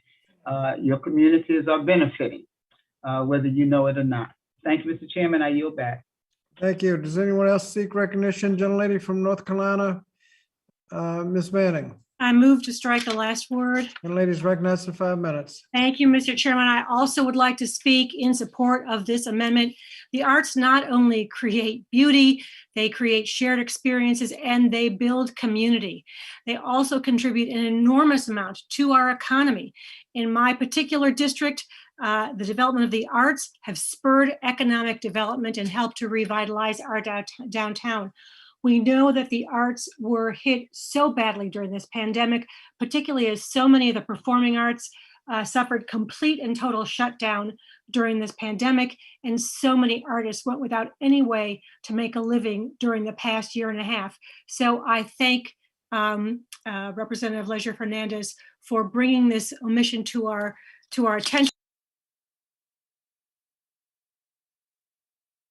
I think you inadvertently muted yourself. Sorry, I just want to end by saying I offer my thanks to Representative Leisure Fernandez for correcting this omission, and I urge my colleagues to vote in favor of this amendment, and I yield back. Thank you. Does anyone else seek recognition?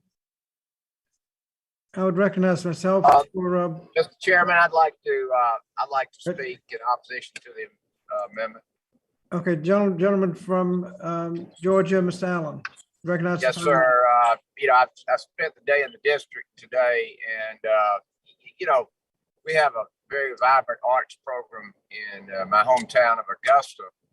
And what we're doing with this legislation is soaking the very people who are promoting and supporting the arts, and that's our small business and in our business community. I mean, we're talking about raising taxes to help the arts, but we're taking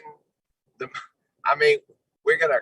And the other thing is, I don't know how in the world you're talking about creating jobs when you're going to destroy businesses. I mean, this is absurd because everything we've talked about in this committee today, I come from 35 years of business experience, would absolutely destroy my business. And I'm the very business. And the people that now run that business are the very people that support the arts and sponsor the arts and keep a vibrant community going. So we're talking about taking the money now from the business community, sending it through Washington, D.C., and then get back to the arts. That's nuts. I mean,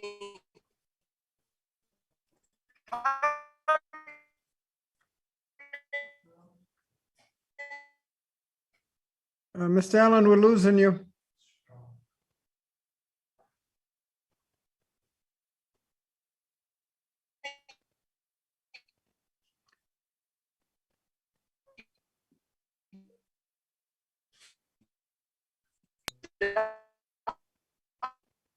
Mr. Allen, I'm not sure if you can hear us, but we lost you for about a minute. We lost you for about a minute. Where these corporations are now. All right. Well, anyway.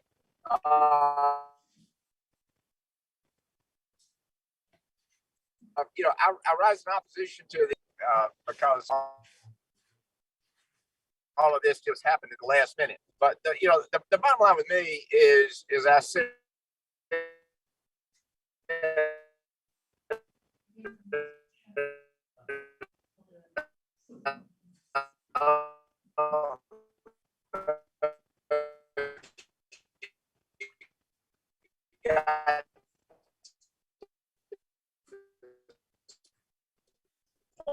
Mr. Allen, we've lost you for about the last 30 seconds.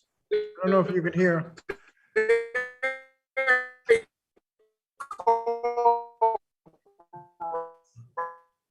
Mr. Chairman,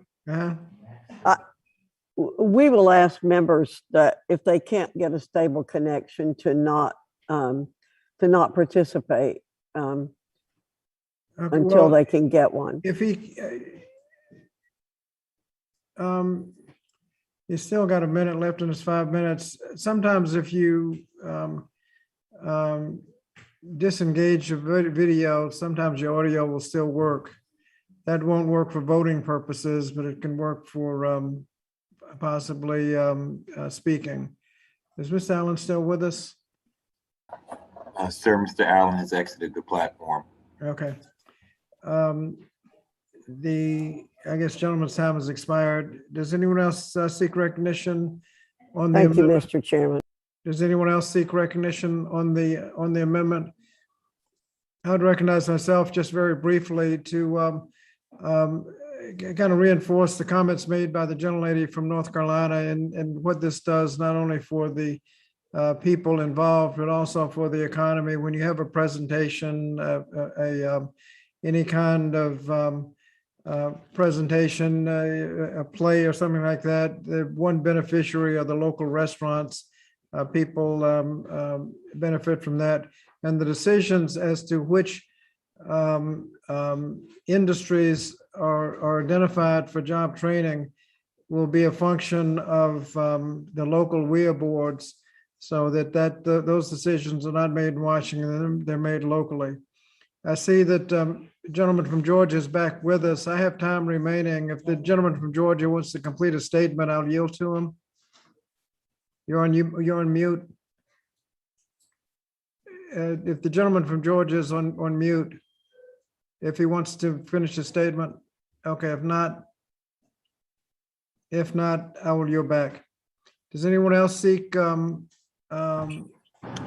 recognition on this amendment? Wait a minute, Mr. Allen, did you, are you trying to speak? Yeah, I've got to be somewhere shortly. Let me get to a base and then I'll comment on another amendment later on. Thank you. Okay, no problem. Are there other comments on this amendment?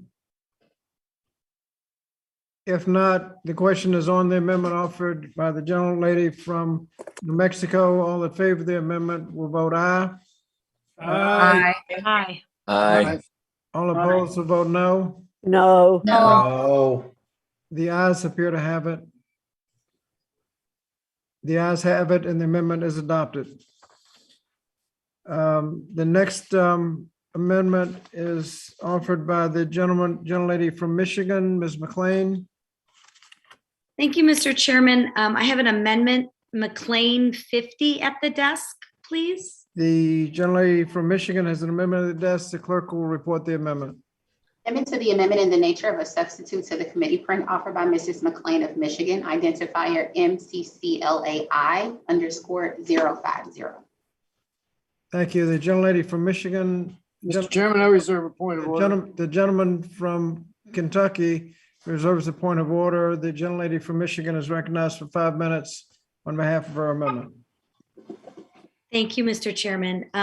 Skilled trade programs are critical in shaping our next generation workforce. We've heard that. These programs provide students and prospective employees the opportunity to adequately prepare them, often on the job, from professionals in the industry that they will eventually be employed in. Unfortunately, students and parents alike are often uninformed or have misconceptions about the benefits of these programs. My amendment would allow existing funds in the Perkins Grant program to be flexible in use to attract, inform, and bolster awareness of skilled trades program for prospective students and employers. I urge my colleagues to support this amendment, and I yield back the balance of my time. Thank you. The gentlelady's time has expired. Does anyone seek recognition on the amendment? Mr. Chairman, point of The order. lady from Georgia is recognized for 5 minutes. to strike Thank the you, last word. Mr. Chairman. I move to strike the last word. I want to thank my colleague for her work on bringing attention to the skilled trade, something I also agree is really vitally important and critically important. However, I do not support the inclusion of this language for a few reasons, and primarily that raising awareness for CTE programs and providing career and technical education for faculty, academic advisors, and also guidance counselors with information on high skill, high wage, in demand industry sectors and occupations, that's already allowable under the Perkins CTE Act and the funds made available under this bill. So this amendment is really unnecessary and redundant with the underlying statute. Although the amendment is unnecessary, I believe it's unnecessary. The underlying ANS does fund sector partnerships that focus on expanding awareness about in-demand fields with employers and educators, and it actually improves access to high-quality in-demand jobs. So for these reasons, I'm urging my colleagues to vote no on this amendment, and I yield back the balance of my time. Thank you. Does anyone else seek recognition on this amendment? If not, the gentleman from Kentucky.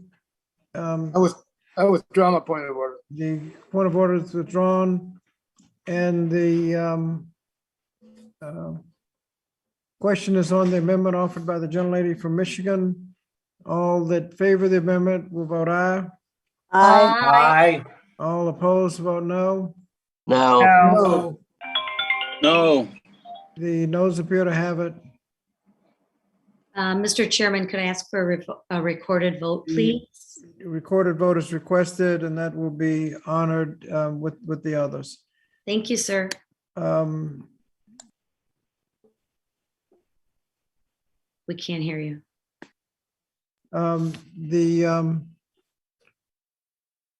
Next amendment we have is the gentlelady from California, Ms. Steele. Thank you, Mr. Chairman. I have amendment still WHD funding at the desk. The gentlelady has an amendment at the desk. The clerk will report the amendment. Amendment to the amendment in the nature of a substitute to the committee for an offer by Mrs. Steele. Identifier WHD funding. The gentleman from Kentucky. I reserve a point of order, Mr. Chairman. The gentleman from Kentucky reserves a point of order, and the gentlelady from California is recognized for 5 minutes on behalf of her amendment. Thank you, Mr. Chairman. The Democrat ANS provides the Department of Labor's wage and hour division with $405 million in supplemental appropriations. This amendment simply strikes the irresponsible appropriation to the wage and hour division from the bill. Earlier this year, congressional Democrats sent Department of Labor $200 million in supplemental appropriations, of which Department of Labor directed $21 million to the wage and hour division. To put this in context, for fiscal year 2021, the wage and hour division is operating under a $195 million budget. The ANS supplement represents more than double. Let me tell you, it's a double the agency's annual budget. This provision in the bill further highlights the Democrats' inappropriate focus on aggressive government enforcement. The additional appropriation is especially concerning given to wage and hour division's hostility towards independent contractors. This past spring, Secretary of Labor Walsh was quoted as saying a lot of gig workers should be classified as employees. On May 6th, the wage and hour division published a withdrawal of the Trump administration's final rule clarifying the classification of independent contractors and employees under the Fair Labor Standards Act. This administration's insistence on repealing the independent contractor rule does not reflect the wishes of workers who value the flexibility and entrepreneurial opportunity offered through independent contracting. Additionally, according to the Bureau of Labor Statistics, fewer than 1 in 10 independent contractors would prefer a traditional employment relationship. Nationalizing the California ABC test would kill workers' choice. We have been seeing in California that it makes it harder for workers to choose to define themselves as independent contractors. We all know California's failed policy. This is totally failed policy. Why federal government pushing to implement the same that already failed, same policy already failed. This would negatively impact millions of jobs across the country and take away workers' flexibility to do their jobs. We must empower our constituents and not restrict opportunities for people to work independently through the gig economy and independent contractor roles. I am seriously concerned that in their quest to bury jobs creators and independent contractors under government regulations, my Democrat colleagues on the committee are throwing money at this agency without any serious examinations of the consequences. I urge my colleagues to vote yes on this amendment and yield back. Thank you. The gentlelady's time has expired. Does anyone seek recognition on the amendment? The gentlelady from North Carolina, Ms. Adams. Thank you, Mr. Chairman. I move to strike the last word and speak against the amendment. Gentlelady's recognized for 5 minutes. Thank you. The Wage and Hour Division administers and enforces a dozen laws and executive orders that set wages and working conditions in the United States. And this includes laws that set the federal minimum wage, overtime pay, prevailing wages, and family and medical leave. These are issues which affect every single worker and family. Together, these laws protect more than 148 million workers in more than 10 million workplaces. Based on the data from the Great Recession, experts predict that the pandemic recession will lead to sharp increases in wage theft and increased reluctance of workers to comply about workplace conditions or fear of losing their jobs.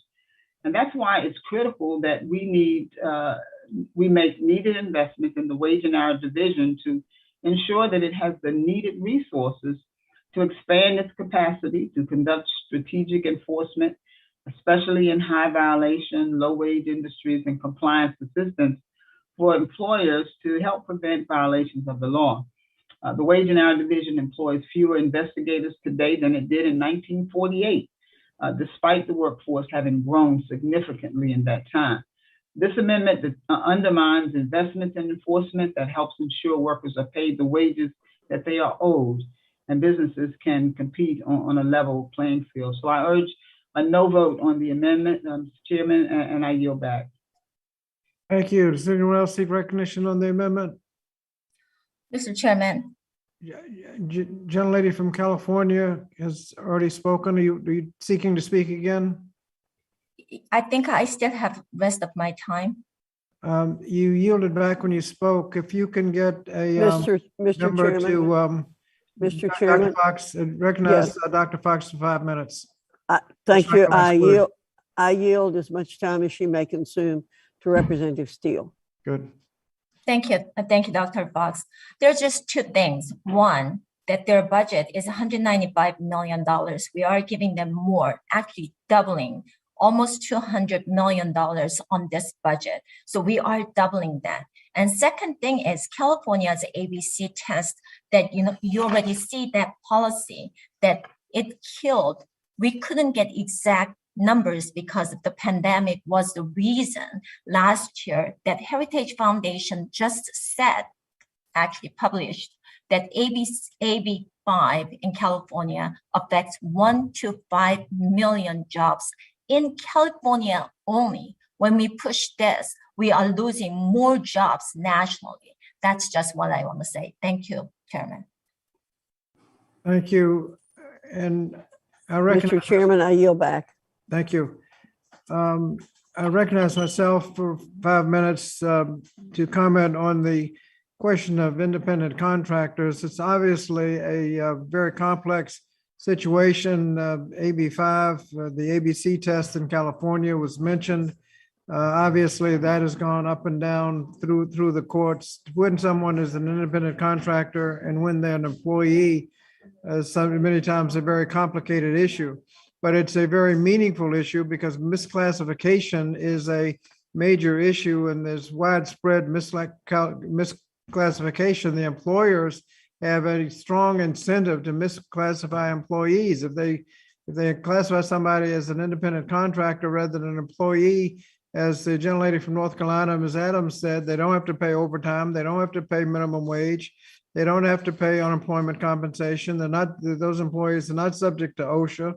They're not subject to workers' compensation. They don't benefit from the Family and Medical Leave Act protections.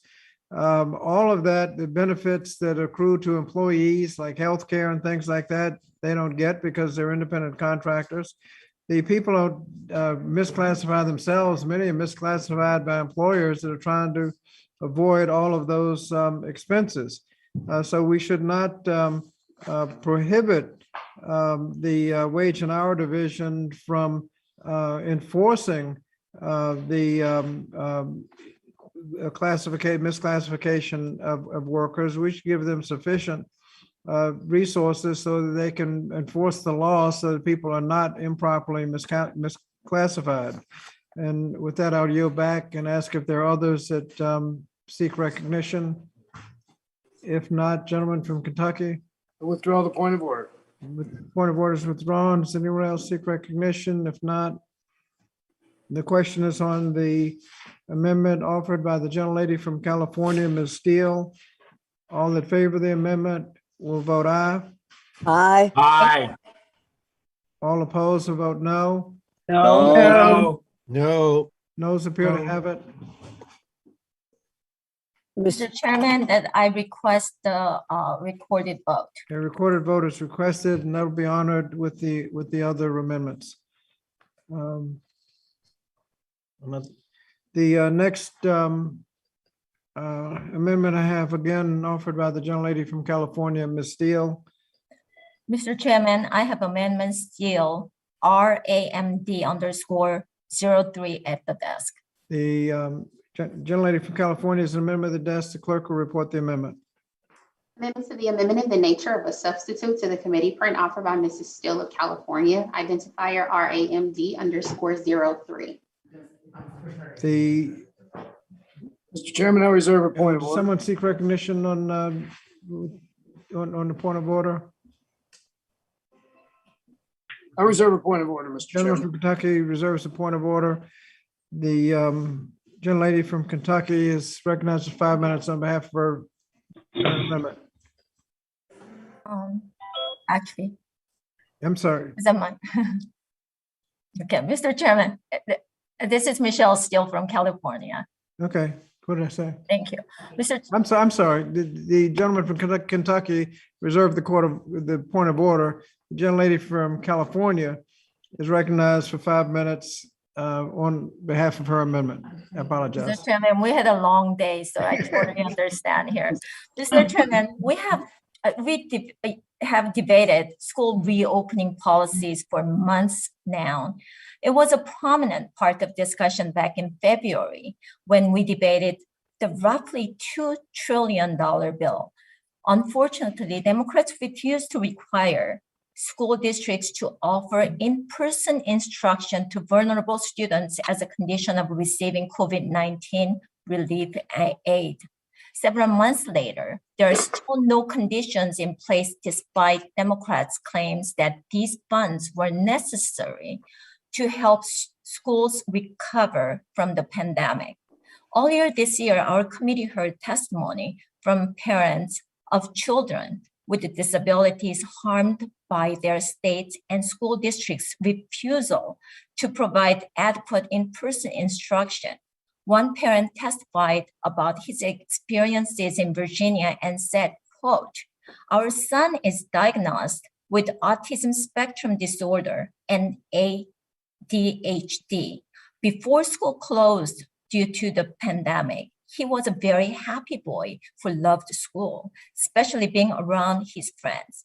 But things changed quickly after school closed. The lack of social contact and the routine of normal school day, which are incredibly important to children with autism, caused him to create an imaginary world with 52 friends. As he told us, his imaginary world had become so real to him that he struggled to differentiate real from to the pretend, causing him to have visual, auditory, and tactile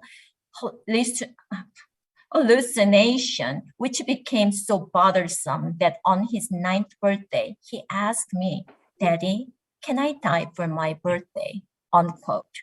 Mr. Chairman, that parent went on in his testimony to talk about the additional harm done to his son by schools in Northern Virginia, not opening for in-person instruction through most of last school year.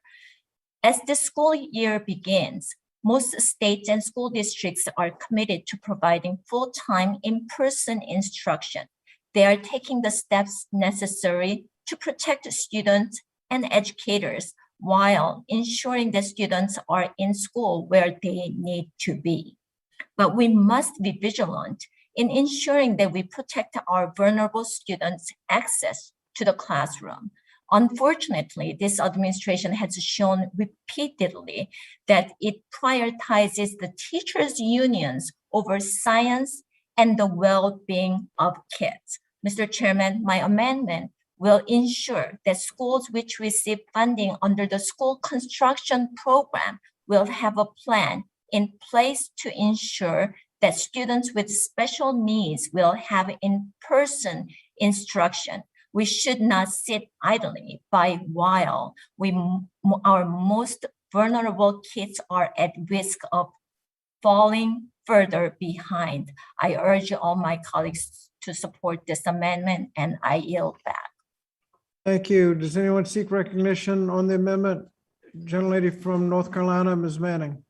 Thank you, Mr. Chairman. I move to strike the last word and speak in opposition to this amendment. Gentlelady's recognized for 5 minutes.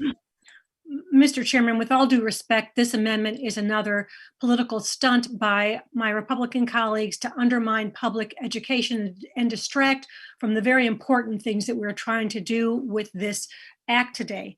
I must remind my Republican colleagues that the data shows that as of June 7th, 54% of school districts ended the school year fully in person. Only 1% were fully remote, and 45% offered hybrid instruction. This shows that the school districts are using funds from President Biden's American Rescue Plan to safely reopen school, to implement public health guidance, and to provide in-person learning wherever possible. Further, the American Rescue Plan requires school districts to post plans to safely reopen within 30 days of receipt of funds. And as students return to school this fall, they're returning to unhealthy, unsafe, and crumbling school buildings.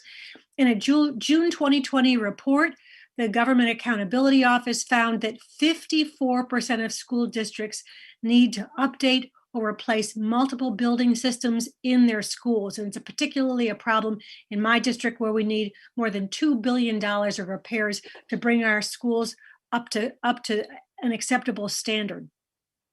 The GAO also found that 41% of districts need to upgrade or replace HVAC systems in half of their schools. 36,000 schools nationwide. The GAO report also indicated that 20 to 35% of all school districts have to replace and update other major building systems, including roofing, lighting, or plumbing. Furthermore, the chronic disinvestment in our school facilities has led to an annual $85 billion school funding gap, according to the 2021 State of Our Schools report. We must immediately deliver $82 billion in school infrastructure grants. In fact, I wish it could have been more, to ensure the safe and healthy school buildings for our nation's children and our families. And I don't think we need the kind of distraction that's presented in this amendment. I urge my colleagues to oppose the amendment, and I yield back. Thank you. Does anyone else seek recognition on the amendment? The amendment, just to say that everybody wants the schools reopened in person, because in-person instruction leads to better academic achievement. Everybody knows that. The students get better access to nutrition with the school meals. Students cannot learn the social and emotional skills that you learn in school by sitting at home in front of a computer. The identification of child abuse can only take place when the children are coming to school. And let's get serious, you're not going to really reopen the economy unless you reopen the schools. People can't go back to work. The gentlelady from North Carolina has said what the benefits of the American Rescue Plan and opening the schools. I want to reemphasize that the Centers for Disease Control has emphasized proper ventilation as an essential element to safely opening the schools. And as she indicated, there is a huge need to repair and replace HVAC systems across the country. With all that, we're doing everything we can do. We don't need to subject and order children into unsafe schools, go to school, whether they're safe or not. We need to make the schools safe. And then I don't think you're going to have any resistance to opening the schools. Everybody wants the schools open. And so I would hope that we would not adopt the amendment and listen to what the gentlelady from North Carolina has said. I yield back. Are there anyone else seek recognition on the amendment? Yes, Mr. Mr. Chairman. Chairman, this is Representative Harshbar. I'd like to speak in support of Representative Steele's amendment. Young lady from Tennessee is recognized for 5 minutes on the amendment. Okay. Strike the last word. Exactly what Michelle said is true. You know, you talk about supporting these minorities and these, you don't want a child left behind, but, you know, I've done a lot of work with autism and autistic children. And, you know, she is exactly right with some of the comments she said about these children. You know, it's not going to do somebody who commits suicide any good if you don't open the school. It's not going to help anybody that has an autistic problem and needs to be around someone if they take their own life or anything else, or if they are set back a whole year from not learning. You know, you advocate taking care of these minorities, you advocate pouring more money into schools, you advocate all these things, but you don't look at these children and these precious lives that need to be around other people. This is just a prerequisite. They need to be back in school. And this amendment, I support it full-heartedly. And we don't want to leave any of these children out. And making sure that they can go to school and be around other people is imperative for their health, their mental health, their physical health, and everything else. So I'm speaking in support of Representative Steele, and saying no to this amendment is saying no to these children that you advocate so much for. So with all that said, I yield back, Mr. Chairman. Thank you. Does anyone else seek recognition? Yes, Mr. Chairman. Yes, gentleman from New York, Mr. Espiat, and then on our side, young lady from Connecticut, Mr. Espiat. Thank you, Mr. Chairman. I move to strike the last word. Gentleman recognized for 5 minutes. Mr. Chairman, this is obviously a very contested issue. Everybody wants children to go back to school. Obviously, we all know the social benefits of having the children in a school building, in a school district. But the fact of the matter is that we're still in the middle of a pandemic, Mr. Chairman, and the Delta variant continues to spread dramatically. And science has determined that this variant spreads easier and may have a more damaging impact on everybody than the previous COVID-19 virus. And as such, we must take care of our children. Now, there are children that have, for example, acute asthma that now will go back to a school and have to be perhaps in an overcrowded classroom, in an overcrowded cafeteria or common area in the school. And these children deserve to have an option, perhaps to have distance learning, remote learning in their school. If they receive a letter from a pediatrician, if they are determined by a group of experts from a particular school district that they will be safer at home, that is what we should be providing for them. Mr. Chairman, I think that we're not out of the woods. And although we all want our kids to be back in school, we also have to provide at least an option, a parental option for those children that the medical community have determined that will be high risk in a school setting.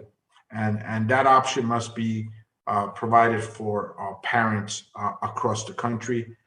There are kids that are severely ill or have an immune problem that will prove deadly with the Delta virus. As simple as that. I know there's folks that don't believe in that out there, Mr. Chairman, but the numbers speak for themselves. Take a look at Florida and see what's happening there. And so I will be voting against this amendment, and I yield back. Does anyone on the minority side seek recognition? If not, gentlelady from Connecticut, Ms. Hayes. Thank you, Mr. Chair. I rise in opposition to this amendment. I think Gentlelady's we've recognized heard for 5 minutes. I think we've heard a lot of talk over the last year and a half about what was best for kids in school. First of all, I want to start by saying I would like to believe, and I hope that all of us are advocating not only for minority children, but for all children, because that is our job. So the work that we're doing here, yes, is to protect the most vulnerable and the least of us, and to make sure that kids are safe in school. But to the gentlelady's point, in most school districts, I know, having worked in a school district for over 15 years, if you have a child who is severely immunocompromised or to present some of the challenges that she talked about, where they cannot attend in person, most school districts provide already for homebound instruction or for things like that. If it is a life and death situation like the ones that we are talking about, I think that we all agree that it is in the best interest of children to be in school full-time in person, which is why Democrats voted in the American Rescue Plan to provide schools with the resources to do that and to do it safely, to hire additional staff, to provide the protective equipment. We, tried to think of every possible outcome and barrier that students would face and prepare in advance for those things. We did that because we do, in fact, care about the well-being of children and wanted them to be safe as they return to school. I think, as my colleague, Mr. Espaillat, said, we are not out of the woods on this one. So we have to proceed with caution and just continue to do whatever we can to make sure that our local districts have the resources that they need. I think a big help with that would be for people to get vaccinated and for schools and districts to follow the procedures so that kids are safe. Many of the children that we're talking about cannot get vaccinated. So if the adults were to do their part, we would be able to at least help to mitigate some of these challenges. But again, as my colleague talked about, this one child who my heart broke as I'm hearing the story, who is autistic and has ADHD and created these imaginary friends and really was faced with all of these challenges back in school around real friends and teachers and support staff is where he belongs, where children belong. So I urge my colleagues to reject this amendment and to vote no, and to really try to put our kids and our country back on the right track and go back to some semblance of business as usual. With that, Mr. Chair, I yield back. Thank you. Gentlelady's time has expired. Does anyone else seek recognition? Mr. Chairman. Gentlelady from North Carolina, distinguished ranking member, Dr. Fox. Thank you so much, Mr. Chairman. I find it intriguing that our colleagues are talking about school choice and about parents not bringing their threatened students to school and having that choice. And then others are saying, oh, yes, we put money last year into opening the schools, and then they let the teachers' unions thwart that and not bring the most vulnerable students back in. Every one of us has heard stories like the one that Congresswoman Steele talked about, where the students who truly needed to be in school were denied by the teachers' unions the ability to be in school. So don't tell me about how much people in the teaching profession care about these students when they were the ones who denied the opportunity for them. What we're trying to do is get those children back in school. And by the way, Mr. Chairman, I think we need to look at the statistics on who are the people who aren't getting vaccinated. It isn't who are the people who are being most portrayed. The highest percentage of people who aren't being vaccinated are African Americans. There are maybe various reasons for that, but it is the children of those people and the relatives of those people who are being disadvantaged in this situation. So I think we need to be dealing with facts here about who's kept the schools closed and how Republicans are doing their best to open the schools for the most vulnerable students. We need to support Representative Steele's amendment so that we can get children back in school and not have the teachers' unions thwart the ability of students to be able to learn in a good environment. I yield back. Thank you. Does anyone else seek recognition? Gentlelady from Georgia, Ms. McBath. Thank you, Mr. Chairman. I move to strike the last word, and I just have to honestly say I agree with my. Oh, I'm so sorry. I have to honestly say I agree with my colleague Johanna Hayes. I mean, she's an established really just a wonderful teacher, and she has been experienced and understands critically and just necessary how much all of these policies and all of the funding and resources that we're putting forth really are making a difference. And at this time, I'd like to actually yield the rest of my time to Ms. Hayes if she cares to.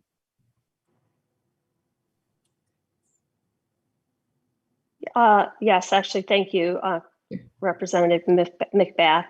I'm appalled by everything that I'm hearing, because at every turn, the minority member wants to take a shot at teachers. These are the same people that have protected our children. These are the same people that we are trying to get our children back in front of. These are the same people that we all agree are the drivers of academic success. So I stand in solid support of our teachers and commend them on the work that they've done over the last year and the work that lies ahead of them in this year. They really have stood in intercession for our students and done the best that they could, sometimes with little or no support. So I will not let an opportunity go by for me to let the last word on the record be that we do support teachers, and our teachers are the ones who supported our students through what was probably the most traumatic event in their academic experience. And to the comment about vaccinations, it doesn't matter who's not getting vaccinated. I'm not really sure why it was critically important to identify African-American communities. My comment was the adults need to get vaccinated so that our children are safe and protected. And again, I will stand with my colleagues to do whatever we can to continue to ensure that that has happened or that continues to happen as we have done throughout this pandemic. We will continue to do that to ensure that our schools can open safely and that our children can continue to learn. That's all I have to say on this amendment. I urge my colleagues not to support this amendment so that we can make sure that at least we are doing everything that we can to get our kids back in school safely and protect our school communities, our faculty, our administrators, and our teachers. Thank you, Mr. Chair. I yield back. Will the gentlelady from Georgia yield? I yield back the balance of my time. Thank you. Will the gentlelady from Georgia yield to me? Yes, absolutely. Thank you. I just point out that I think everybody wants the children back in school. The debate seems to be whether they go back to school or whether they go back to school safe or not, or whether they go back to school safely. And I think those of us on this side want to make sure that the schools are safe before the children have to go back to school. And ordering them to go back to school safe or not just doesn't seem like a good idea. Yeah, Appreciate Mr. Chairman, I'd like to, I appreciate the gentlelady yielding back, and I'll yield back to her. Thank you, Mr. Chairman. I yield back the balance of my time. Thank you. Thank you. Did I understand? Mr. Chairman. Gentleman from Georgia is recognized to strike the last word. Yes, sir. Thank you, Mr. Chairman, and I hope I can stay connected here. I'm just about to where I need to be. But anyway, let me just say this. We all represent the same roughly the same number of people. I have inner city schools in my district. I have rural schools in my district. Let me just say this. We were in school. We did not miss school all of last year in the 12th District of Georgia. Our teachers did that. They put themselves in harm's way for those students. And I'll tell you what, my hat's off to them. And they got it done. Was it easy? No. We also, in the CARES Act, provided funding, $67 billion for education opportunities, where not only do we have all new schools in the 12th district, and when you look at our median income, it doesn't even compare with a lot of these districts. We have all new schools. The roofs don't leak. We put in all the new filtering systems in all of our air conditioning systems. We didn't lose one student. We're open for business because you can either surrender to this thing or you can fight it. And in the 12th district, we fought it. And let me tell you, our kids are not behind. They are, and they're back in school again this year. I do not for the life of me understand why other districts in this country are doing what they're doing when we all have the same problem. It makes no sense. And then we just want to throw more money at it. It's just senseless. And I just frankly don't understand it. Thank you, Mr. Chairman. I yield back. Thank you. The gentleman's time has expired. Does anyone else seek recognition on the Steele amendment? Mr. Chairman, I seek recognition. The gentleman from California. I'm going to strike the last word and rise in opposition to the amendment. Is recognized for 5 minutes to strike the last word. Mr. Chairman, I too was a public school teacher for nearly 24 years. And let's just review what I thought was a tenet of republicanism, which was local control. And to see, I'm kind of astonished to see an amendment being offered that would use the federal fiscal hammer to coerce local school districts into doing something which they may regard as unsafe. In the similar manner, we've seen certain governors actually prohibit the mask wearing, something that most scientists say is a very effective measure against the spread of the COVID-19 virus. This is very much reminiscent of that kind of mentality, which is about moving forward an ideology, an extreme ideology, which diminishes the seriousness of the virus, which diminishes the ability of local school officials and local officials generally to be able to address a public health threat as they see fit.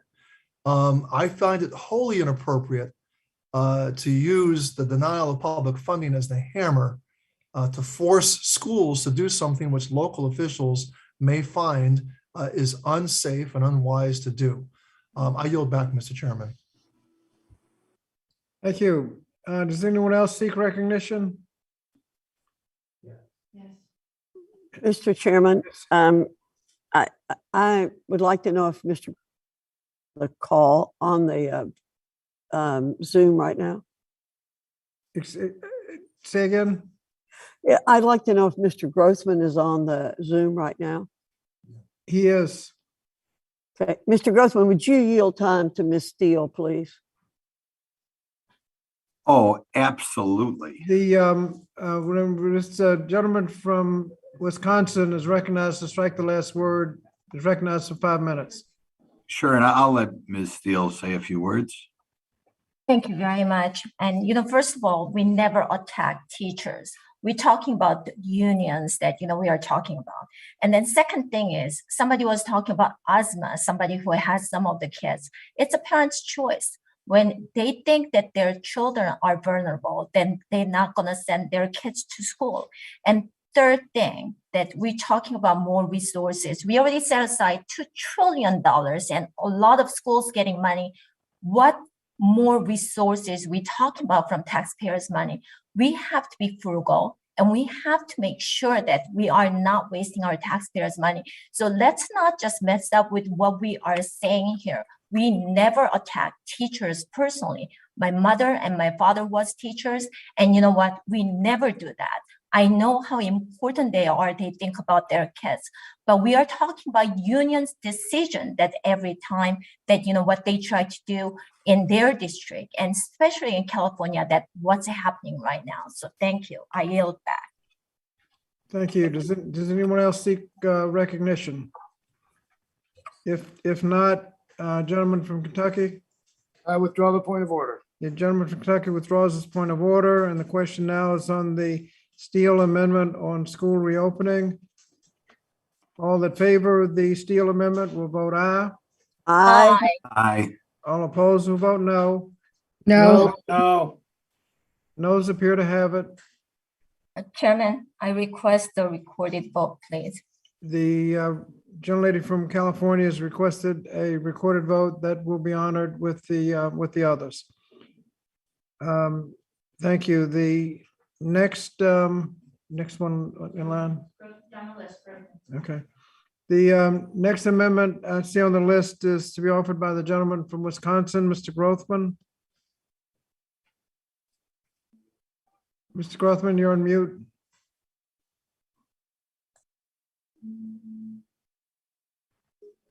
Okay, sorry. I have an amendment, GROTWI 58 at the desk. The gentleman from Wisconsin has an amendment at the desk. Clerk will report the amendment. Amendment to the amendment in the nature of a substitute to the committee for an offer by Mr. Grothman of Wisconsin, identifier GROTWI_058. The gentleman from Wisconsin is recognized, excuse me, wait a minute, gentleman from Kentucky Reserve a point of order, Mr. Chairman. reserves a point of order, and the gentleman from Wisconsin is recognized for 5 minutes on behalf of his amendment. Thank you. First of all, I have a suggestion for my wonderful committee chair. And as we go through all the provisions of this amendment, I think it would be timely to someday have a separate hearing in which the congressman could have a variety of qualified speakers, and they could decide which things are the responsibility of the federal government, which things are responsibility of the state government, which things are the responsibility of the local government, and which things the government should never be involved in at all. Because I sense here something a little bit frustrating to me, and it seems like as this thing was putting together, there was no restraint, and the majority of congressmen on this committee thinks everything is the federal government's business. And it's a little bit concerning, but in any event, I think Mr. Takano kind of touched on things a little bit a while ago, but I would like someday to have that hearing. Now, as far as the amendment that I have, it deals with immigrants who are here inappropriately, and this bill changes things so that they would be able to receive Pell Grants. First of all, we are broke. We are broke. There will be further amendments dealing about the inflation, but we are spending just so out of control. I think not since World War II, we spent so much money. So we should always be highly questioning any provision of this bill which spends more money, and opening up Pell Grants to people who aren't even here legally is certainly in that direction. Secondly, I've always had a little bit of problem with Pell Grants in that the middle class does not receive them, right? You get a Pell Grant if you have very low income. It's much more difficult, I think, to get a Pell Grant if your parents are married or if you are married. And in this bill, we're going further down that direction. More money to people who are not married people with average income in this country, who are always taking it on the chin when this Congress acts. The other point I'd like to make about this provision is in July, we had, I believe, over 100,000 people here entering this country, staying in this country, who shouldn't be here. And one of the reasons why we have this is so much of the action of Congress and state and local governments kind of implied the United States does not enforce their immigration laws.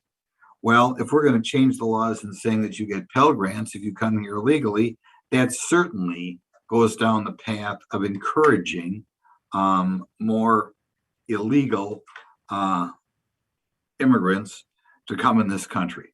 So in any event, in part because we're spending way too much money, in part because I think if anybody needs help paying for college today, it's your average middle class person, and in part because we're just overall broke, I introduced this amendment and hope everybody, also in the spirit of the fact that the federal government is doing way too much everywhere, I hope the amendment passes, and I was eloquent enough to pick up some of my good friends from the Democrat Party as well. Thank you. Thank you. Does anyone seek recognition on this amendment?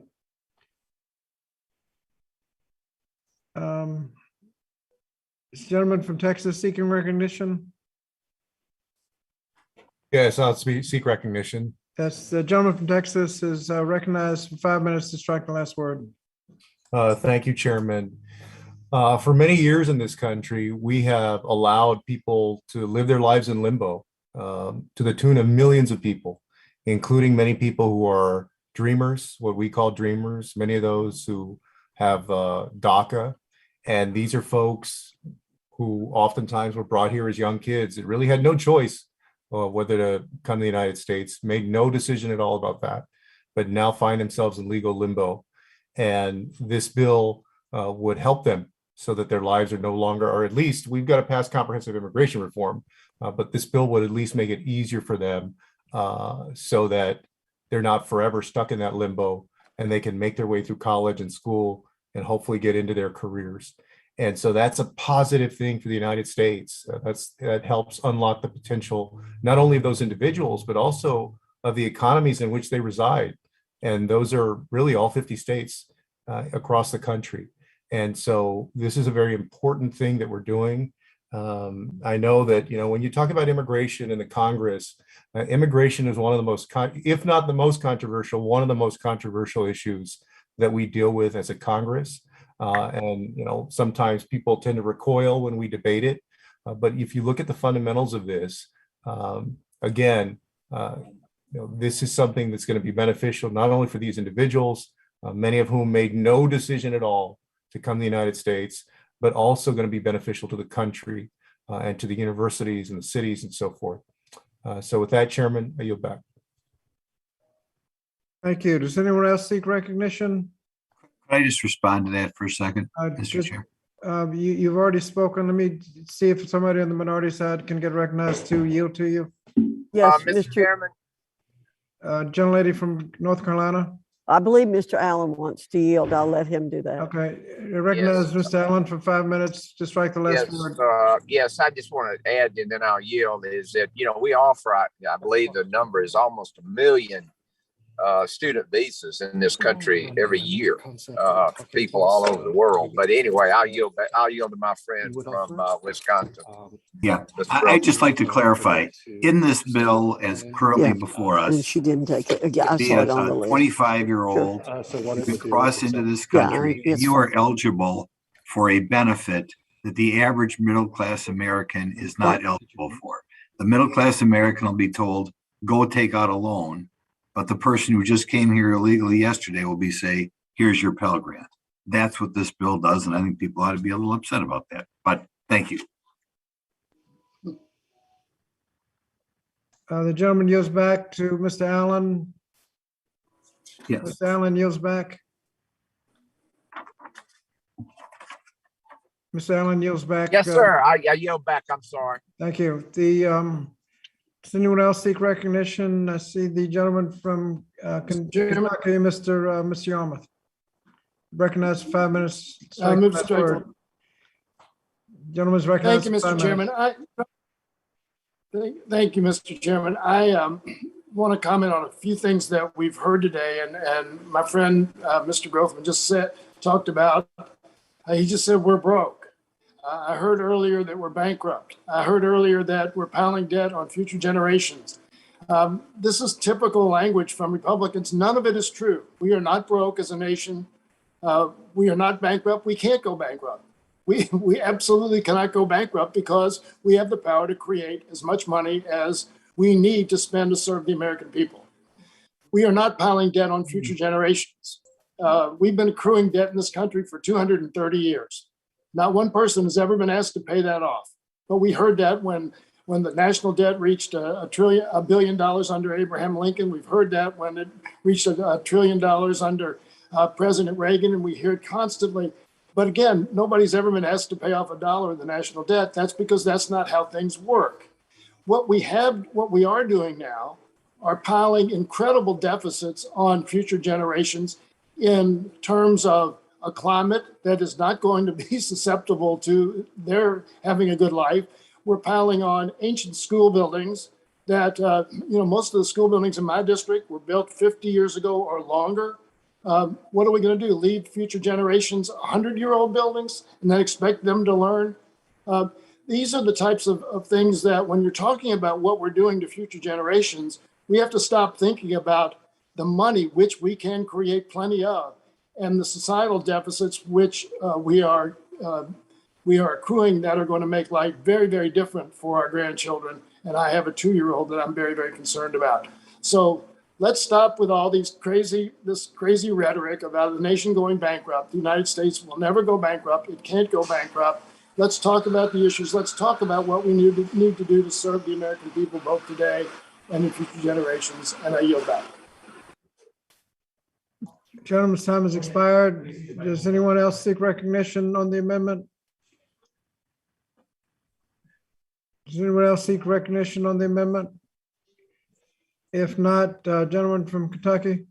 I withdraw my point of order. The gentleman from Kentucky withdraws his point of order. The question now is on the Grothman amendment. All in favor of the amendment will vote aye. Aye. All opposed will vote no. No. Noes appear to have it. Oh, I want a roll call on that, okay?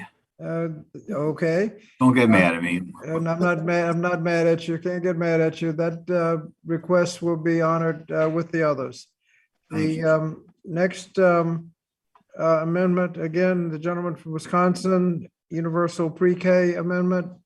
You recognize the gentleman from Wisconsin? Thank you. We'll try to get out well under 5 minutes. Here we have universal. Wait, just a minute. You have an amendment at the desk. The clerk will designate. I'm the sorry. amendment. Yep. I have an amendment. Grothman ELCP 009 at the desk. Okay, clerk will designate the amendment. Amendment to the amendment in the nature of a substitute to the committee print offered by Mr. Grothman of Wisconsin. Identifier ELCP_009. Thank you. The gentleman from Kentucky. Reserve a point of order. Thank you. And the gentleman from Wisconsin is recognized for 5 minutes on behalf of his amendment. Thank you. A goal under this bill is to have universal pre-K, 3 and 4-year-old children. There are a lot of problems with this amendment. One is it's going to require the Federal Reserve to print a lot of money and make a mess in that way. Secondly, insofar as we should be having the government take care of the 4 and 3-year-old children, it's something that should be done on a local level, not on a national level. Third, preschool is not all it's cracked up to be. There was a study a while back on Head Start done by Brookings. I believe it was by Brookings, showing that very expensive program that's around for years and years is not all it's cracked up to be. There are other studies out there by the Manhattan Institute that is also critical of 3 or 4-year-old children, 4-year-old kindergarten. But I want to point out something else. If you compare American test scores compared to other countries, we actually do pretty well in 2nd or 3rd or 4th grade. America's problem is not where kids are when they begin school. Where American test scores go down is in middle school and even more in high school. And if the problem was the kids were not arriving to school learning early, we would have low 3rd and 4th grade test scores, but we don't. The problem is, as you go through the school district, we drop relative to other countries. I think what the test will show is that you can educate a child to read when they're 5, you can educate a child to read when they're 4, but they all wind up about the same in 3rd grade.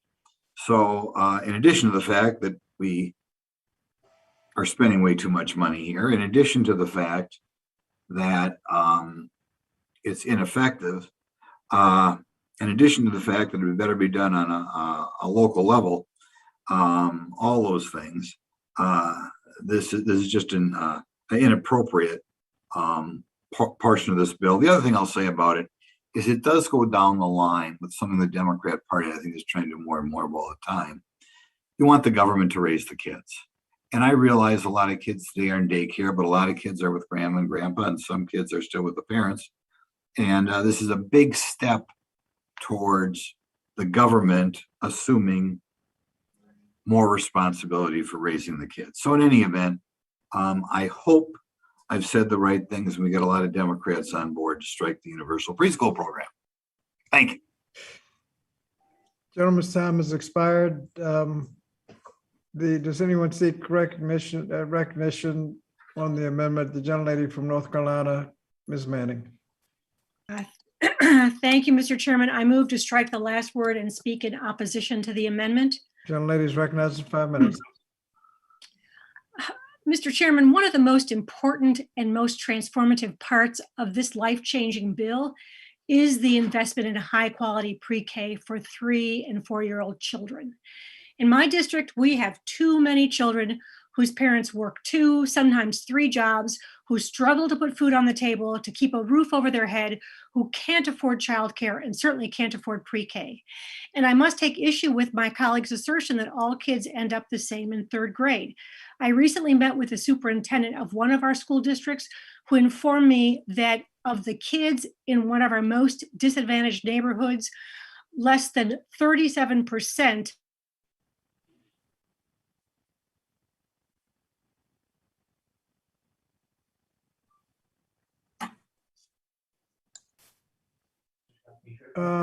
Ms. Manning, you locked up.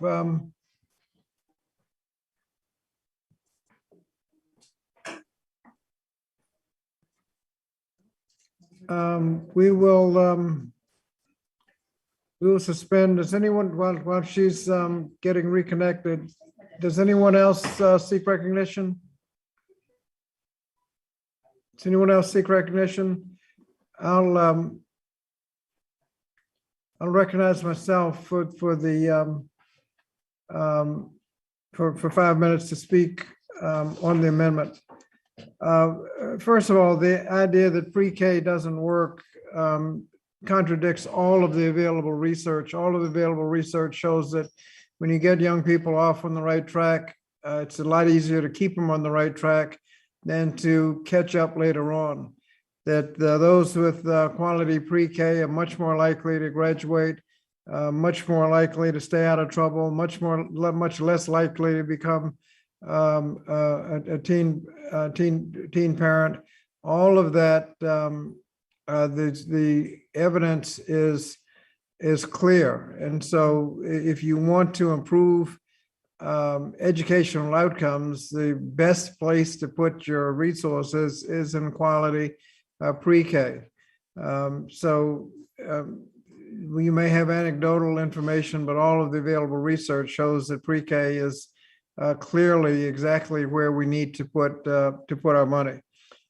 This offers that quality pre-K, puts young people on the right track, and while it's doing it, allows parents to go to work. So I would hope that we would vote against the amendment and yield back the balance of my time. Does anyone else seek recognition? I see Ms. Manning is back on the, she's muted, but did you want to resume your comments, Ms. Manning? I would love to, Mr. Chairman. I promise I didn't move. I didn't do anything. I'm not driving. I stayed exactly where I am, but my connection was lost. I don't know where it dropped out. Let me just pick up by saying universal pre-K programs for 3 and 4-year-olds will provide a quality of opportunity. It will allow all kids to get a strong foundation. It will also foster better long-term outcome, not only for our students, but for our society by ensuring racial and socioeconomic diversity from the earliest school years. And classrooms with children from diverse economic backgrounds have been found to improve children's learning as well as their lifetime earnings. For low-income children, for middle-class children, pre-K programs are the high to the right start. Finally, women's workforce participation increases when there's public preschool, and we all know how much we need to help women return to the workforce in wake of the pandemic. Investing in universal preschool is good for children, it's good for parents, it's good for our society. And I urge my colleagues to oppose the amendment, and I yield back. Thank you. Are the others, anyone else seek recognition on the amendment? If not, gentleman from Kentucky. I withdraw my point of order. Point of order is withdrawn. The question now is on the amendment offered by the gentleman from Wisconsin. All in favor of the amendment will vote aye. Aye. Aye. All opposed will vote no. No. Oh. The noes appear to have it. Oh, I'd like to ask for a vote on that. That was a key item. Okay, the request, the gentleman from Wisconsin requests a recorded vote, which would be honored. with the others. The next amendment is again offered by the gentleman from Wisconsin. Does the gentleman from Wisconsin have an amendment at the desk? Yes, I have an amendment, GROTWI/54 at the desk. The clerk will report the amendment. Amendment to the amendment in the nature of a substitute to the committee print offered by Mr. Grothman of Wisconsin, identifier GROTWI_054. Sixth. The gentleman from Kentucky. Doing the right thing. Reserve a point of order. Gentleman from Kentucky reserves a point of order. And the gentleman from Wisconsin is recognized for 5 minutes on behalf of his amendment. Yes, thank you very much. Just remember, American schools fall behind in high school. But yeah, this is something that has not received as much attention as other things in this provision. However, the Competitive Integrated Employment Transformation Grant Program established is what I believe is another attempt to demonize 14C, the subminimum wage, certificate holders, or the CRPs. And as members of the committee know, I'm a fan of the CRPs. I'm a fan of what used to be called work centers. I've toured them many times. And I think this program will eventually result in them having to go out of business. For that reason, I ask that this provision be taken out and we continue down the current path we are at, in which people of all abilities, including people of very,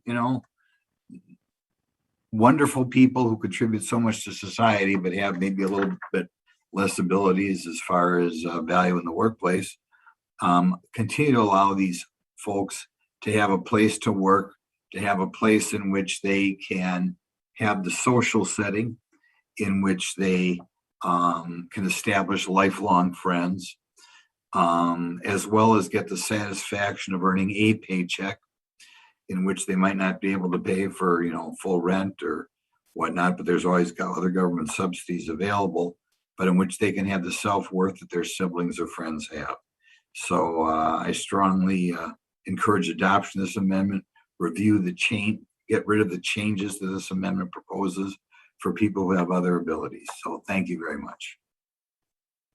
Thank you. The gentleman's time has expired. Does anyone seek recognition and on the amendment? The gentleman from New York, Mr. Morelli. Thank you, Mr. Chairman. I move to strike the last word and speak in opposition to the amendment. Gentleman is recognized for 5 minutes. Mr. Chairman, colleagues, the provision in the ANS, which Mr. Grothman's amendment seeks to eliminate, provides $268 million in grant funding to give states the resources they need to phase out the use of the 14C subminimum wage certificates, as well as an additional $30 million in funding to increase competitive integrated employment in the 9 states that have already stopped the use of 14C or in the process of doing so. I know Mr. Grothman and I have had a chance to speak about this during the question on the minimum wage that came out of this committee, but I think we disagree strongly. I also note that this section funds a technical assistance center to ensure the development and dissemination of best practices regarding the phase out of 14C and tradition of competitive integrated employment. This provision in the ANS makes investments to help states and the outdated, and in my view, discriminatory practice of paying workers with disabilities subminimum wages. The discriminatory nature of 14C is why the U.S. Commission on Civil Rights has called for an end to subminimum wage employment as recently as last year. The provision of the amendment in the nature of a substitute does not compel states to phase out sheltered workshops, nor does it amend the Fair Labor Standards Act. Rather, it provides a carrot, an incentive to those states which want to phase out subminimum wages and sheltered workshops by providing 5-year grants. Its goal is to get individuals with disabilities into competitive integrated employment. 9 states have already phased out the use of 14C, as I said, or passed legislation establishing a date when employers in the state will no longer be able to pay subminimum wage to workers with disabilities. And many of these states have significantly higher rates of competitive integrated employment than the national average. New York, my home state, and close to a dozen states are considering or have recently passed legislation to eliminate the use of subminimum wage for workers with disabilities just this year. So these grants will provide an incentive for states to finally end this discriminatory practice. And the grants in this legislation will enable states which still have sheltered workshops to transform employers' business models for people with disabilities to help them move from a sub-minimum wage under 14C to a full minimum wage. So the 9 states that have already passed legislation or taken other steps to eliminate the use of 14C will also have an opportunity to apply for funding to improve their employment services for people with disabilities. So this provision responds to a recent call to action by directors of developmental disability services at the state level who called for the phase out and for Congress to provide the resources states need to help people leaving so-called shelter workshops to find competitive integrated employment. So I urge in the strongest possible terms a no vote on the amendment. I yield back the balance of my time. Thank you. The gentleman's time has expired. Does anyone else seek recognition on the amendment? Then I'll recognize myself very briefly on the amendment. As the gentleman from New York pointed out, many states are phasing out the 14C. The number of 14C certificates that allow employers to pay a sub-minimum wage are being reduced every year. And this amendment helps employers transition so that they don't need the 14C certificate. And he's pointed out it's all carrot, no stick. Many states have just phased it out and you just got to deal with it.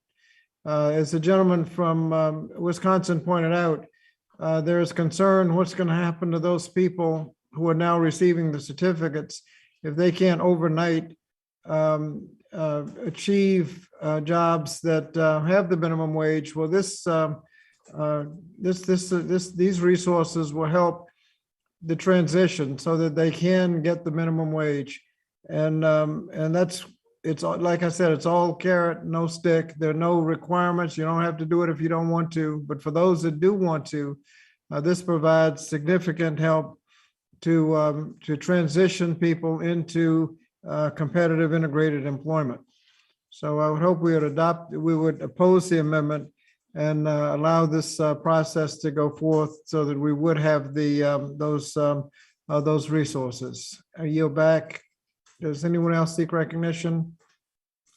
If not, gentleman from Kentucky. Gentleman from Kentucky, you're on mute. Sorry, Mr. Chairman, I withdraw the point of order. Gentleman from Kentucky withdraws the point of order. There being no further discussion on the amendment, the question is on the amendment offered by the gentleman from Wisconsin. All in favor of the amendment will vote aye. Aye. All opposed will vote no. No. And those appear to have it.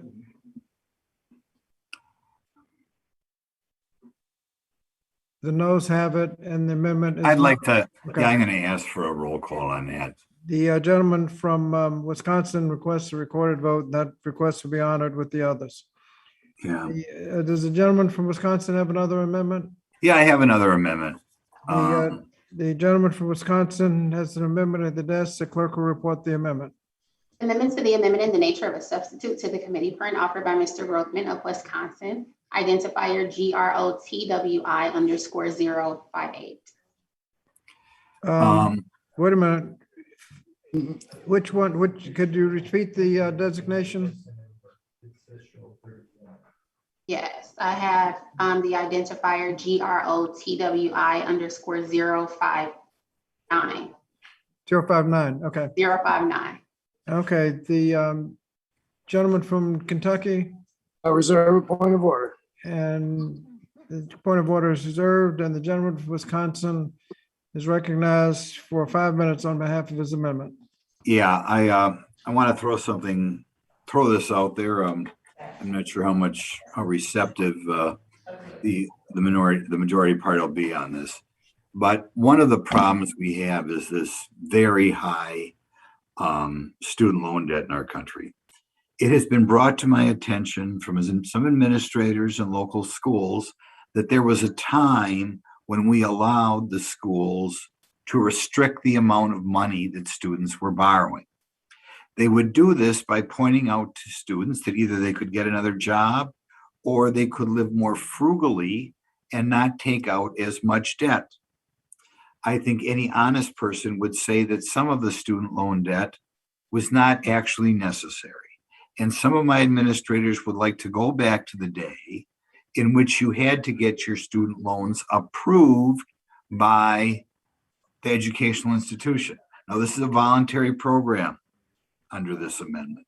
So I realize that there's some universities who don't want to take the time, who don't care, who may even use a lot of student loan debt as a carrot to get people to go to their institution.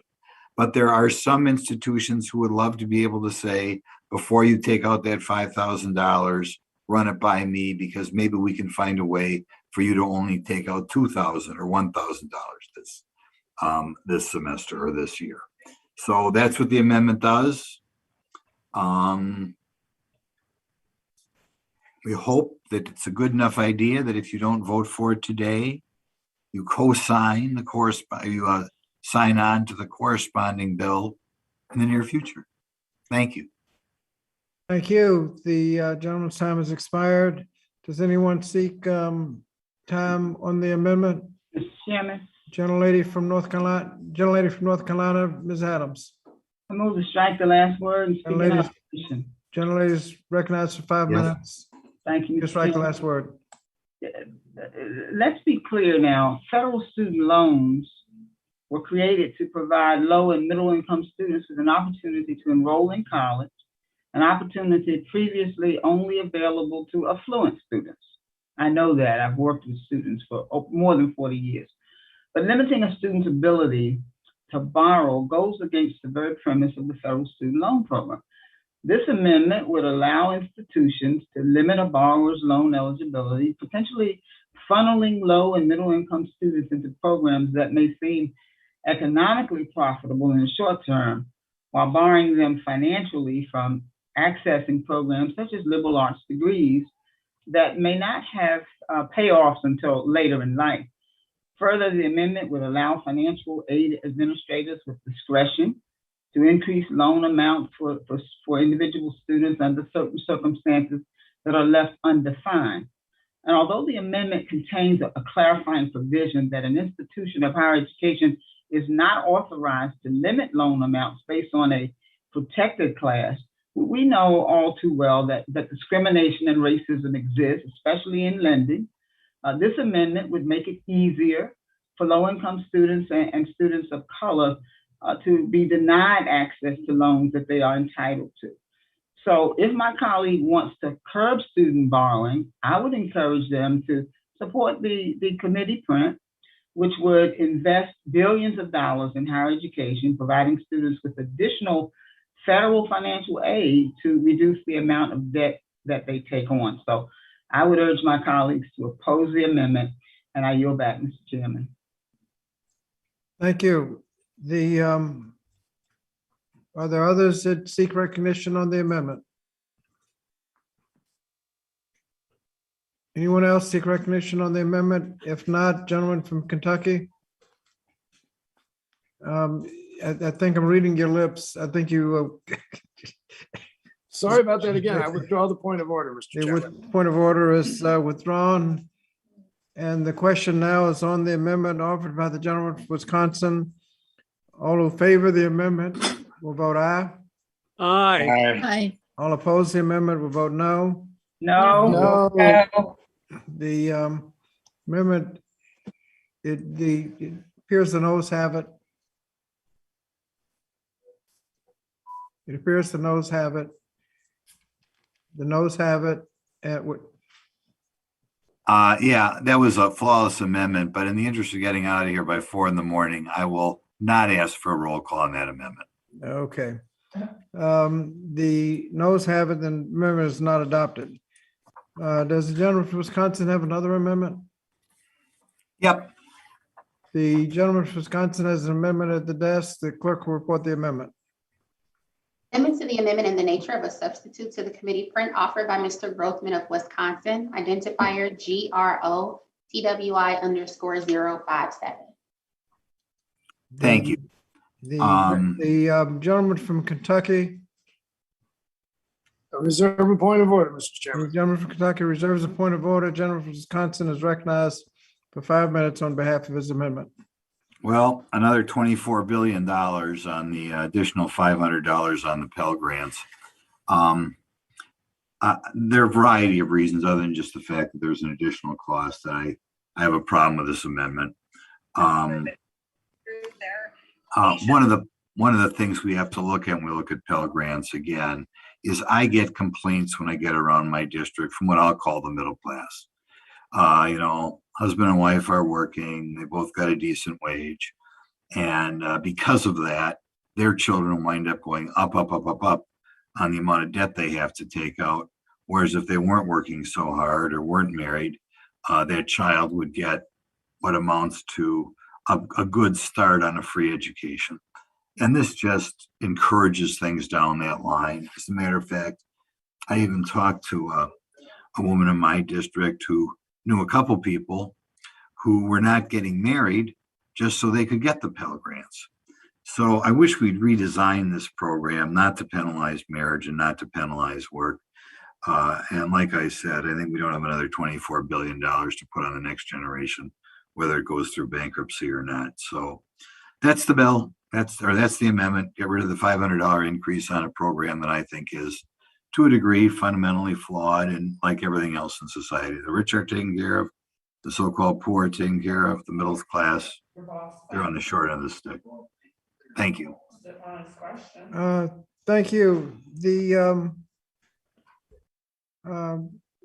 Does anyone seek the gentleman's time has expired. Anyone seek recognition on the Mr. Chairman, amendment? Gentleman from California, Mr. Takano. I move to strike the last word. Gentleman from California is recognized for 5 minutes. Mr. Chairman, I'd like to speak in opposition to this amendment. I am astounded that my colleague from across the aisle is attempting to slash the increase for Pell despite the program's proven success. The Pell Grant program has helped over 7 million low-income college students afford college each year. Pell Grants boost college enrollment, they reduce dropout rates, and improve student outcomes. So rather than slashing funding for the Pell program, we should be increasing the funding. And ideally, rather than reducing funding for Pell, we should be prioritizing doubling the maximum award of the grant. It's no secret that the COVID-19 pandemic significantly exacerbated the financial strain. Pell Grants make college more affordable for students and give students the support they need to succeed in the classroom. And while I applaud the committee's action to increase funding for the program, it's my firm belief that we're not increasing the funding enough. So I urge my colleagues to oppose this amendment, and I yield back the balance of my time. The gentleman yields back. Does anyone else seek recognition? Gentlelady from North Carolina, Ms. Manning. I move to strike the last word and speak in opposition to the amendment. The gentlelady from North Carolina is recognized for 5 minutes. Thank you, Mr. Chairman. I would just like to point out something with regard to the Pell Grant. I have had two people who have worked for me, two young people who came from families where the parents worked hard, where the parents were married, where the parents did everything right. And then in times of trouble, those parents lost their jobs. They almost lost their homes. The only way these two young people were able to go to college was through Pell Grants. In fact, one of them went into politics, particularly because she knew how important it was for there to be programs that would make college available to people who hit really hard times through no fault of their own. As I said earlier in response to another amendment, the increase of Pell Grant is minor compared to the amount that the cost of college has gone up, and it certainly doesn't pay for everything that a student needs to pay tuition, room and board, books, food, and everything else it takes for somebody to go to college. So I just want to remember that Pell Grant helps people from all different walks of life, particularly when they hit tough times. And I urge others to vote against this amendment, and I yield back. Thank you. Does anyone else seek recognition on this amendment? If not, gentleman from Kentucky. Withdraw my point of order, Mr. Chairman. Gentleman from Kentucky withdraws a point of order. The question Now is on the Grothman Amendment on Pell Grants. All in favor of the amendment will vote aye. Aye. All, Aye. all opposed will vote no. No. No. No. Noes appear to have it. The noes have it and the amendment is not adopted. Mr. Chairman, I'd like to ask for a roll call on that, but as a special 4:45 Central Standard Time gift to the rest of the committee, I will withdraw my next amendment. Okay.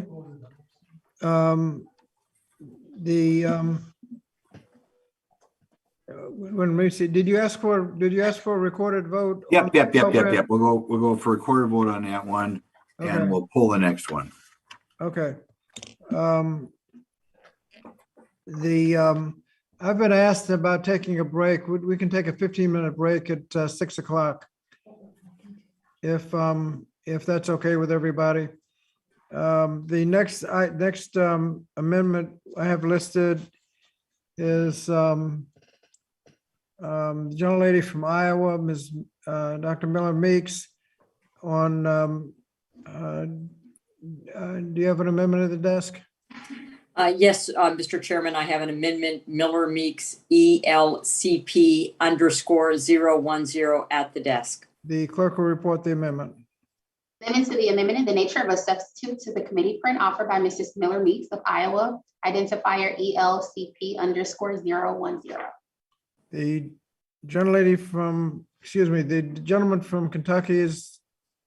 I reserve a point of order, Mr. Chairman. Gentleman from Kentucky reserves a point of order, and the gentlelady from Iowa is recognized for 5 minutes on behalf of her amendment. Thank you, Mr. Chair. While I don't think we should be considering this bill at all today, I am offering an amendment in hopes that we can add a little bit of fiscal responsibility to this behemoth of reckless and costly childcare provisions.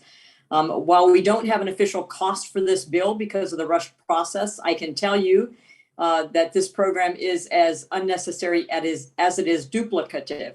In addition to several childcare focused programs we have on the books already, our colleagues on the Ways and Means Committee are marking up another portion of the bill that includes even more childcare money. In addition to which, working with both public and private partnerships within my district, there are businesses that are in addition working on this issue. My colleague offered an amendment to strike this entire provision and that failed. So now I'm hoping we can at least try to pare it back. That begins by preventing the folks that the administration and the Democrats have talked about at length as being deemed wealthy from participating. That means ensuring child care funds do not support families making greater than $400,000 a year. While our constituents fight to get back to a normal life, we have seen inflation rise dramatically, which is forcing them to pay more for just about everything. Spending more taxpayer money, increasing our spending at the federal level when we already have a fiscal budget deficit of around 3.5 trillion this year alone. That is not going to be the solution to reducing inflation and the spending-induced crisis that has been created. Instead, we should put a stop to the blatant misuse of taxpayer funds. We cannot sit back and watch hard-earned taxpayer funding go towards partisan policies. We should work together to help child care providers and families in need deal with the rising costs that they face because of the administration's failed economic policies and not, advantage someone making over $400,000 a year. I urge my colleagues to support this amendment, and I yield back. Thank you. Thank you. Does anyone seek recognition on the amendment? If not, I recognize myself for 5 minutes, just to point out that we do not means test public schools. Public schools are open to everyone. That has been the tradition in America, and we don't means test and charge people whatever they make. The public schools are open to everyone. This is a pre-K program, is a public school program, and should be therefore open to everyone. And you could have said 600,000, you could have said 1 million. If it's a public school program, it should be open to everyone, regardless of income, and therefore I oppose the amendment. I yield back. Anyone else seek recognition? If not, gentleman from Kentucky, I withdraw my point of order. point of order is withdrawn. The question is now on the amendment offered by the gentlelady from Iowa. All in favor of the amendment will vote aye. Aye. All opposed will vote no. No. The I ask for a recorded vote. noes appear to have it. The request for a recorded vote is noted and will be honored with the other amendments. Thank you. Thank you, Mr. Chair. Second. I can't. Does the gentlelady from Iowa have another amendment? Oops. Yes. Yes, Mr. Chairman. Did you intend to recognize me? I think so. The gentlelady from Iowa has another amendment at the desk. The clerk will report the amendment. Amendment to the amendment in the nature of a substitute to the committee print offered by Mrs. Miller Meeks of Iowa, identifier RAMD_01. The gentleman from Kentucky. I reserve a point of order. Gentleman from Kentucky reserves a point of order. The gentlelady from Iowa is recognized for 5 minutes on behalf of her amendment. Thank you, Mr. Chairman. Republicans have been pointing out for months that the Democrats' out of control spending is setting up low and middle income Americans for economic catastrophe. If this reconciliation package passes, the Democrats will have rammed through Congress nearly $5.5 trillion in new spending. The economic consequences of this recklessness have already begun. Inflation has increased more than 7%. Just since President Biden has taken office. As Ranking Member Fox said in her opening statement for this markup, this bill would be paid for by taxpayers twice, once from hardworking Americans' paychecks and again in higher prices at the gas pumps and at the grocery store and all of their spending, even on school needs. Democrats claim inflation is no big deal. They claim it's just a blip, that it's transitory, but is transitory 2 months, 4 months, 6 months, or now into 8 months of inflation.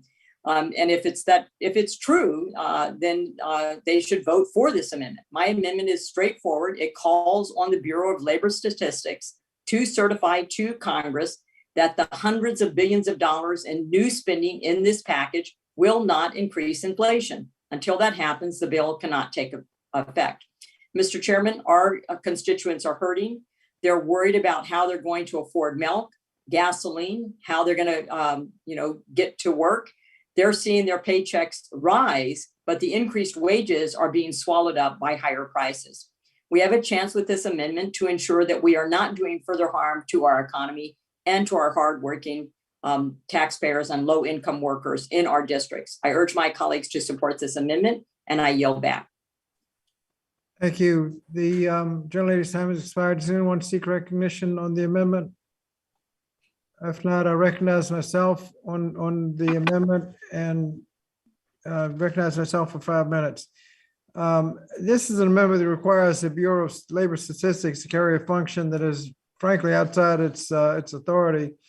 While the Consumer Price Index program at the Bureau of Labor Statistics aims to collect, analyze, and disseminate economic information to support public and private decision-making, it does not analyze legislation or try to explain exactly why there is inflation or what caused it, whether it's this legislation or the $5 trillion in tax cuts during the Bush and Trump administrations. That might be a function of some other entities, maybe the Federal Reserve or maybe the Commerce Department, but the Bureau of Labor Statistics doesn't have the capability of doing that. Inflation has gone up just about every year for decades, and to suggest that this bill will not go into effect if inflation does what it's always done is just another way to say that the bill will not go into effect. So those who want the bill to go into effect should vote no, and those that don't want the bill to go into effect might as well vote yes. So with that, I yield back the balance of my time. Does anyone else seek recognition? If not, gentleman from Kentucky. Gentleman from Kentucky, gentleman from Kentucky. On mute. Sorry, thank you, Mr. Chairman. I just want to make a couple points. We could debate The the gentleman from component. Kentucky is recognized for 5 minutes on the amendment. Thank you, Mr. Chairman. We could debate inflation for hours here and the various components and so forth. And, you know, one of the things that is pretty obvious is that the numbers we're seeing now, the percentage gains are based on the depths of the pandemic last May, June, and July. So you're figuring your percentage off of a very low base, but I don't want to get into all that. I just want to make one point, and that is that if this bill, the entire Build Back Better Act were enacted, and if none of it were offset, that $3.5 trillion in spending would represent somewhere between 5 and 6% more than we are already going to spend over the next 10 years. And it seems to me that anybody who would say for just 5% more than we're already going to spend, that it's not worth having childcare, pre-K, senior aid, deal with climate change, expansion of healthcare, all of the things that we're doing here, I think most Americans would say that's a pretty good deal. And as a matter of fact, the components of this deal are enormously popular. They're all polling with significant majorities. So I think you have to put things in perspective. Yes, $3.5 trillion is a lot of money. We are going to offset a lot of that. But regardless, we're talking about a very small increase in what we're going to spend over the next 10 years. And to worry about inflation when the benefits of this bill are pretty much undeniable, I think is worrying about the wrong thing. And with that, I yield back. Gentleman yields back. Does anyone else seek recognition on this amendment? Yes, Mr. Chairman. Gentleman from Georgia is recognized for 5 minutes to strike the last word. Yeah, I don't want to get in a debate with my friend from Kentucky, but I've been in the business world for, the company is now 45 years old. I ran it for 35 years. There are serious repercussions to government spending. One good question right now is why do we have 10 million people out of work and 8 million job openings? I mean, was that the American Rescue Plan? I mean, when you look at the track record of this administration, it's not going very well. And y'all may be just following him right off the cliff here because he has no idea how to create an economy and how to create jobs. He's never done it. The Biden administration knows nothing about this. All they know about is how to control and grow how to control people and grow government, which is the opposite of what the business community, and if you survey them out there, you're going to see some poll numbers, all right. I mean, I'm hearing it in my district, and I'm telling you, we're losing small business. 70% of the jobs created in the greatest economy in the history of this country prior to COVID, 70% were small businesses creating those jobs, and they're disappearing. These businesses are closing down. They can't get people. They've dealt with COVID. I mean, these people are sick and tired of this, of the policies of this government and this administration. It is not going well, folks. I don't know if you're in your districts, but it is not going well in the 12th district. And so, I don't know whether y'all want to follow this guy over the cliff or not, but this stuff will not work. I'm telling you, this kind of spending, like I said, I've been around a long time and I've been in the business world a long time. I have never seen nonsense like this. It's absurd. It is off the charts. And our allies and everybody's, the Chinese and everybody they must think this is a joke or something. I mean, we're just going to hand them the control of the dollar here. I mean, you talk to economists and they'll tell you, there's a lot at stake here, folks. I mean, you lose the value of that dollar and you're going to see inflation like you've never seen it. And I know that's been experienced around the world. So, I'd be very careful about, whatever this plan is called, the Great American Rescue Plan. I'm going to tell you, or whatever the new plan, the new jobs plan, because I'm telling you this, You raise the corporate tax rate, right now in Canada, you're paying 20%. Right now in Ireland, you're paying 10% corporate taxes. What is going to keep all these companies from moving back to those countries and selling their goods to the United States? What's going to keep that from happening? We got 600,000 manufacturing jobs in this country under our tax plan because because repatriation and all this. Don't tell me about economics, folks. I live it.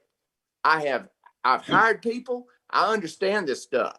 And let me tell you, this is going to be the most damaging, disastrous piece of legislation in the history of this country. And I yield back.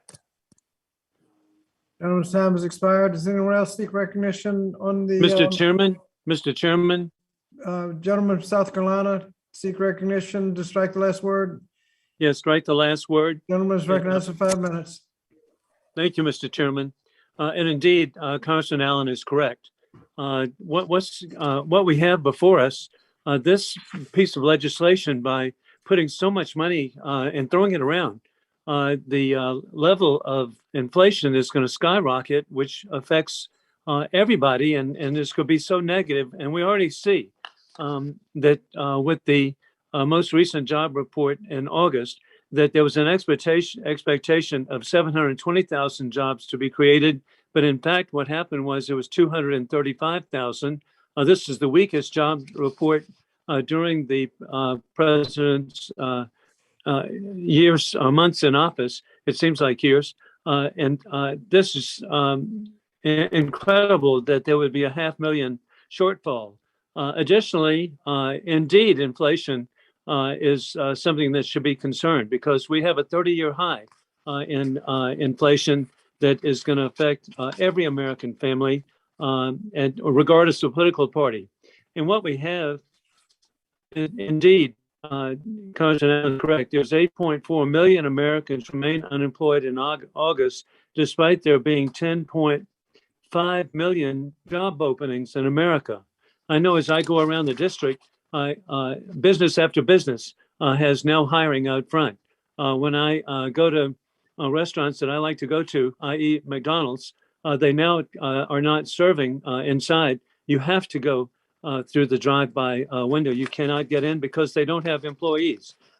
We have a situation where the Black unemployment rate has jumped from 8.2 to 8.8, a very significant, terrible increase in August. CNN, of all people, has called August's report a big disappointment of all, and even CNBC. This is incredible. It said it was terrible news for the American economy and the destruction of jobs. The rate of inflation, again, in July, and now it's a 30-year high. Inflation is taxation and has gone up every month of Mr. Biden's presidency. And because of inflation, Americans are paying more for everything, almost everything, and that is car rentals specifically are up 73.5%. Gas is up 41.8%. Used cars, 41.78%. Airfare is up 19%. Something that I particularly like, bacon, is up 11.1.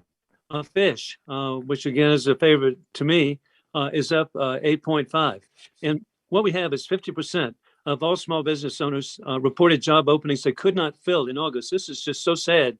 And it's a record high reading according to the National Federation of Independent Business monthly jobs report. And to me, it's doing people no favor to create such dependency to keep them on their sofa with remote control. That's not a fulfilling life. And I hope that indeed our colleagues of both parties understand that what's being proposed here is not recovery. It's actually incentivizing people not to work, to have unfulfilling lives. With that, I yield back. Thank you. The gentleman's time has expired. Are there anyone else seeking recognition on the amendment? If not, gentleman from Kentucky. I withdraw my point of order. Gentleman from Kentucky withdraws the point of order. The question now is on the amendment offered by the gentlelady from Iowa. All in favor of the amendment will vote aye. Aye. Aye. All opposed will vote no. No. Those appear to have it. Yes, I'd like a recorded vote, Mr. Chairman. And a recorded vote is requested and will be honored with the others. We'll now take a 15-minute break, reconvene at 6:20 when the amendments, we have 3 amendments by Mr. Fitzgerald and one by Cheryl will be the next ones up. We'll be back and we'll suspend for 15 minutes.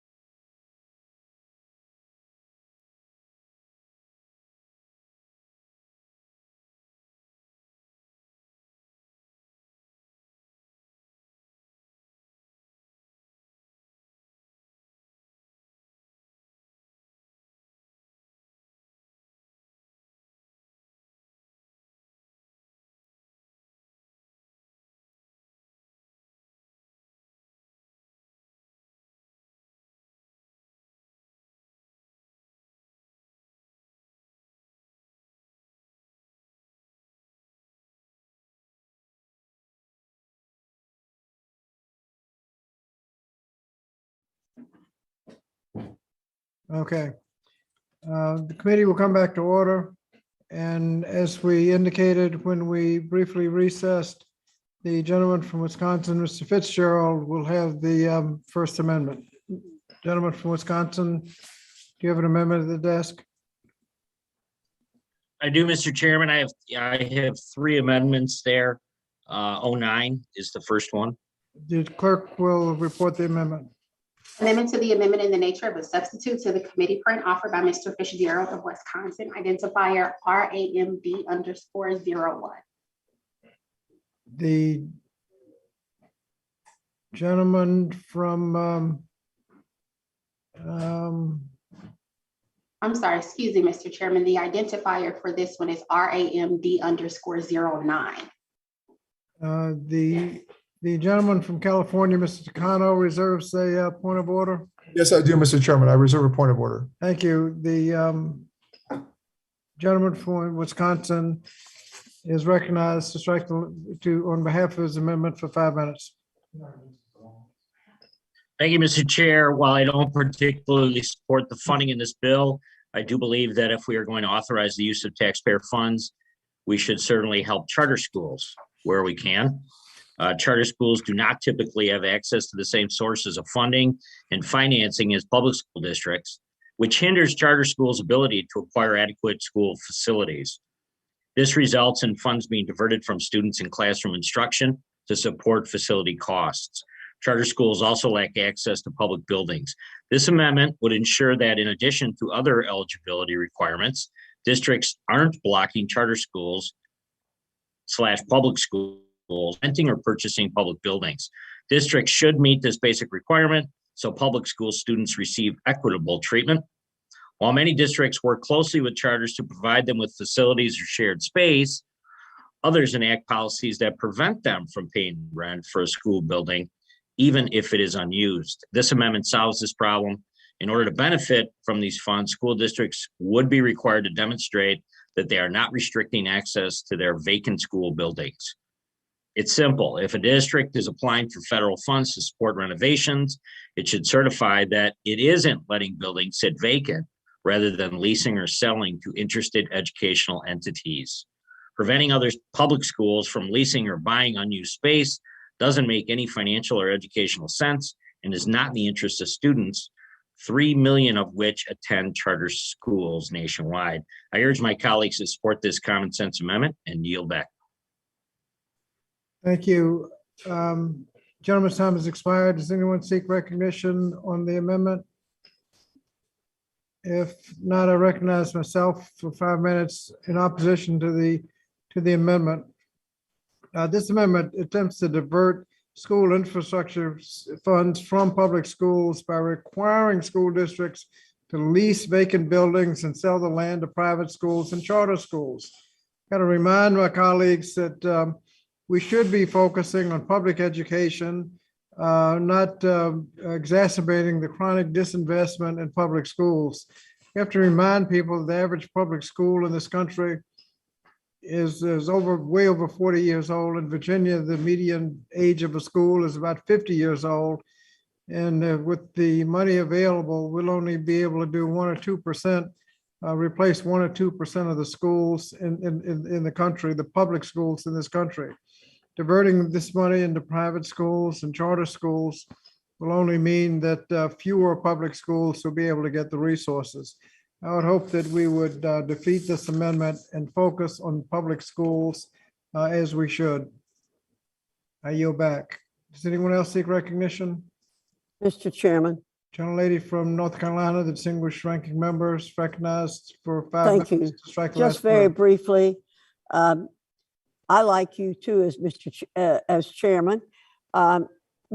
Not as much as I'd like myself as chairman, but Mr. Grothman calls you the wonderful chairman. But I have to say to the wonderful chairman that remind you that charter schools are public schools, and we're not taking away from one public school to give to something that is a non-public school. They're all public schools.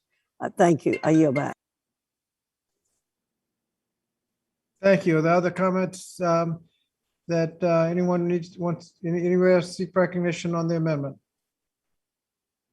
If not, the gentleman from California, do you withdraw your point of order, Mr. Takano? I do withdraw my point of order, Mr. Chairman. Thank you. The gentleman withdraws his point of order. The question now is on the amendment offered by the gentleman from Wisconsin, Mr. Fitzgerald. All who favor the amendment will vote aye. Aye. Aye. All opposed will vote no. No. Noes appear to have it. I'm a yes, Mr. Chairman, sorry. Okay, no, well, the noes appear to have it. Mr. Chair, can I request the yeas and nays on that? The recorded vote is requested, and that request will be honored when we bring up the other amendments. The next order of business is another amendment from the gentleman from Wisconsin. Yeah, Mr. Chair, I do have another amendment at the desk, 014. The gentleman from Wisconsin has another amendment. Clerk will report the amendment. Amendment to the amendment in the nature of a substitute to the committee print offered by Mr. Fitzgerald of Wisconsin, identifier FITVGE_014. Mr. Chairman, I insist on a point of order. The gentleman from Takano reserves a point of order. The gentleman from Wisconsin is recognized for 5 minutes on behalf of his amendment. Thank you, Mr. Chairman. My amendment would prevent individuals who have been convicted of sexual assault, human trafficking, or related crimes from receiving free community college tuition. This is a common sense amendment. The federal government should not be subsidizing tuition for individuals who have been convicted of atrocious crimes such as human trafficking. Every 68 seconds, an American is sexually assaulted, and every night that victim is a child. Just as horrifying is the fact that less than 3% of perpetrators end up in prison. Moreover, we are all aware that it is not uncommon for criminals to use our southern border to traffic women and children in and out of this country. As the influx of illegal immigrants continues to accelerate due to the Biden administration's inadequate policies, the risk for such practices will accelerate as well. Indeed, as of March, nearly 48,000 unaccompanied children had crossed the border to the United States in 2021, 163% increase from the year prior. Rewarding individuals who have been convicted of these crimes is a violation of our duty as elected officials, and I urge my colleagues to support my amendment, and I yield back. The gentleman yields back. Does anyone seek recognition on the amendment? If not, I recognize myself for 5 minutes on the amendment, just to say that one of the things we try to do is give those with criminal convictions, we try to get them back on the right course, and education is one of the best things you can do. To the extent that you deny education to those who've got a criminal conviction of whatever the criminal conviction is, and you can start naming them, but once you start naming them, there's no end to it. That we should not be denying them education. We should be providing more education so that people would be less likely to commit crimes. We know that those returning citizens who get a good education are less likely to commit crimes, and that adds to the public safety. So this amendment goes in the wrong direction. I hope it would be defeated, and I yield back the balance of my time. Any other requests for time on this amendment? If not, the gentleman from California. I withdraw my point of order, Mr. Chairman. Thank you. The gentleman from California withdraws his reservation of the point of order. The question now is on the amendment offered by the gentleman from Wisconsin. All who favor the amendment will vote aye. Aye. Aye. Aye. All opposed will vote. All opposed will vote no. No. No. Noes appear to have it. Mr. Chair, can I request a roll call? The gentleman from Wisconsin requests a recorded vote, and that will be honored later in the process. Does the gentleman from Wisconsin have another amendment? Yeah, Mr. Chair, I have one more amendment at the desk. It's 31. The clerk will report the amendment. Amendment to the amendment in the nature of a substitute to the committee print offered by Mr. Fitzgerald of Wisconsin, identifier RAMD_31. Gentleman from California reserve a point of order.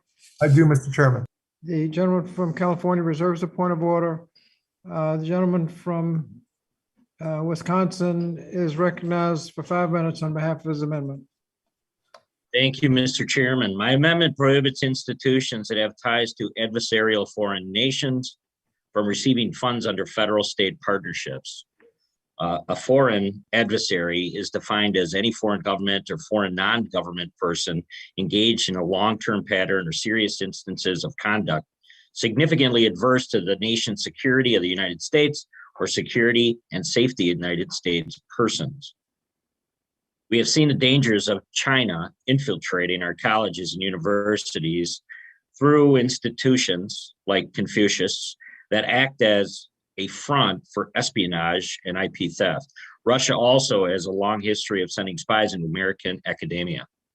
The American people do not want to see their tax dollars going to foreign governments and nations in direct competition with the United States. We do not need to be subsidizing hostile foreign governments. I urge my colleagues to support this common sense amendment, and I yield back. Thank you. The gentleman yields back. Does anyone seek time on this amendment? If not, I recognize myself for 5 minutes on the amendment. Just to say, we're talking about community colleges. Who's going to determine which state-run community college has ties with foreign adversaries? I mean, what is the State Department or the CIA going to come in and review all the community colleges? This is clearly a solution looking for a problem. I don't think there's much more to say about it. I hope we defeat the amendment, and I yield back. Does anyone seek recognition on the amendment? If not, gentleman from California. I withdraw my reservation. Withdraws his reservation, and the question now is on the amendment. All in favor of the amendment offered by the gentleman from Wisconsin will vote aye. Aye. Aye. All opposed will vote no. No. Noes appear to have it. Mr. Chair, I would also request a roll call on The that request for amendment roll as well. call- The roll call is requested, and that request will be honored when we get to the other amendments. Thank you. The next amendment is an amendment offered by the gentlelady from New Jersey, Ms. Cheryl. Thank you, Mr. Chairman. I have an amendment at the desk titled Cheryl ELCP 011. The clerk will report the amendment. Amendment to the amendment in the nature of a substitute to the committee print offered by Ms. Cheryl of New Jersey, identifier ELCP_011. The gentlelady is recognized for 5 minutes on behalf of her amendment. Thank you, Mr. Chairman. I want to speak today about an issue that will be crucial to the success of our national reopening and recovery efforts, providing affordable childcare for all families across the United States. And before I launch into this issue and the impacts it has on families all across the country, I want to express my sincerest thanks and appreciation to the chairman and to the committee for their support of this amendment and their work to ensure we're investing in childcare that works for every single family across the country. The economic effects of this pandemic have not been equal for different parts of the country. Working parents, particularly mothers, have suffered significant job and income losses as school and daycare closures have forced them to leave the workforce, and many have not returned. An estimated 1.2 million parents left the workforce between February and October of last year. And the Census Bureau found that on average during the pandemic, 10% of working mothers reported not working each week because they were providing care for their child. During the first wave of COVID-19 cases last April, labor force participation fell by 3.2 percentage points among married mothers with a child under age 6 and by 4.3 percentage points among married mothers with a child ages 6 to 12. These decreases, if sustained, would represent a monumental erosion of the progress we've made over the past 3 decades in helping women to enter the workforce. Quite frankly, not enough progress, because a 5% decline in women's labor force participation would undo the past 25 years of progress. This is not just a problem of the past, but instead continues to impact our economic recovery. In July, Men gained 7 times the number of jobs that women did. Labor force participation for women ages 25 to 54 also fell last month, while that of similarly aged men continued to rise. It is no surprise that the resurgence in COVID-19 cases in July disproportionately affected parents and women who have again had to deal with school and daycare closures.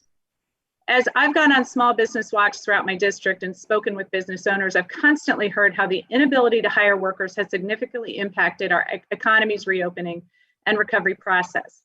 This issue is fundamentally linked to this lack of childcare, and we won't be able to fully recover until we also help working parents to re-enter the workforce. To make matters even more dire, this crisis in our daycare system has only worsened an institution that was already overburdened before the pandemic. Prior to the pandemic, there was only 1 childcare spot available in New Jersey for every 2 children who needed care. Today, that number is just 1 spot for every 5 children.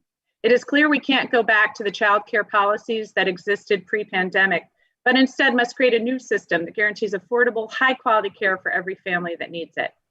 That's why I'm so pleased that the Build Back Better Act includes a once-in-a-generation investment in child care access for families. This legislation will ensure that middle-class families no longer pay upwards of 20% of their income on care, and will make sure that no family is unable to access child care in the first place due to cost. It also makes critical investments in our child care workforce and expands the number of child care centers across the country, crucial steps to increasing access to care. I applaud Chairman Scott and the entire Education and Labor Committee for these critical investments that will make a truly meaningful difference in the lives of my constituents. However, I'm offering this amendment because I know we can make this legislation even stronger by making this child care program available to all Americans. For so many people across the country, particularly in high cost of living states like New Jersey, the current eligibility limitations will make affordable childcare still difficult to access. This will result in working families still having to pay significant portions of their income on childcare and will cause many working women to leave the labor force entirely due to this lack of affordable access. For my constituents, building a generational new system of affordable childcare that will finally help working parents to enter the workforce and then excluding them from it will represent a severe blow to their faith in the federal government.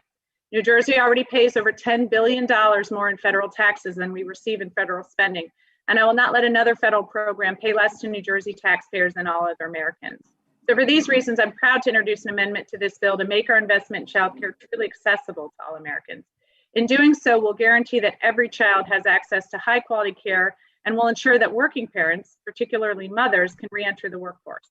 We will also help to solve our worker shortage, create hundreds of thousands of jobs, and boost incomes across the economy. Again, I want to extend my thanks to the chairman and the committee for their work with us on this amendment and your support for it. It's hard to adequately highlight just how big of a win these investments will be for every single family around the country, and we can be proud of what we will be accomplishing by including it. Thank you, and I yield back. Thank you. Gentlelady's time has expired. The ranking member, the gentlelady from North Carolina, Dr. Fox. Thank you, Mr. Chairman. Recognized for 5 minutes to strike the last word. You know, I cannot believe this amendment. It makes an irresponsible bill even worse. And many of my colleagues and I have said, if you want to have a conversation improving childcare, let's gather in a bipartisan way to improve the existing programs. We all know people struggling to pay for childcare. Instead, what we are considering now is an amendment that appears to remove the modicum of fiscal responsibility that was in one of the many duplicative, unnecessary childcare programs. Once again, the Democrats are working hard to spend taxpayer funds on higher income individuals without a concern about the businesses they are encumbering and the families struggling to make it all work. As we read this amendment, it appears that you have left in the checking that no one can have more than $1 million in assets, which is a lot of assets, but you have left off the $1 million income cap, so that with an individual being able to spend no more than 7% of their income, people could be making $1 million and pay $70,000 for childcare. And my colleagues are talking about affordable, high quality childcare. Well, yeah, you can buy a lot of high quality childcare for $70,000, while middle income people are struggling to pay several $100s a week out of their pay. And yes, many of them are paying 20 and 30 and 40%. And it is not going to be one bit difficult to access childcare if you're able to spend $70,000.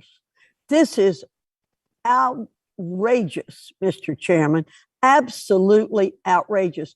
Put this in with what Ways and Means is going to talk about, and that is taking off the $10,000 cap for your second, third, fourth, fifth billion-dollar home if you need to pay taxes on it. And the Democrats have become the party of the rich. Don't talk to us about being the party of the poor anymore. This amendment is absolutely irresponsible. We need to be helping low-income people, not the wealthiest people in this country. And I am absolutely mortified that you would even consider such a piece of legislation when people are struggling. And in my area, people are working. They're going back to work. They're paying for childcare. They're sacrificing to work. They're paying more for gas. They're paying more for food. And they're struggling in this abominable economy that President Biden and the Democrats have created because of the inflation you're creating. Honestly, I don't know how you can hold your heads up when you're talking about this kind of an amendment on this bill. I yield back. Thank you. The gentlelady's time has expired. The gentleman from New York, Mr. Jones. Thank you, Mr. Chairman. I move to strike the last word. Gentleman's recognized for 5 minutes. I'm so proud to have co-authored this amendment with Representative Cheryl. I was raised by a single mom who got help raising me from my grandparents. When daycare was too expensive, my grandmother took me to work with her cleaning homes. Earlier this year, my grandmother, who grew up in Jim Crow, Virginia, and never received a college education, got to see her 33-year-old grandson sworn into the United States Congress. But my story is the exception rather than the rule. According to a report published by the Center for American Progress, children that have access to high-quality childcare have better social, cognitive, and verbal development outcomes. These same children were also shown to have better reading, writing, and math skills. Crafting the childcare provisions to provide universal affordability is not simply a matter of making the program bigger. It's about giving our children the tools they need to thrive. Mr. Chairman, under your strong, visionary, and transformative leadership, we have the opportunity to do something in this hearing that no chair before you has ever accomplished in the history of the United States Congress. We have the opportunity to pass a truly universal childcare program that leaves no American family left behind in the richest nation in the history of the world. And I have never been more proud to be a member of this committee. Much has been said about what people making over 200% of state median income can and cannot afford. I represent a district where many of my constituents making over 200% of the state median income still struggle to afford childcare. I have met with these people, so I know that their struggle is real, especially given the high cost of living in Westchester and in Rockland counties. And just a quick point in response to what the ranking member said earlier. If it is true that $70,000, in other words, 7% of $1 million is sufficient to cover the cost of childcare, then she is conceding that this bill would do nothing to subsidize the childcare for such high income earners. Therefore, she has introduced a straw man. This is especially true, this struggle of affordability that I identified, in single parent households where people make over 200% of the state median income. Childcare was already inaccessible for many families before the pandemic due to cost and quality. Now, in the wake of this pandemic, parents are dealing with reduced childcare options increased financial hardships, and an uncertain future with respect to remote work. We must pass this amendment to meet the needs of all Americans and help relieve this burden on all families. Childcare is the most transformative investment that we are considering today in this markup, and easily one of the most well-known and transformative provisions in the entire Build Back Better legislation. So I urge my colleagues to support this amendment to ensure that these investments have the broadest possible reach and guarantee affordability for all American families. And with that, Mr. Chairman, I yield back. Thank you. Does anyone else seek recognition? Chairman? Just a minute, on anybody on the. Mr. Chairman. Hold on. Does anybody on the minority side seek recognition? If not, gentlelady from Washington, Ms. Jayapal. Thank you so much, Mr. Chairman. I move to strike the last word. Gentlelady is recognized for 5 minutes. Thank you, Mr. Chairman. I am so proud to be a co-sponsor of this amendment with my colleagues, and also want to thank you, Mr. Chairman, for your tremendous leadership on helping us to ensure that every single child can access childcare, that our program is truly universal and fair by ensuring that every family pays no more than 7% of their income on childcare. Every parent, regardless of income, should be able to have the ability to care for their families. On average, Washington households already spend 14% of their income on childcare.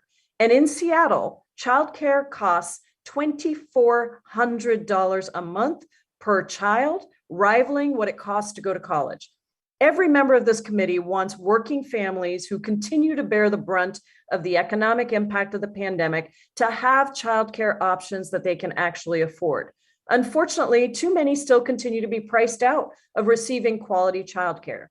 Investing in childcare without addressing affordability harms our communities, particularly in metro areas and suburban areas across the country that have done the right thing and raised wages, perhaps even passed $15 minimum wage laws, and are housing poor, so they have enormously high housing prices. Working families, teachers, single moms, middle-class families are struggling in this situation to simply survive, much less to get affordable childcare. This amendment ensures that we recognize these realities for families across the country and that we leave no one out. It is truly a universal program. The investment brought about by this amendment will also have long-lasting impacts on our economy. Parents cannot return to work if they can't afford childcare. We know that parents with young children, but women in particular, have faced great challenge in re-entering the workforce due to a lack of affordable options. A recent study from the National Women's Law Center and the Center on Poverty and Social Policy found that investing in affordable, high-quality childcare for every family means that needs it would increase the number of women with young children working full-time by 17%. That's monumental change for generations of women, and it helps to narrow the lifetime earnings gap between women and men. Investing in the early development of our children is a shared priority of every member of this committee. We all recognize the connection between quality childcare and social, emotional, and cognitive growth in a child.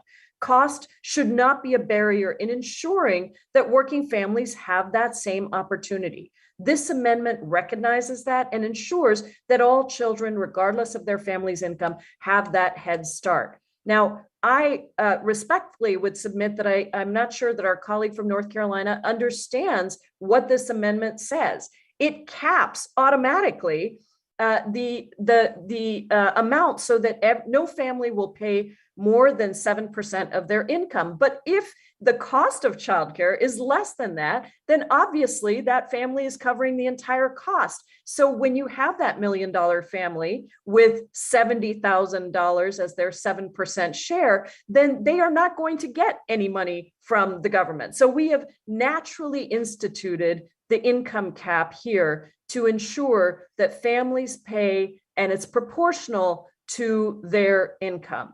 Now, I recognize that this amendment on its own will not address families being inundated with unnecessary administrative paperwork. And so one of my priorities is to work with my colleagues to advance an investment that prioritizes ease of access for communities of the lowest incomes. Allowing universality, as this amendment proposes, is the first step to setting families, our economy, and of course our children on the best path to addressing the scale of the childcare affordability crisis. I urge my colleagues to join me in investing in a truly universal program by supporting this amendment. It is transformational. I yield back, Mr. Chairman. Thank you. The gentlelady yields back. Does anyone on the minority side seek recognition? If not, the gentlelady from Connecticut, Ms. Hayes. Thank you, Mr. Chair.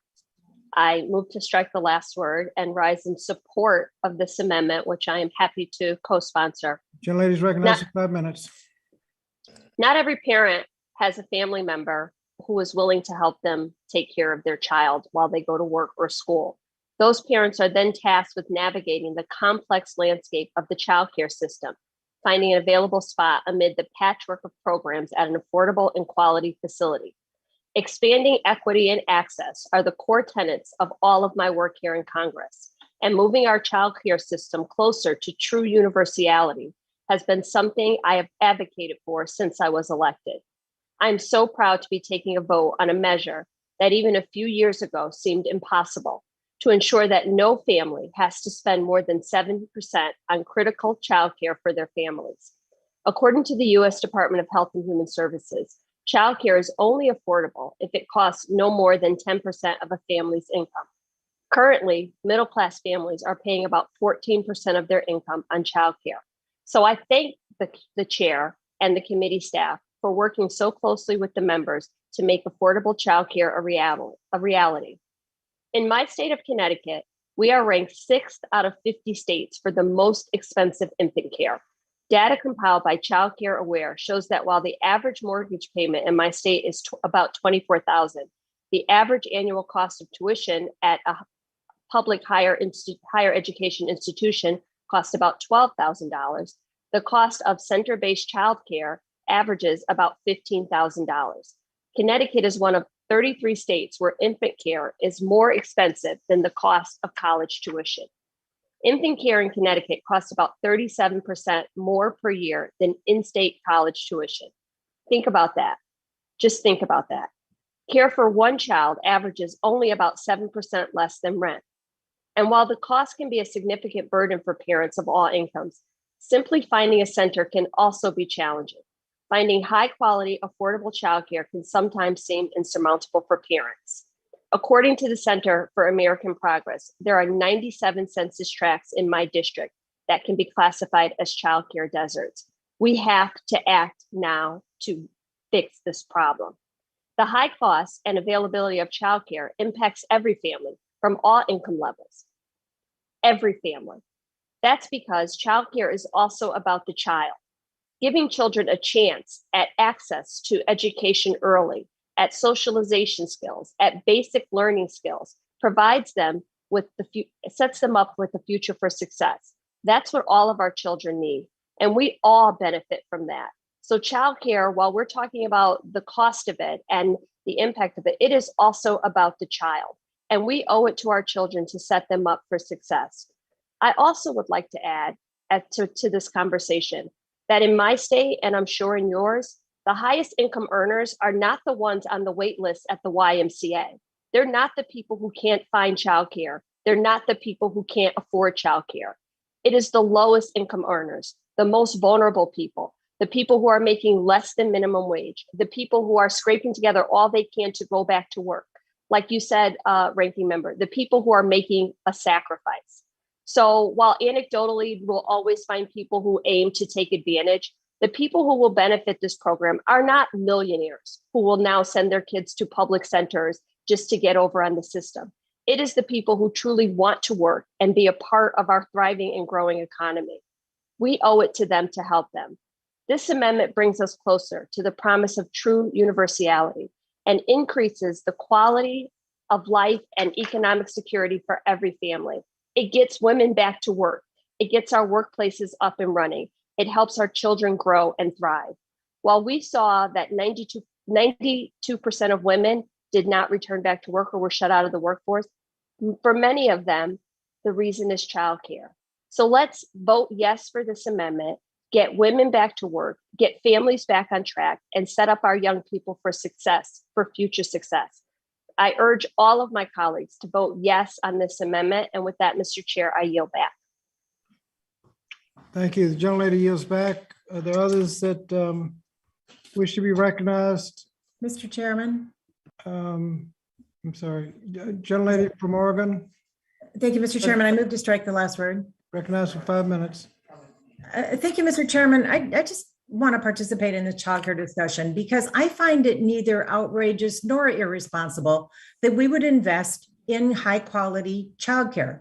On the contrary, this investment is good for our children, good for our families, and good for the economy as well. This is a responsible investment that is going to help our families. And as we have seen, even before the pandemic, where here in Oregon, every county was a childcare desert. This is an investment that is going to help everyone. Simply put, every child deserves access to high quality childcare, and it's an investment in our future.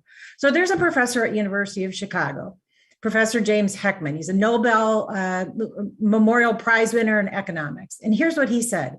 Short-term costs are more than offset by the immediate and long-term benefits through reduction in the need for special education and remediation, better health outcomes, reduced need for social services, lower criminal justice costs, and increased self-sufficiency and productivity among families. Colleagues, this is a good investment. And this is something that we should be doing for our families, for our children, and for our economy. I wanted to add that to the conversation and urge my colleagues to support this amendment, and I yield back. Thank you. Gentlelady yields back. Does anyone else seek recognition?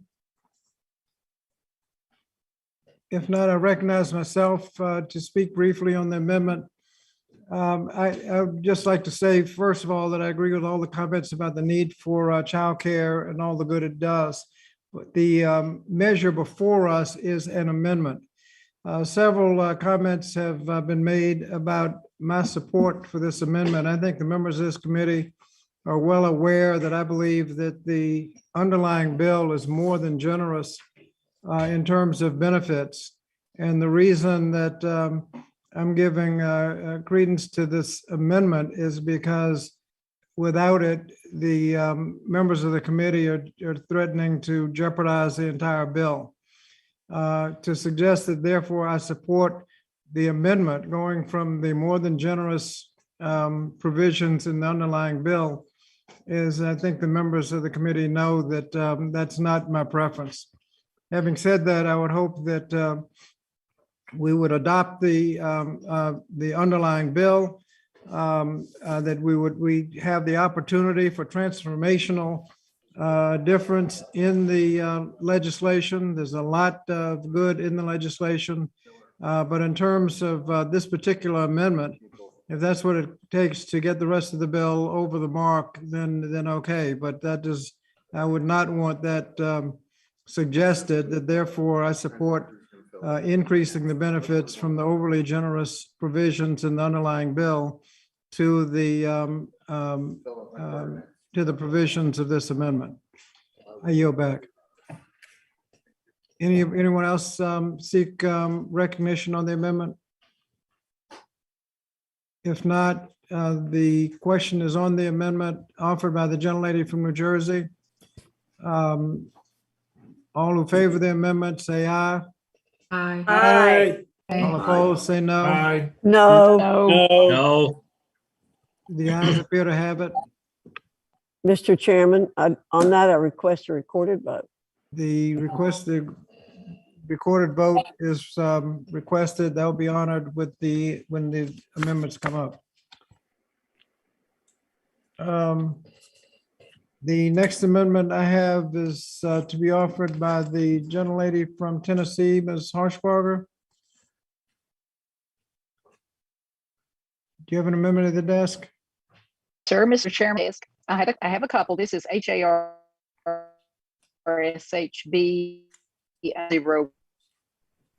I think you broke up a little bit. Can the clerk report? Can the clerk report the amendment? Amendment to the amendment in the nature of a substitute to the committee print offered by Mrs. Harshbarger of Tennessee. identifier HARSHB_014. Is somebody reserve a point of order? Mr. Takano? I insist on, I reserve a point of order. The gentleman from California reserves a point of order. The gentlelady from Tennessee is recognized for 5 minutes on behalf of our amendment. Okay, thank you, Mr. Chairman. The Democratic amendment in the nature of a substitute incorrectly identifies their tremendously expensive proposed program for federal taxpayer-funded community colleges as tuition-free community college, and very incorrectly designates their taxpayer-funded preschool program as free. My amendment changes the title tuition-free community college to federal taxpayer-funded community college and changes the word free in the preschool provisions to federal taxpayer-funded. My amendment would clarify that these programs are funded by federal taxpayers, as none of these programs are remotely free and will be paid for by your constituents when they pay their taxes, and their children and their grandchildren when they grow up and start paying taxes. Your constituents will also pay the cost of these provisions when they pay more for the cost of goods as a result of inflation. At the end of the day, it's impossible to defend the position that these programs are free and that they should be misrepresented as such. This should be a simple yes vote for the committee because we can all agree that these programs are not free. And my amendment simply clarifies these incorrect assumptions. And let's just be truthful about it. Nothing in this document is free. And with that, Mr. Chairman, I yield back. Thank you. The gentlelady yields back. Does anyone seek time on the amendment? Does anybody seek time on the amendment? Who? Judge, the gentleman from California seek time and recognition on this amendment? Mr. Takano? I do, Mr. Chairman. I do seek time. I do wish to strike the last word. Gentleman's recognized for 5 minutes.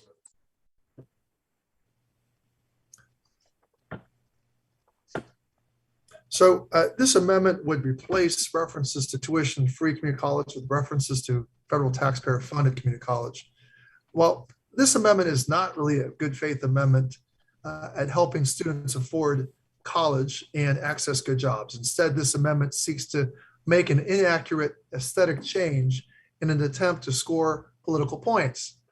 We do not refer to K-12 schools as taxpayer-funded schools. We do not refer to public transit as taxpayer-funded transit, and we don't refer to public parks as taxpayer-funded parks. That's because the American people are smart enough to understand that public goods and services are financed by taxpayer dollars for the benefit of all. Unfortunately, public higher education has not always lived up to this promise. For too long, low-income students and students of color have struggled to access, afford, and complete higher education. The investments before us in the committee print, including tuition-free community college, will dramatically expand college access and contribute to significant gains in college enrollment and success, particularly among students who have long been underserved by our current post-secondary system. Additionally, making a clear and reliable promise to students about the availability of tuition-free community college will provide a powerful message to all of our K-12 students and working adults that post-secondary opportunities are available to them. So a snide attempt to score political points really is counter to making those opportunities available. And if you think about it, all of the things that we have are our public benefits, whether it's our parks, whether it's schools, whether it's police protection, fire protection. Yes, they benefit us all. And we should hold up with pride that we are transformationally making higher education within reach of all Americans. It's only going to make us a stronger country. And really, when we talk about being a stronger country and confronting our rivals abroad, the best thing we can do is to unify ourselves at home. And that means making sure that all have a shot at the American dream. I yield back, Mr. Chairman. Thank you. Gentleman yields back. Does anyone else seek recognition on the amendment? If not, does the gentleman from California withdraw withdraw my resolution, Mr. Chairman. The gentleman from California withdraws his reservation of point of order. Question now is on the amendment. All in favor of the amendment will vote aye. Aye. Aye. All opposed will vote no. No. The noes appear to have it. Mr. Chairman, I request a recorded vote, please, sir. The recorded vote is requested. That request will be honored with the other amendments. The next amendment I have on the list is again from the gentlelady from Tennessee. Do you have another amendment? Yes, sir. I have an amendment at the desk. The clerk will report the amendment. Amendment to the amendment in the nature of a substitute to the committee print offered by Mrs. Harshbarger. Identifier SMEMPNLRACMP.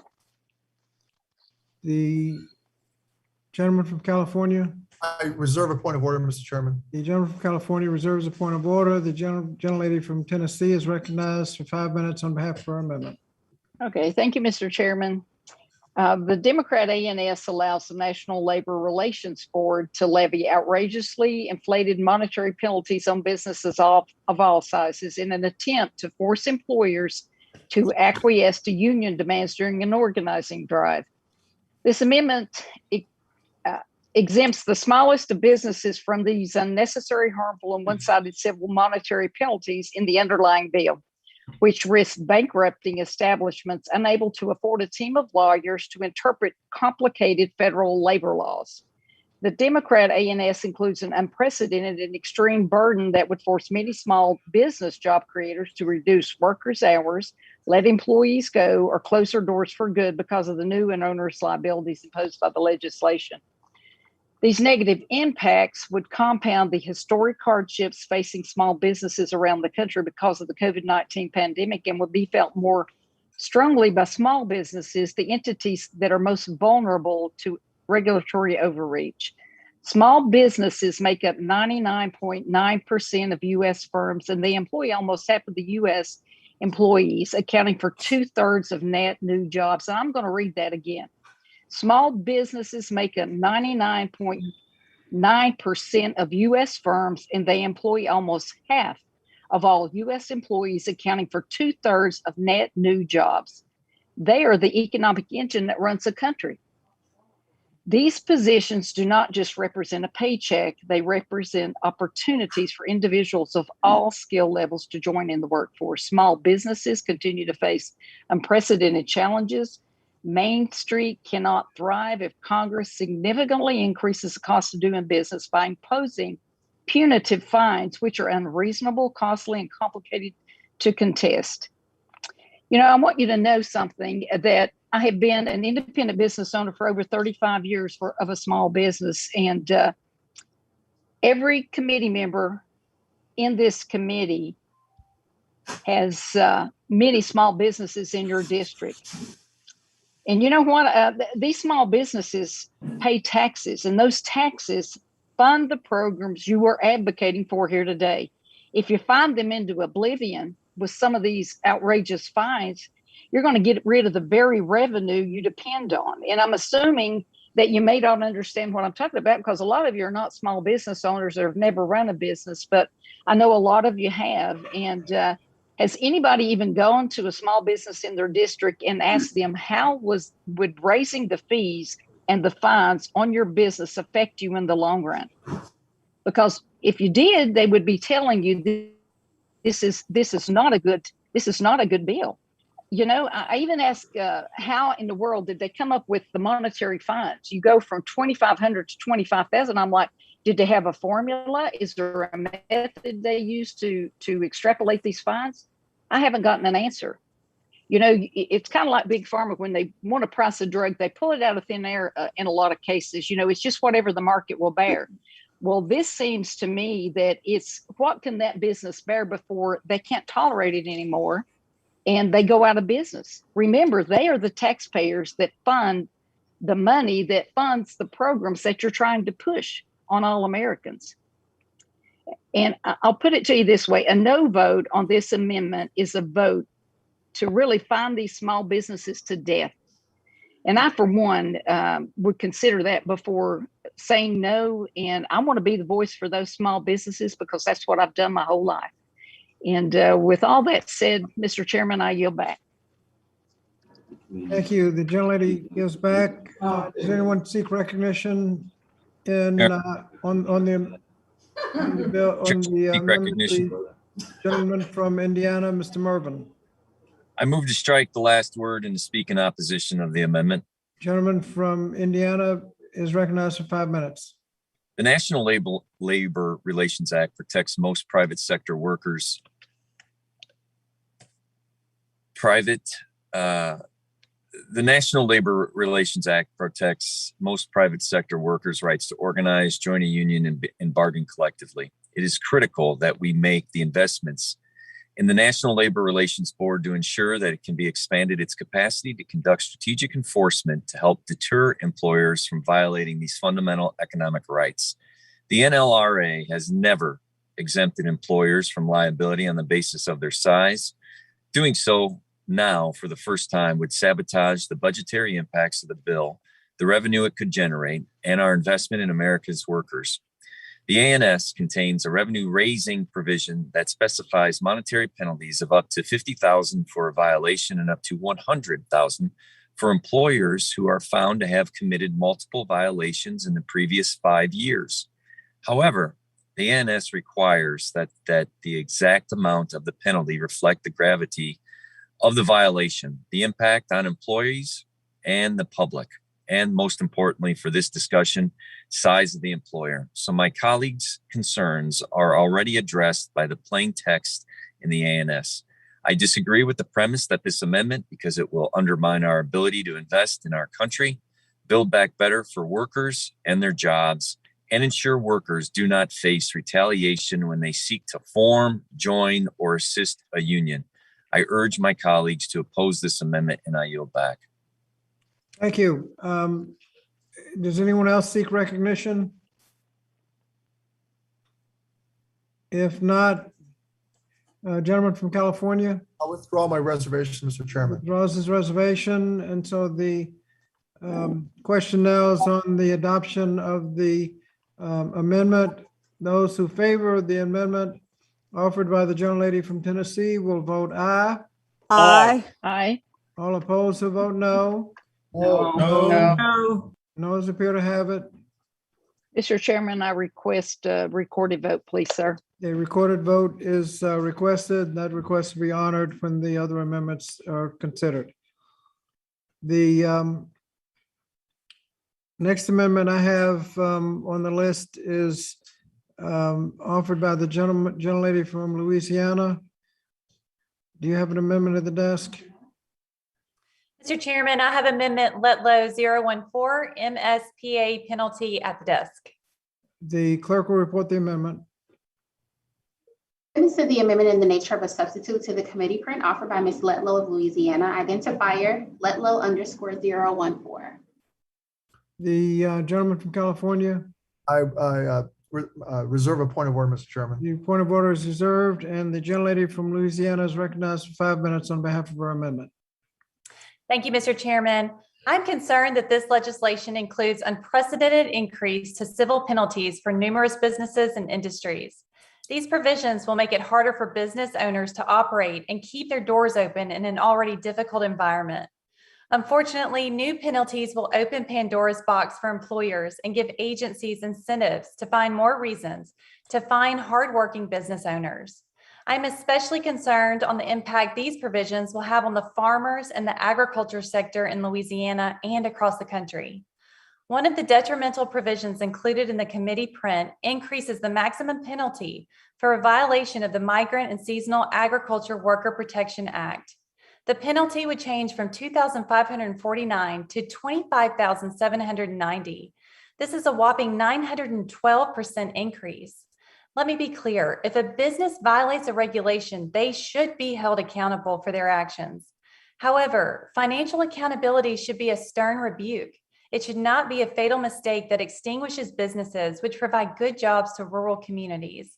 No farmer or producer should be in danger of losing their business or halting their operations based off a single penalty. This unreasonable increased penalty will threaten rural America and is a blatant and unfair attack on agriculture. In fact, I heard directly from a small family crawfish farm in my state on this issue. These farmers expressed that this increased penalty would be detrimental for not only Louisianians, but all employers who are involved in the Migrant and Seasonal Agriculture Workers Program. Therefore, I'm offering an amendment that removes this harmful provision from the legislation. My amendment will strike the massive penalty increase and allow for current penalties to remain. We must stand up for the farmers and producers that faithfully feed our country. I urge my colleagues to support my amendment. Thank you, Mr. Chairman. I yield back. Thank you. The gentlelady yields back. Does anyone seek time on the amendment? Gentlelady from North Carolina, Ms. Adams. Thank you, Mr. Chairman. I move to strike the last word and speak in opposition to the amendment. Gentlelady is recognized for 5 minutes. Thank you, Mr. Chair. Farm workers who work under difficult and dangerous conditions to ensure America has an abundant and safe food supply are among our nation's most vulnerable workers. And even before the pandemic, farm workers were vulnerable. Farm workers reported average hourly earnings of $10.60 in 2015 to 2016. About 1/3 of farm workers had annual total family income below the poverty line. The Migrant and Seasonal Agricultural Worker Protection Act is a key federal law protecting vulnerable farm workers and sets wage, record-keeping, transportation, and housing standards. Increasing the civil monetary penalties for violations of this law would provide the Wage and Hour Division with the enforcement tools needed to prevent and combat violations. This is not about punishing law-abiding farmers. We know some of America's farmers have been hit hard, and those who follow the law will not be impacted by this. And states have shown that strong protections for farm workers and a thriving agricultural industry are compatible. Data from 2018 show that there were approximately 46,400 farms in North Carolina. That's a lot of farms and farm workers who need protection. So we need to understand that these workers need protection so that we can, quite literally, enjoy the fruits and vegetables of their labor. These revenues from the increase of penalties for lawbreakers will allow us to invest in the Wage and Hour Division's budget. This provision will provide the agency with necessary resources to hold employers accountable for violations of the law. I urge my colleagues to oppose the amendment, and Mr. Chairman, I yield back.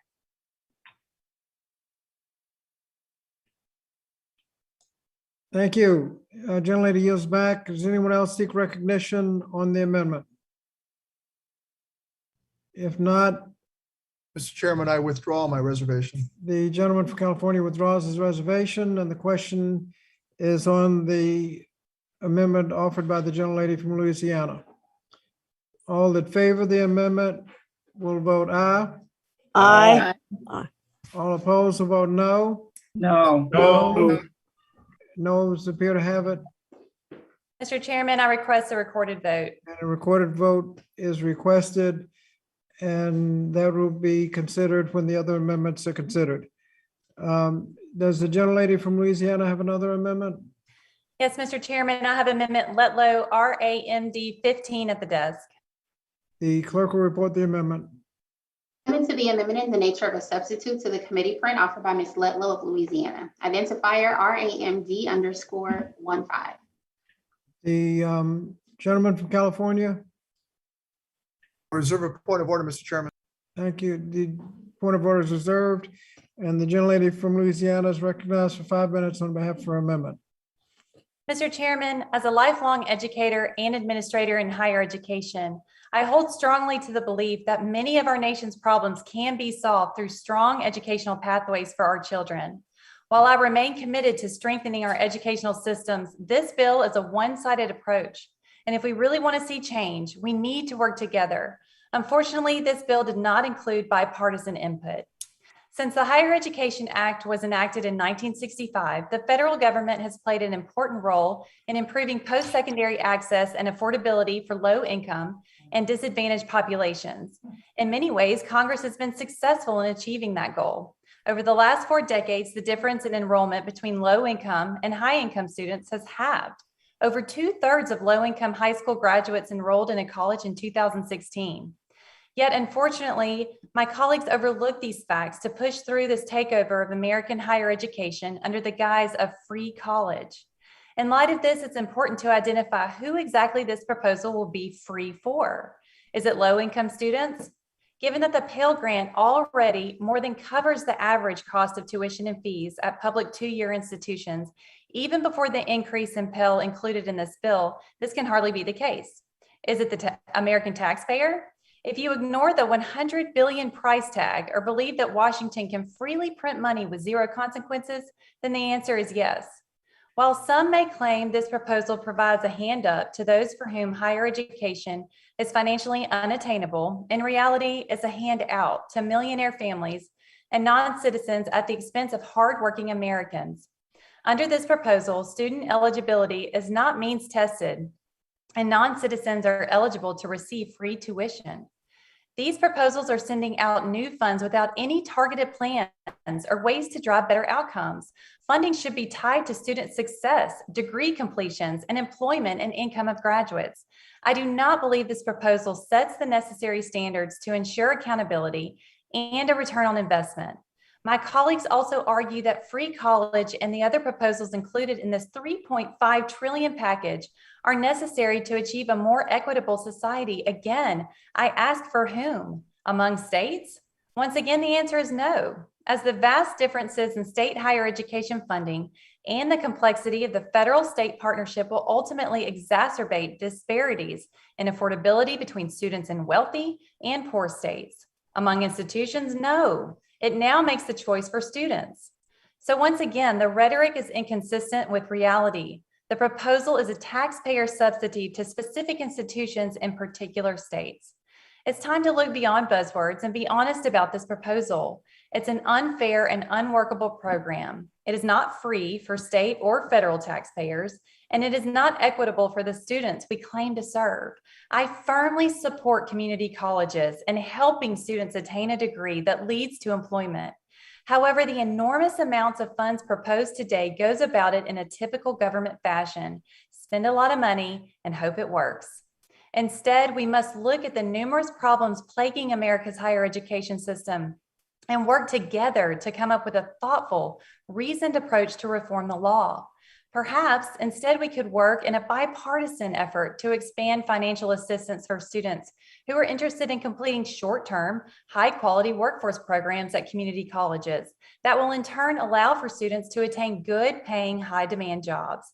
For example, an electrical lineman education program is not eligible for federal financial aid. We have all again painfully seen the need for these jobs in the aftermath of Hurricane Ida. These are skilled, high-wage jobs, but the Democrats' free college proposal doesn't even provide aid to these type of education programs. Therefore, I offer a simple solution. Strike this provision. It has an astronomical price tag and will not help those who actually need assistance to attain a certificate or a diploma. It certainly won't help those who want to enter a short-term workforce program.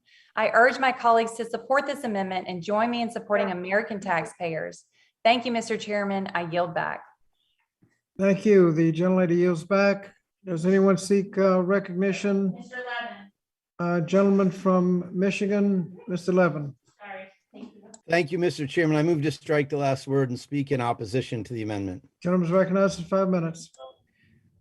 Thanks so much, Mr. Chairman. I'm not sure where to begin. First of all, we specifically do include significant funding to help programs just like the gentlelady talked about. Apprenticeships in my state, there are apprenticeships for linemen. Also in my state, there are collaborations between community colleges and IBW and the utility workers and the electrical companies to help train and educate the next generation of line people who are probably Louisiana and Michigan the same, average age quite up there, and we really need a whole new generation. We are funding those proposals both through the community college provision and in several other ways through our funding of the public workforce system and through funding apprenticeships. But let's talk about community colleges, the gateway to opportunity in this country. And the idea that this is going to have no standards or help people who don't need help just doesn't bear serious scrutiny. This program will work with states to make community college tuition and fee free, those investments, and people can use their Pell Grants to cover books and other supplies, lab supplies, which in and of themselves are costly enough to knock a lot of poor and working class people out of the chance to get a college education. You know, I mentioned earlier that in Michigan, I created a program called No Worker Left Behind, and we put 162,000 un- and underemployed workers back to school to study for certificates and degrees leading to in-demand jobs in Michigan. Helping young people and workers who need a new opportunity go to community college is something we did in lockstep with, in partnership with the employers in each of our 25 community college districts. You couldn't go to school for, if you weren't studying for something that led to an in-demand job. And we have an opportunity right here to blow open the doors of opportunity for America's young people and our workers to be able to study and have a great education or go get a certificate and go straight to a job. And people who go to community colleges and transfer are more successful at our public universities in terms of graduating than people who go 4 years there. So there's a ton of evidence that community colleges are a great way to invest in our young people and our workers. This will do a lot to reduce student debt. It'll do a lot to help our employers get the trained workforce they need. And yes, immigrants, native-born Americans, we need to help everybody achieve the American dream. This is an important part of that. Let's vote down this amendment and move forward with growing economic opportunity for all in this country. With that, I yield back. Thank you, gentleman. Yields back. Does anyone else seek recognition? The gentlelady, just a minute. Does someone on the minority side seek recognition? If not, gentlelady from North Carolina, Ms. Manning. I move to strike the last word and speak in opposition to the amendment. Gentlelady's recognized for 5 minutes. Thank you, Mr. Chairman. This amendment would strip billions of dollars in critical investments to states to provide tuition-free community college. That would be a terrible mistake. 30 years ago in my district, you could graduate from high school, get a good factory job in the textile or furniture manufacturing industries, and afford to support your family. Those days are gone.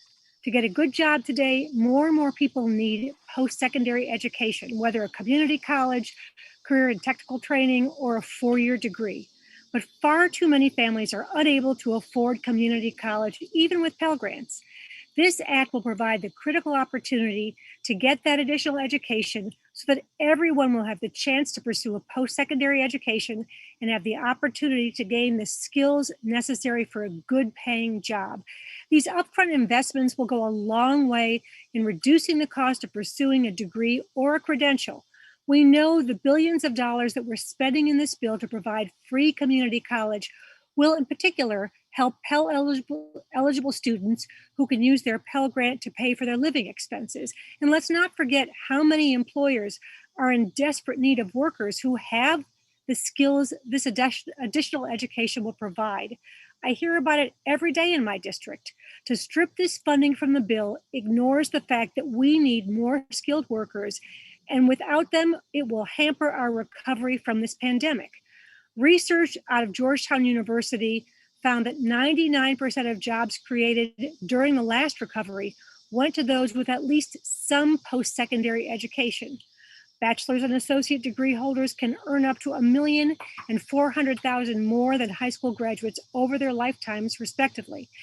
As a result, for every $1 that states invest in higher education, they can receive up to $4.50 back in increased tax revenue and lower reliance on government assistance. This investment makes sense. This funding is critical to reduce the cost of college and ensure that students take out less debt. It also will help provide the skilled workers we need to help our economy grow and remain competitive. I urge my colleagues to oppose this amendment, and I yield back.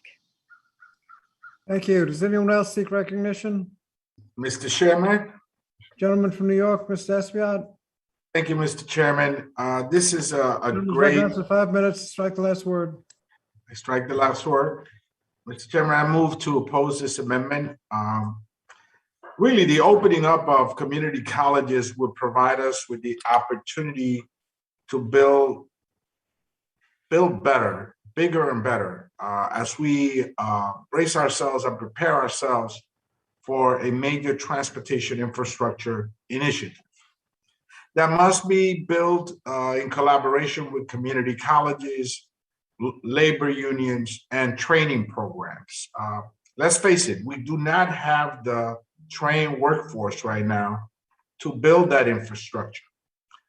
It requires special training, state-of-the-art technology training, digital training to ensure that we are prepared to build better. This would only happen with access to community colleges by those folks that are currently unemployed or may be looking after the pandemic to reboot their lives, to retrain their lives, and be important contributing members of society for our country. So I support the initiative to provide free community colleges, and I oppose this amendment. Thank you, Mr. Chairman. Thank you.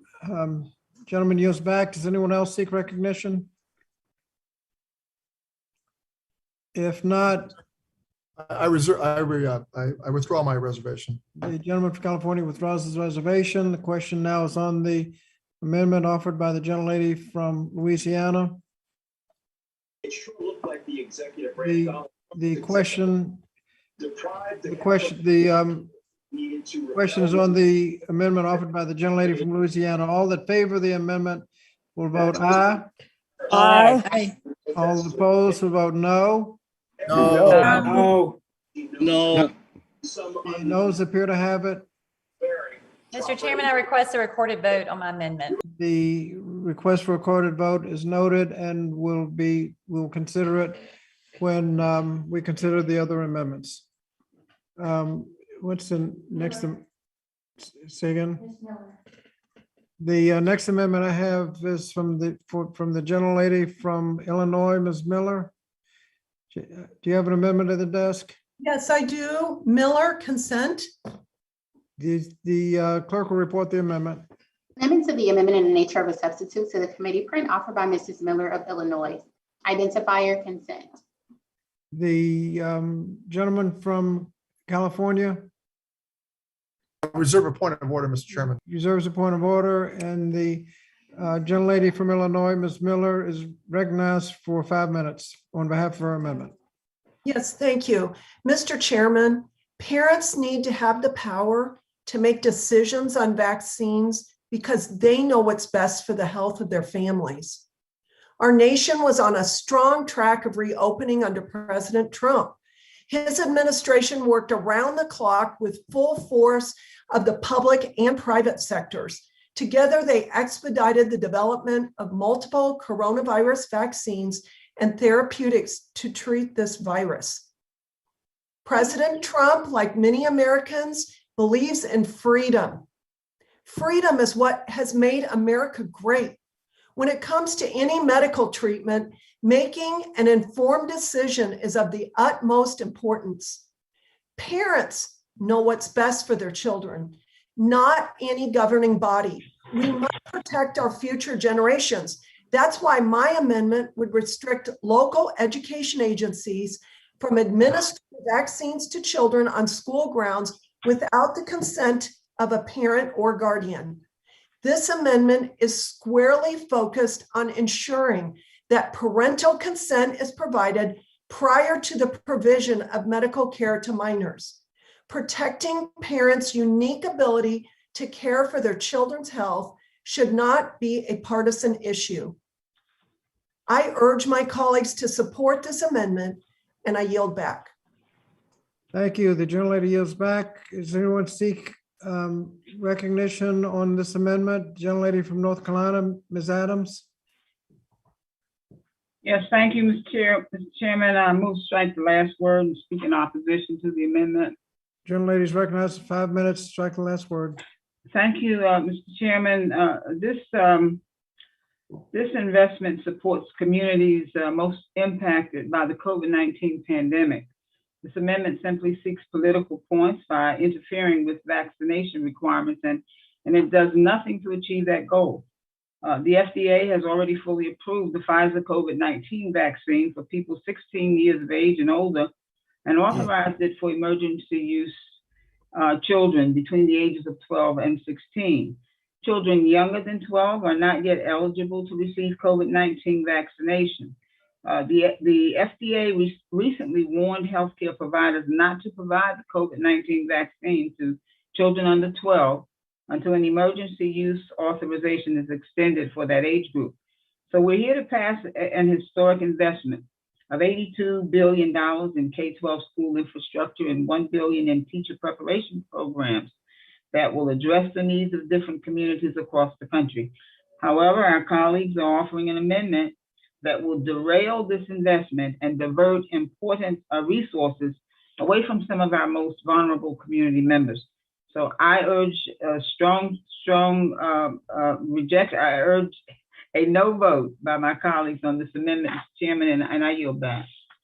Thank you. Gentlelady yields back. Does anyone else seek recognition on the amendment offered by the gentlelady from Illinois? Mr. Chairman. Gentleman from California. Mr. Chairman, as I said before I came to Congress. Gentleman's recognized for 5 minutes to strike. Gentleman's recognized for 5 minutes to strike the last word. I will speak in opposition to the amendment because I believe a straw man argument is being built here, a bogeyman out of the public schools. I know of no public school that operates within reasonable bounds that administers any kind of medicine without consent of parents. I mean, it just doesn't happen in the public schools. I know of no jurisdiction in which public school officials can force children to take something without the parental consent, take a medication, take a vaccination. I do know of school systems that will refuse to admit students if they have not had their proper vaccinations, if they've not had smallpox or polio or tuberculosis vaccinations. I'm puzzled as to why there is such a controversy around the country about enforcing similar sorts of restrictions on admitting students into enrolling students who are not vaccinated. And I can understand that there would be exceptions based on a particular child's health history, but I know of no school system that would vaccinate a student if that student, is permitted to be at that school in the first place, but without being vaccinated, but would force a vaccination without the parent's consent. This is a nonsense amendment that is in search of a problem that does not exist, and I would urge my colleagues to reject it based on, is this intended to score political points? It's not a sincere amendment to solve a problem. I yield back.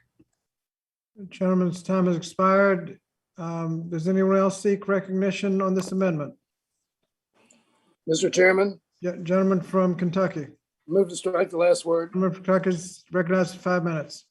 Thank you, Mr. Chairman. I know I'll get in a lot of trouble for this, but I want to refer to the sponsor's premise for the amendment. And the first words are out of her mouth were, parents know what's best for their children. I think the evidence is compelling and overwhelming and widespread that they don't. And she talked about having informed parents. Unfortunately, a lot of parents are misinformed. And that's why we have literally tens of thousands of kids now in hospitals and suffering from this virus. One of the reasons that we need to avoid prevention steps like this is that we need to protect kids from their parents. That is the unfortunate state of the country right now. And for that reason and many others, I will oppose the amendment. I yield back. Gentleman yields back. Mr. Chairman. Gentlelady from Washington, recognized 5 minutes to strike the last word. Thank you, Mr. Chairman. I too just need to speak up on this. We just had a child die, the first child die of COVID here in Seattle. And I am stunned that we are still debating that masks and vaccinations are important to have. I just came from visiting my parents in India for 2 weeks, a country that's been ravaged by the COVID virus and by the Delta variant.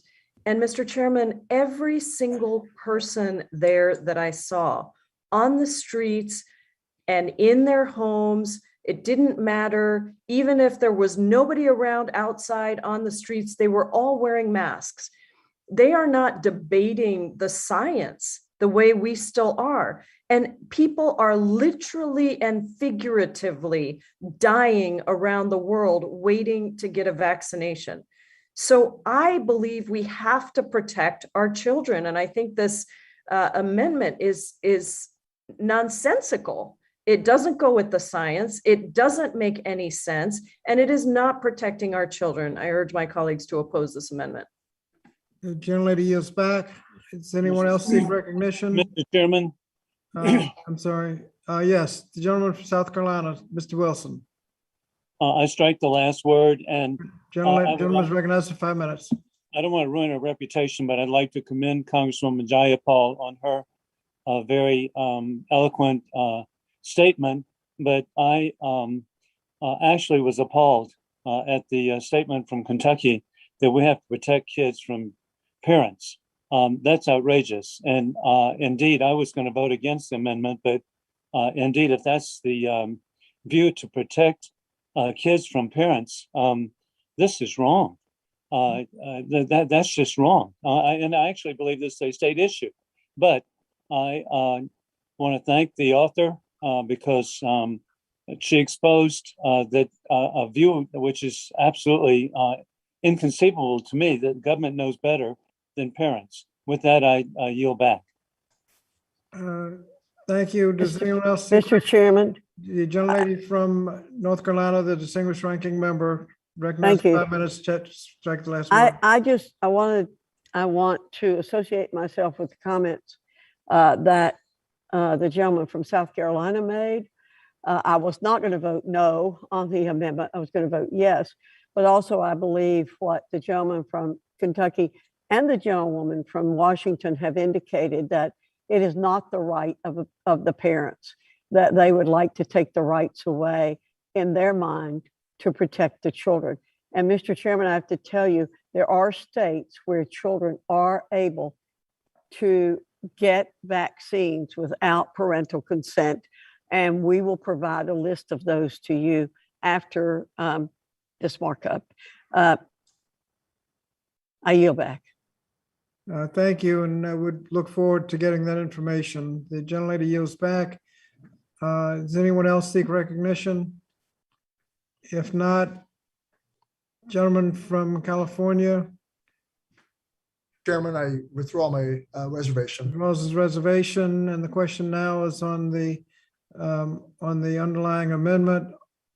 All who favor the amendment will vote aye. Aye. All opposed will vote no. No. Noes appear to have it. Mr. Chairman, The gentlelady from Illinois. Yes, I would like to request a recorded vote. The gentlelady from Illinois requests a recorded vote, and that will be honored when we consider the other amendments. Thank you. The next amendment I have again from the gentlelady from Illinois. Do you have an amendment at the desk? I do, sir. It's MILL, MILL_010. The clerk will report the amendment. Amendment to the amendment in the nature of a substitute to the committee print offered by Mrs. Miller of Illinois, identifier MILLIL_010. The gentleman from California Mr. Chairman, I reserve a point of order. reserves a point of order, and the gentlelady from Illinois is recognized for 5 minutes on behalf of her amendment. Thank you, sir. Mr. Chairman, while I don't believe in a bill of this scope and size, I do believe that there are critical steps that can be taken to protect American taxpayer dollars in this bill from being used to fund abortions on college campuses. Some states, such as California, are beginning to require health clinics on college campuses to provide chemical abortions. These do-it-yourself abortions are extremely dangerous, sometimes even life-threatening for young women who are given an abortion pill and then left all alone in their dorm rooms to deliver their unborn child. Studies have shown that complications from chemical abortions are 4 times more frequent than surgical abortions. These complications include emergency room visits and severe pain and bleeding. My amendment would protect young women on college campuses and their unborn children by requiring states with institutions that receive funds under this bill to provide an assurance that these institutions will not provide abortions of any kind, chemical or surgical, on campus. There is nothing more important than protecting the inherent dignity and worth of every woman and child. Passing this amendment would protect the health of both mothers and their unborn babies, affirming the sanctity of life. I urge my colleagues to support this critical amendment, and I yield back. Thank you. The gentlelady yields back. Is someone seeking recognition on this amendment? The I seek gentlelady from Oregon. Thank you, Mr. Chairman. I move to strike the last word and speak in opposition to the amendment. Gentlelady is recognized for 5 minutes. Thank you, Mr. Chairman. I read this amendment and it applies not only to students, but to community college employees. And it is the health of the students and the community college employees, not political interference, that should guide important medical decisions throughout their pregnancy. But unfortunately, access to reproductive health care is under attack by a wave of actions at the federal and state levels, including actions in places like Texas. These actions further threaten reproductive health and the freedom to decide when and whether to bear a child. The policies we're seeing share a common goal with this proposed amendment: unnecessarily placing politicians between pregnant students and their healthcare providers. Every day, people face the decision of whether to continue a pregnancy, and each circumstance is different. Some have a healthy, desired pregnancy, but some have a pregnancy that is unplanned. Some have severe health conditions that modern medicine cannot fix. This is also an issue of equity. A recent study found this: when college campuses withhold reproductive resources, higher income students can seek them elsewhere, but students from marginalized communities lack the guidance or means to do the same. This disparate access to reproductive health care bolsters existing inequities by often preventing low-income students facing unwanted pregnancy from achieving their educational goals. And in some cases, outside abortion providers may not accept student or private insurance. Without a safe option, some will take a harrowing risk. We know what happens. When abortion is limited or banned, it does not go away. It becomes unsafe. And another study found that a top reason for students dropping out, especially dropping out of community colleges, was unplanned pregnancy. They found that nearly half of students, both male and female, experienced an unplanned pregnancy. The study said this: reproductive rights and educational attainment go hand in hand. And the people who are most at risk of dropping out of college, low-income Americans and racial minorities, are also the ones who are most likely to unexpectedly become pregnant at an early age. So instead of bringing amendments like this, we should be increasing access to care, acknowledging the complexities of medical decisions, and not interfering with those highly personal decisions. And let's be clear, the committee print we're considering is not about abortion, and it's not about private medical decisions. It's about investing in the health and well-being of our students and communities. In fact, we're investing $75 million so parents and their children can access essential healthcare resources and community support services. We are here to pass an investment that bolsters resources and supports students, including those who are survivors of intimate partner violence, not arbitrarily restricting access to reproductive care. I strongly urge my colleagues to reject this amendment, and I yield back the balance of my time. Thank you. Does anyone else seek recognition on the amendment? Yes, Mr. Chairman, this is Representative Harshberger. Gentlelady from Tennessee, move to strike the last word. Yes, sir. Recognized for 5 minutes. Well, it won't take me that long. I just want Representative Miller to know that I support her, because abortion is not health care. That is not health care. That's just termination of a life that has no voice. And Mary, just know that I support you. Thank you. And I yield back, sir. Gentlelady yields back. Does anyone else seek recognition on this amendment? If not, gentleman from California. Mr. Chairman, I withdraw my reservation. Thank you. The reservation is withdrawn, and the question now is on the underlying amendment offered by the gentlelady from Illinois. All in favor of the amendment will vote aye. Aye. All opposed to vote no. No. Noes appear to have it. No. Mr. Chairman, Gentlelady from Illinois, yes, I would like to request a recorded vote. recorded vote is requested and will be considered when we consider the other amendments. Thank you. Next on the list, I'll be recognizing myself for the purpose of an amendment, and I have an amendment at the desk 039. Clerk will report the amendment. Amendment to the amendment is the nature of a substitute to the committee print offered by Mr. Scott of Virginia, identifier SCOTVA_039. Thank you. I recognize myself for 5 minutes on behalf of the amendment. This amendment is technical in nature to ensure that funds for program administration for workforce development that's provided under section 22014 are not just applicable for the Department of Labor workforce programs funded under Part 1 of Subtitle C. The amendment makes it clear that these program administration funds are available in other Department of Labor funded programs in the bill. That is for use in Subtitle C, Part 3, the Competitive Integrated Employment Transformation Grant Program. Part 4, the Recruitment, Education and Training, Retention and Career Advancements for the Direct Care Workforce. And Section 22042 of Part 5, Workforce Development Programs in Support of Communities and the Environment. This amendment ensures that the Department of Labor has resources it needs to fully carry out all of the programs funded under this legislation. I urge my colleagues to support the amendment and yield back. Does anyone seek recognition on the amendment? If not, the question is on the amendment. All in favor of the amendment will vote aye. Aye. All opposed, vote no. No. It appears the ayes have it. The ayes have it, and the amendment is adopted.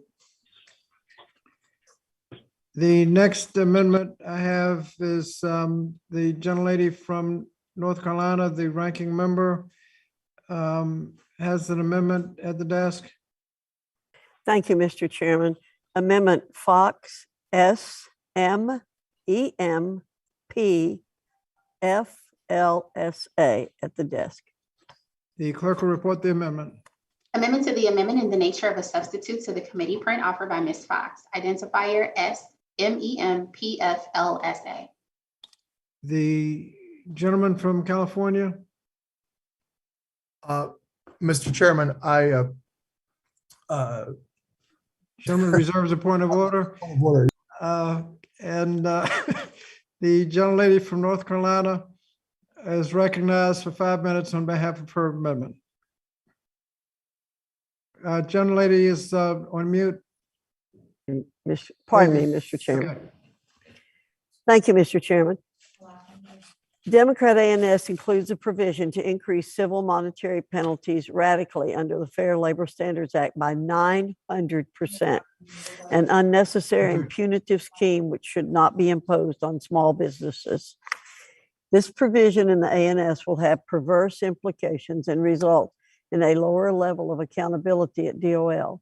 As previously mentioned during this markup, a legislative change of this magnitude should be subject to hearings, consultations with affected stakeholders, including members of the small business community, and consideration of standalone legislation by this committee under regular order.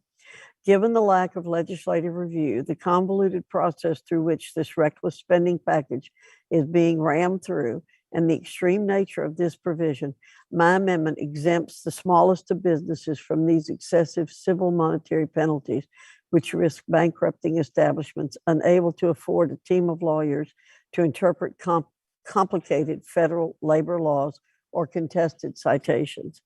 The National Federation of Independent Business recently sent a letter to the committee expressing opposition to the legislation we are considering today.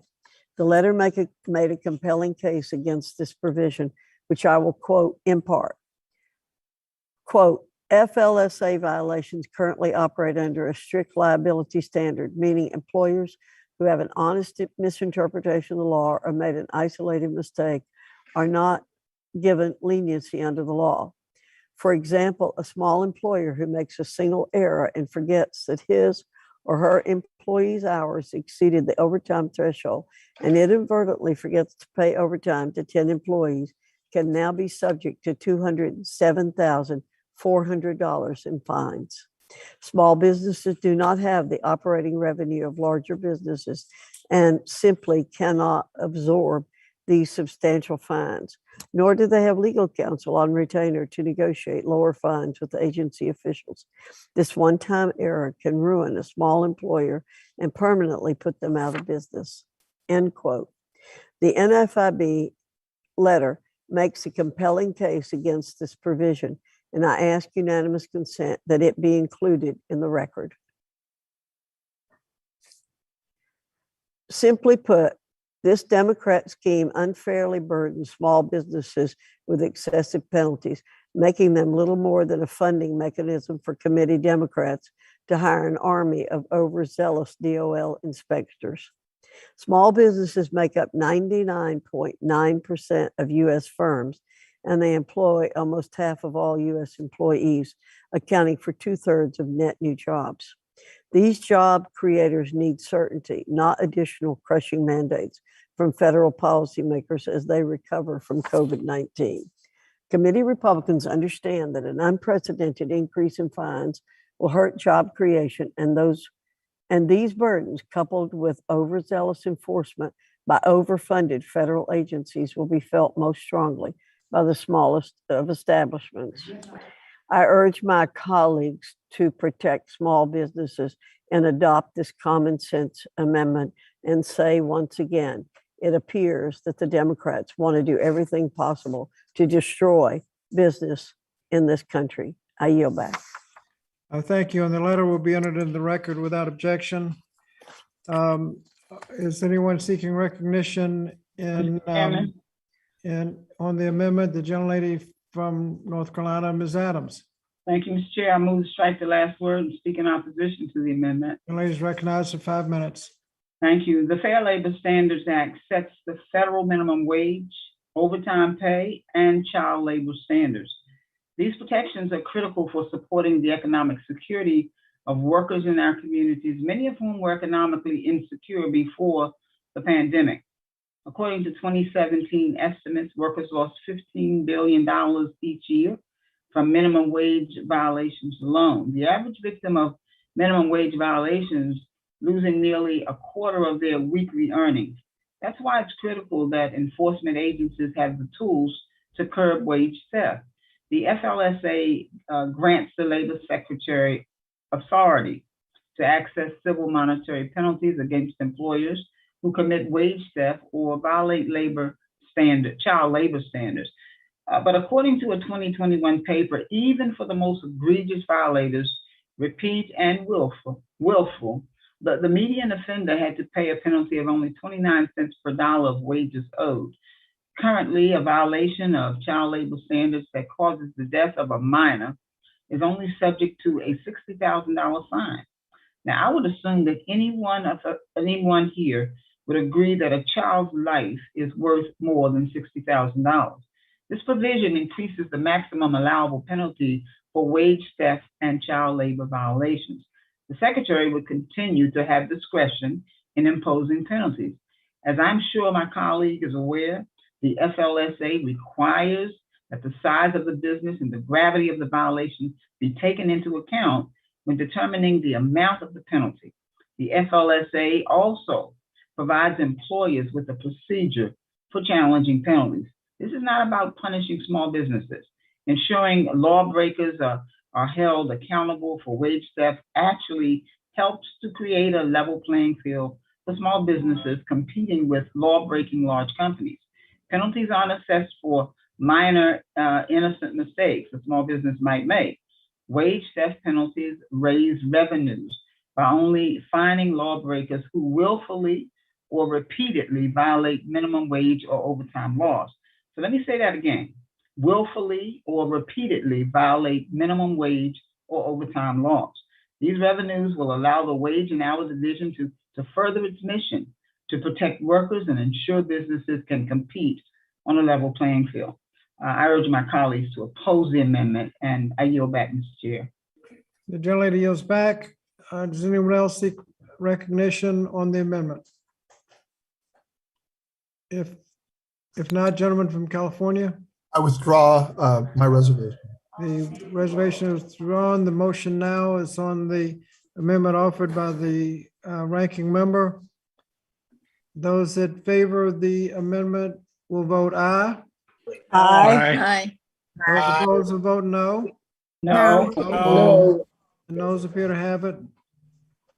Mr. Chairman, on that, I request a recorded vote. A recorded vote is requested, and that request will be honored when we consider the other amendments. The next amendment I have listed is again offered by the gentlelady from North Carolina, our ranking member.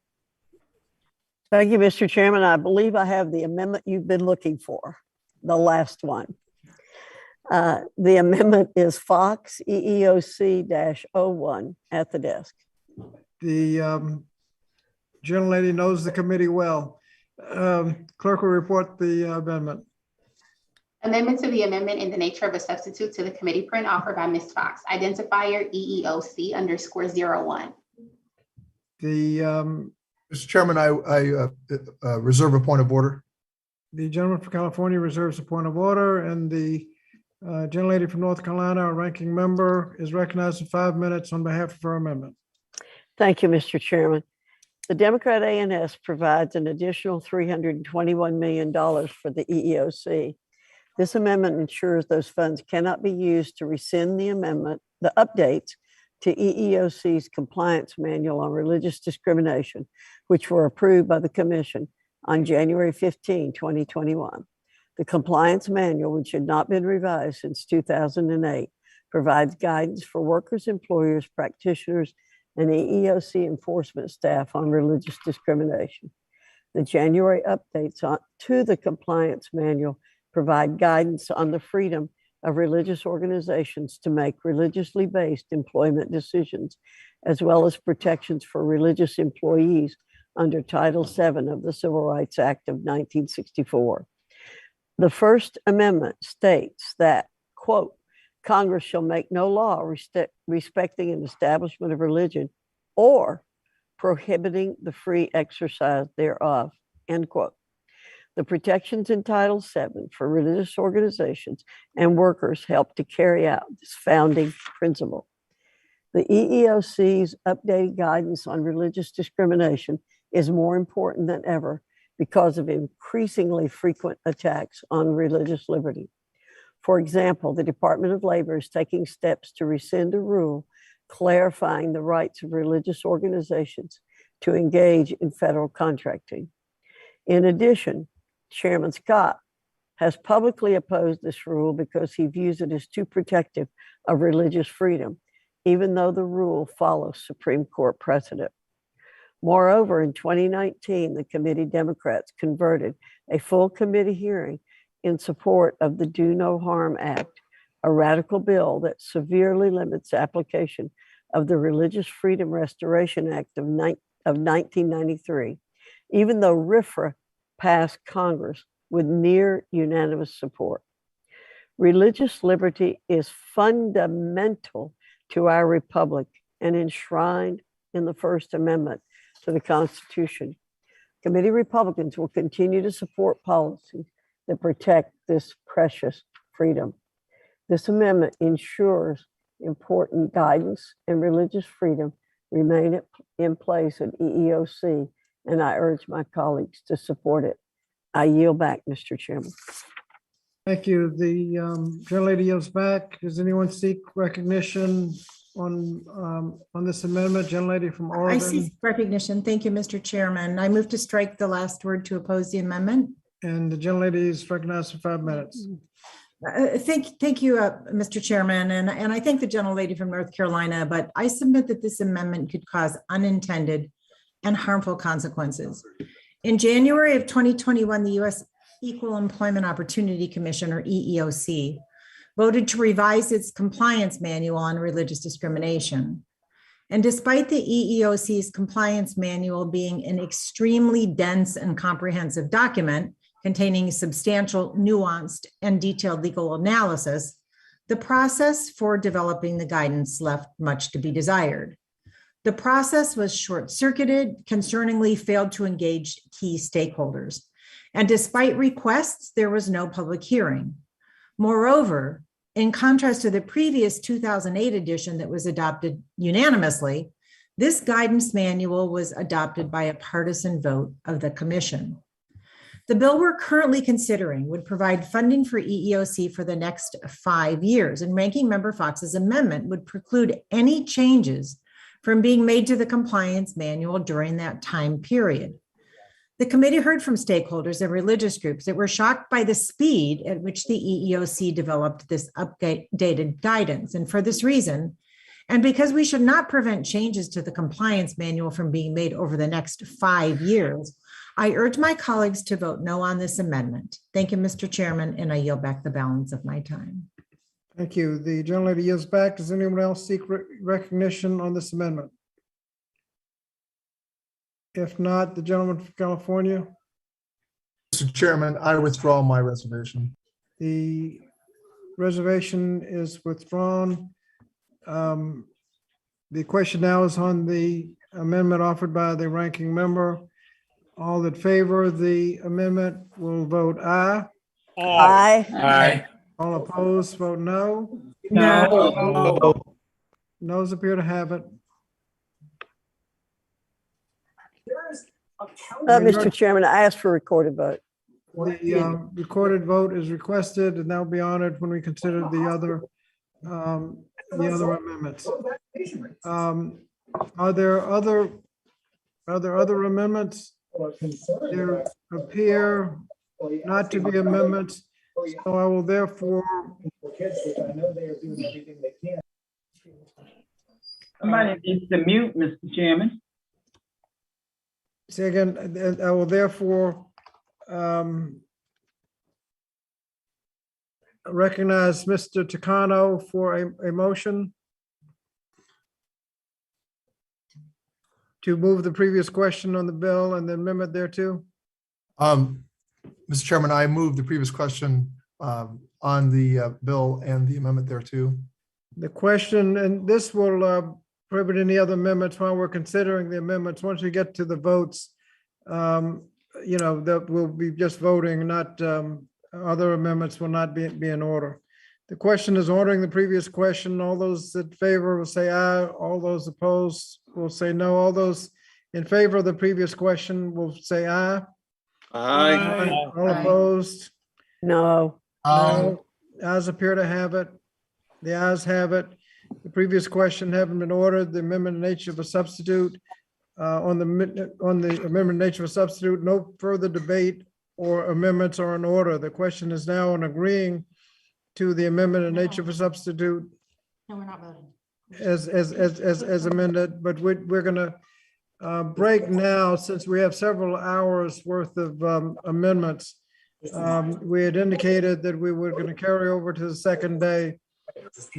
So we'll continue this meeting until 1 o'clock tomorrow. There's a Democratic Caucus meeting at noon. And so directly after that, at 1 o'clock, we will reconvene for the purpose of taking votes on the amendments and the final passage on the bill. Are there any questions with that? Mr. Chairman, how many amendments will we be voting on? Because we just did this in the Science Committee. We just did, gosh, I think about 34, and none of them were unblocked, and it took a very long time. So just for planning purposes, how many votes will we have? Approximately 40. Thank you. There may be a few unblocked, but approximately 40. My guess is about 3 hours. Is there no, Mr. Chairman, is there no chance of starting some of those tonight? Or even finishing them tonight? I would certainly. The staff needs time to get everything together and make sure we're organized. So I'd rather just start voting tomorrow and go right through. So if there are no other questions, we'll be recessed until 1 o'clock tomorrow afternoon. Oh, man. Yeah. Thank you. Thank you. Thank you, Chairman.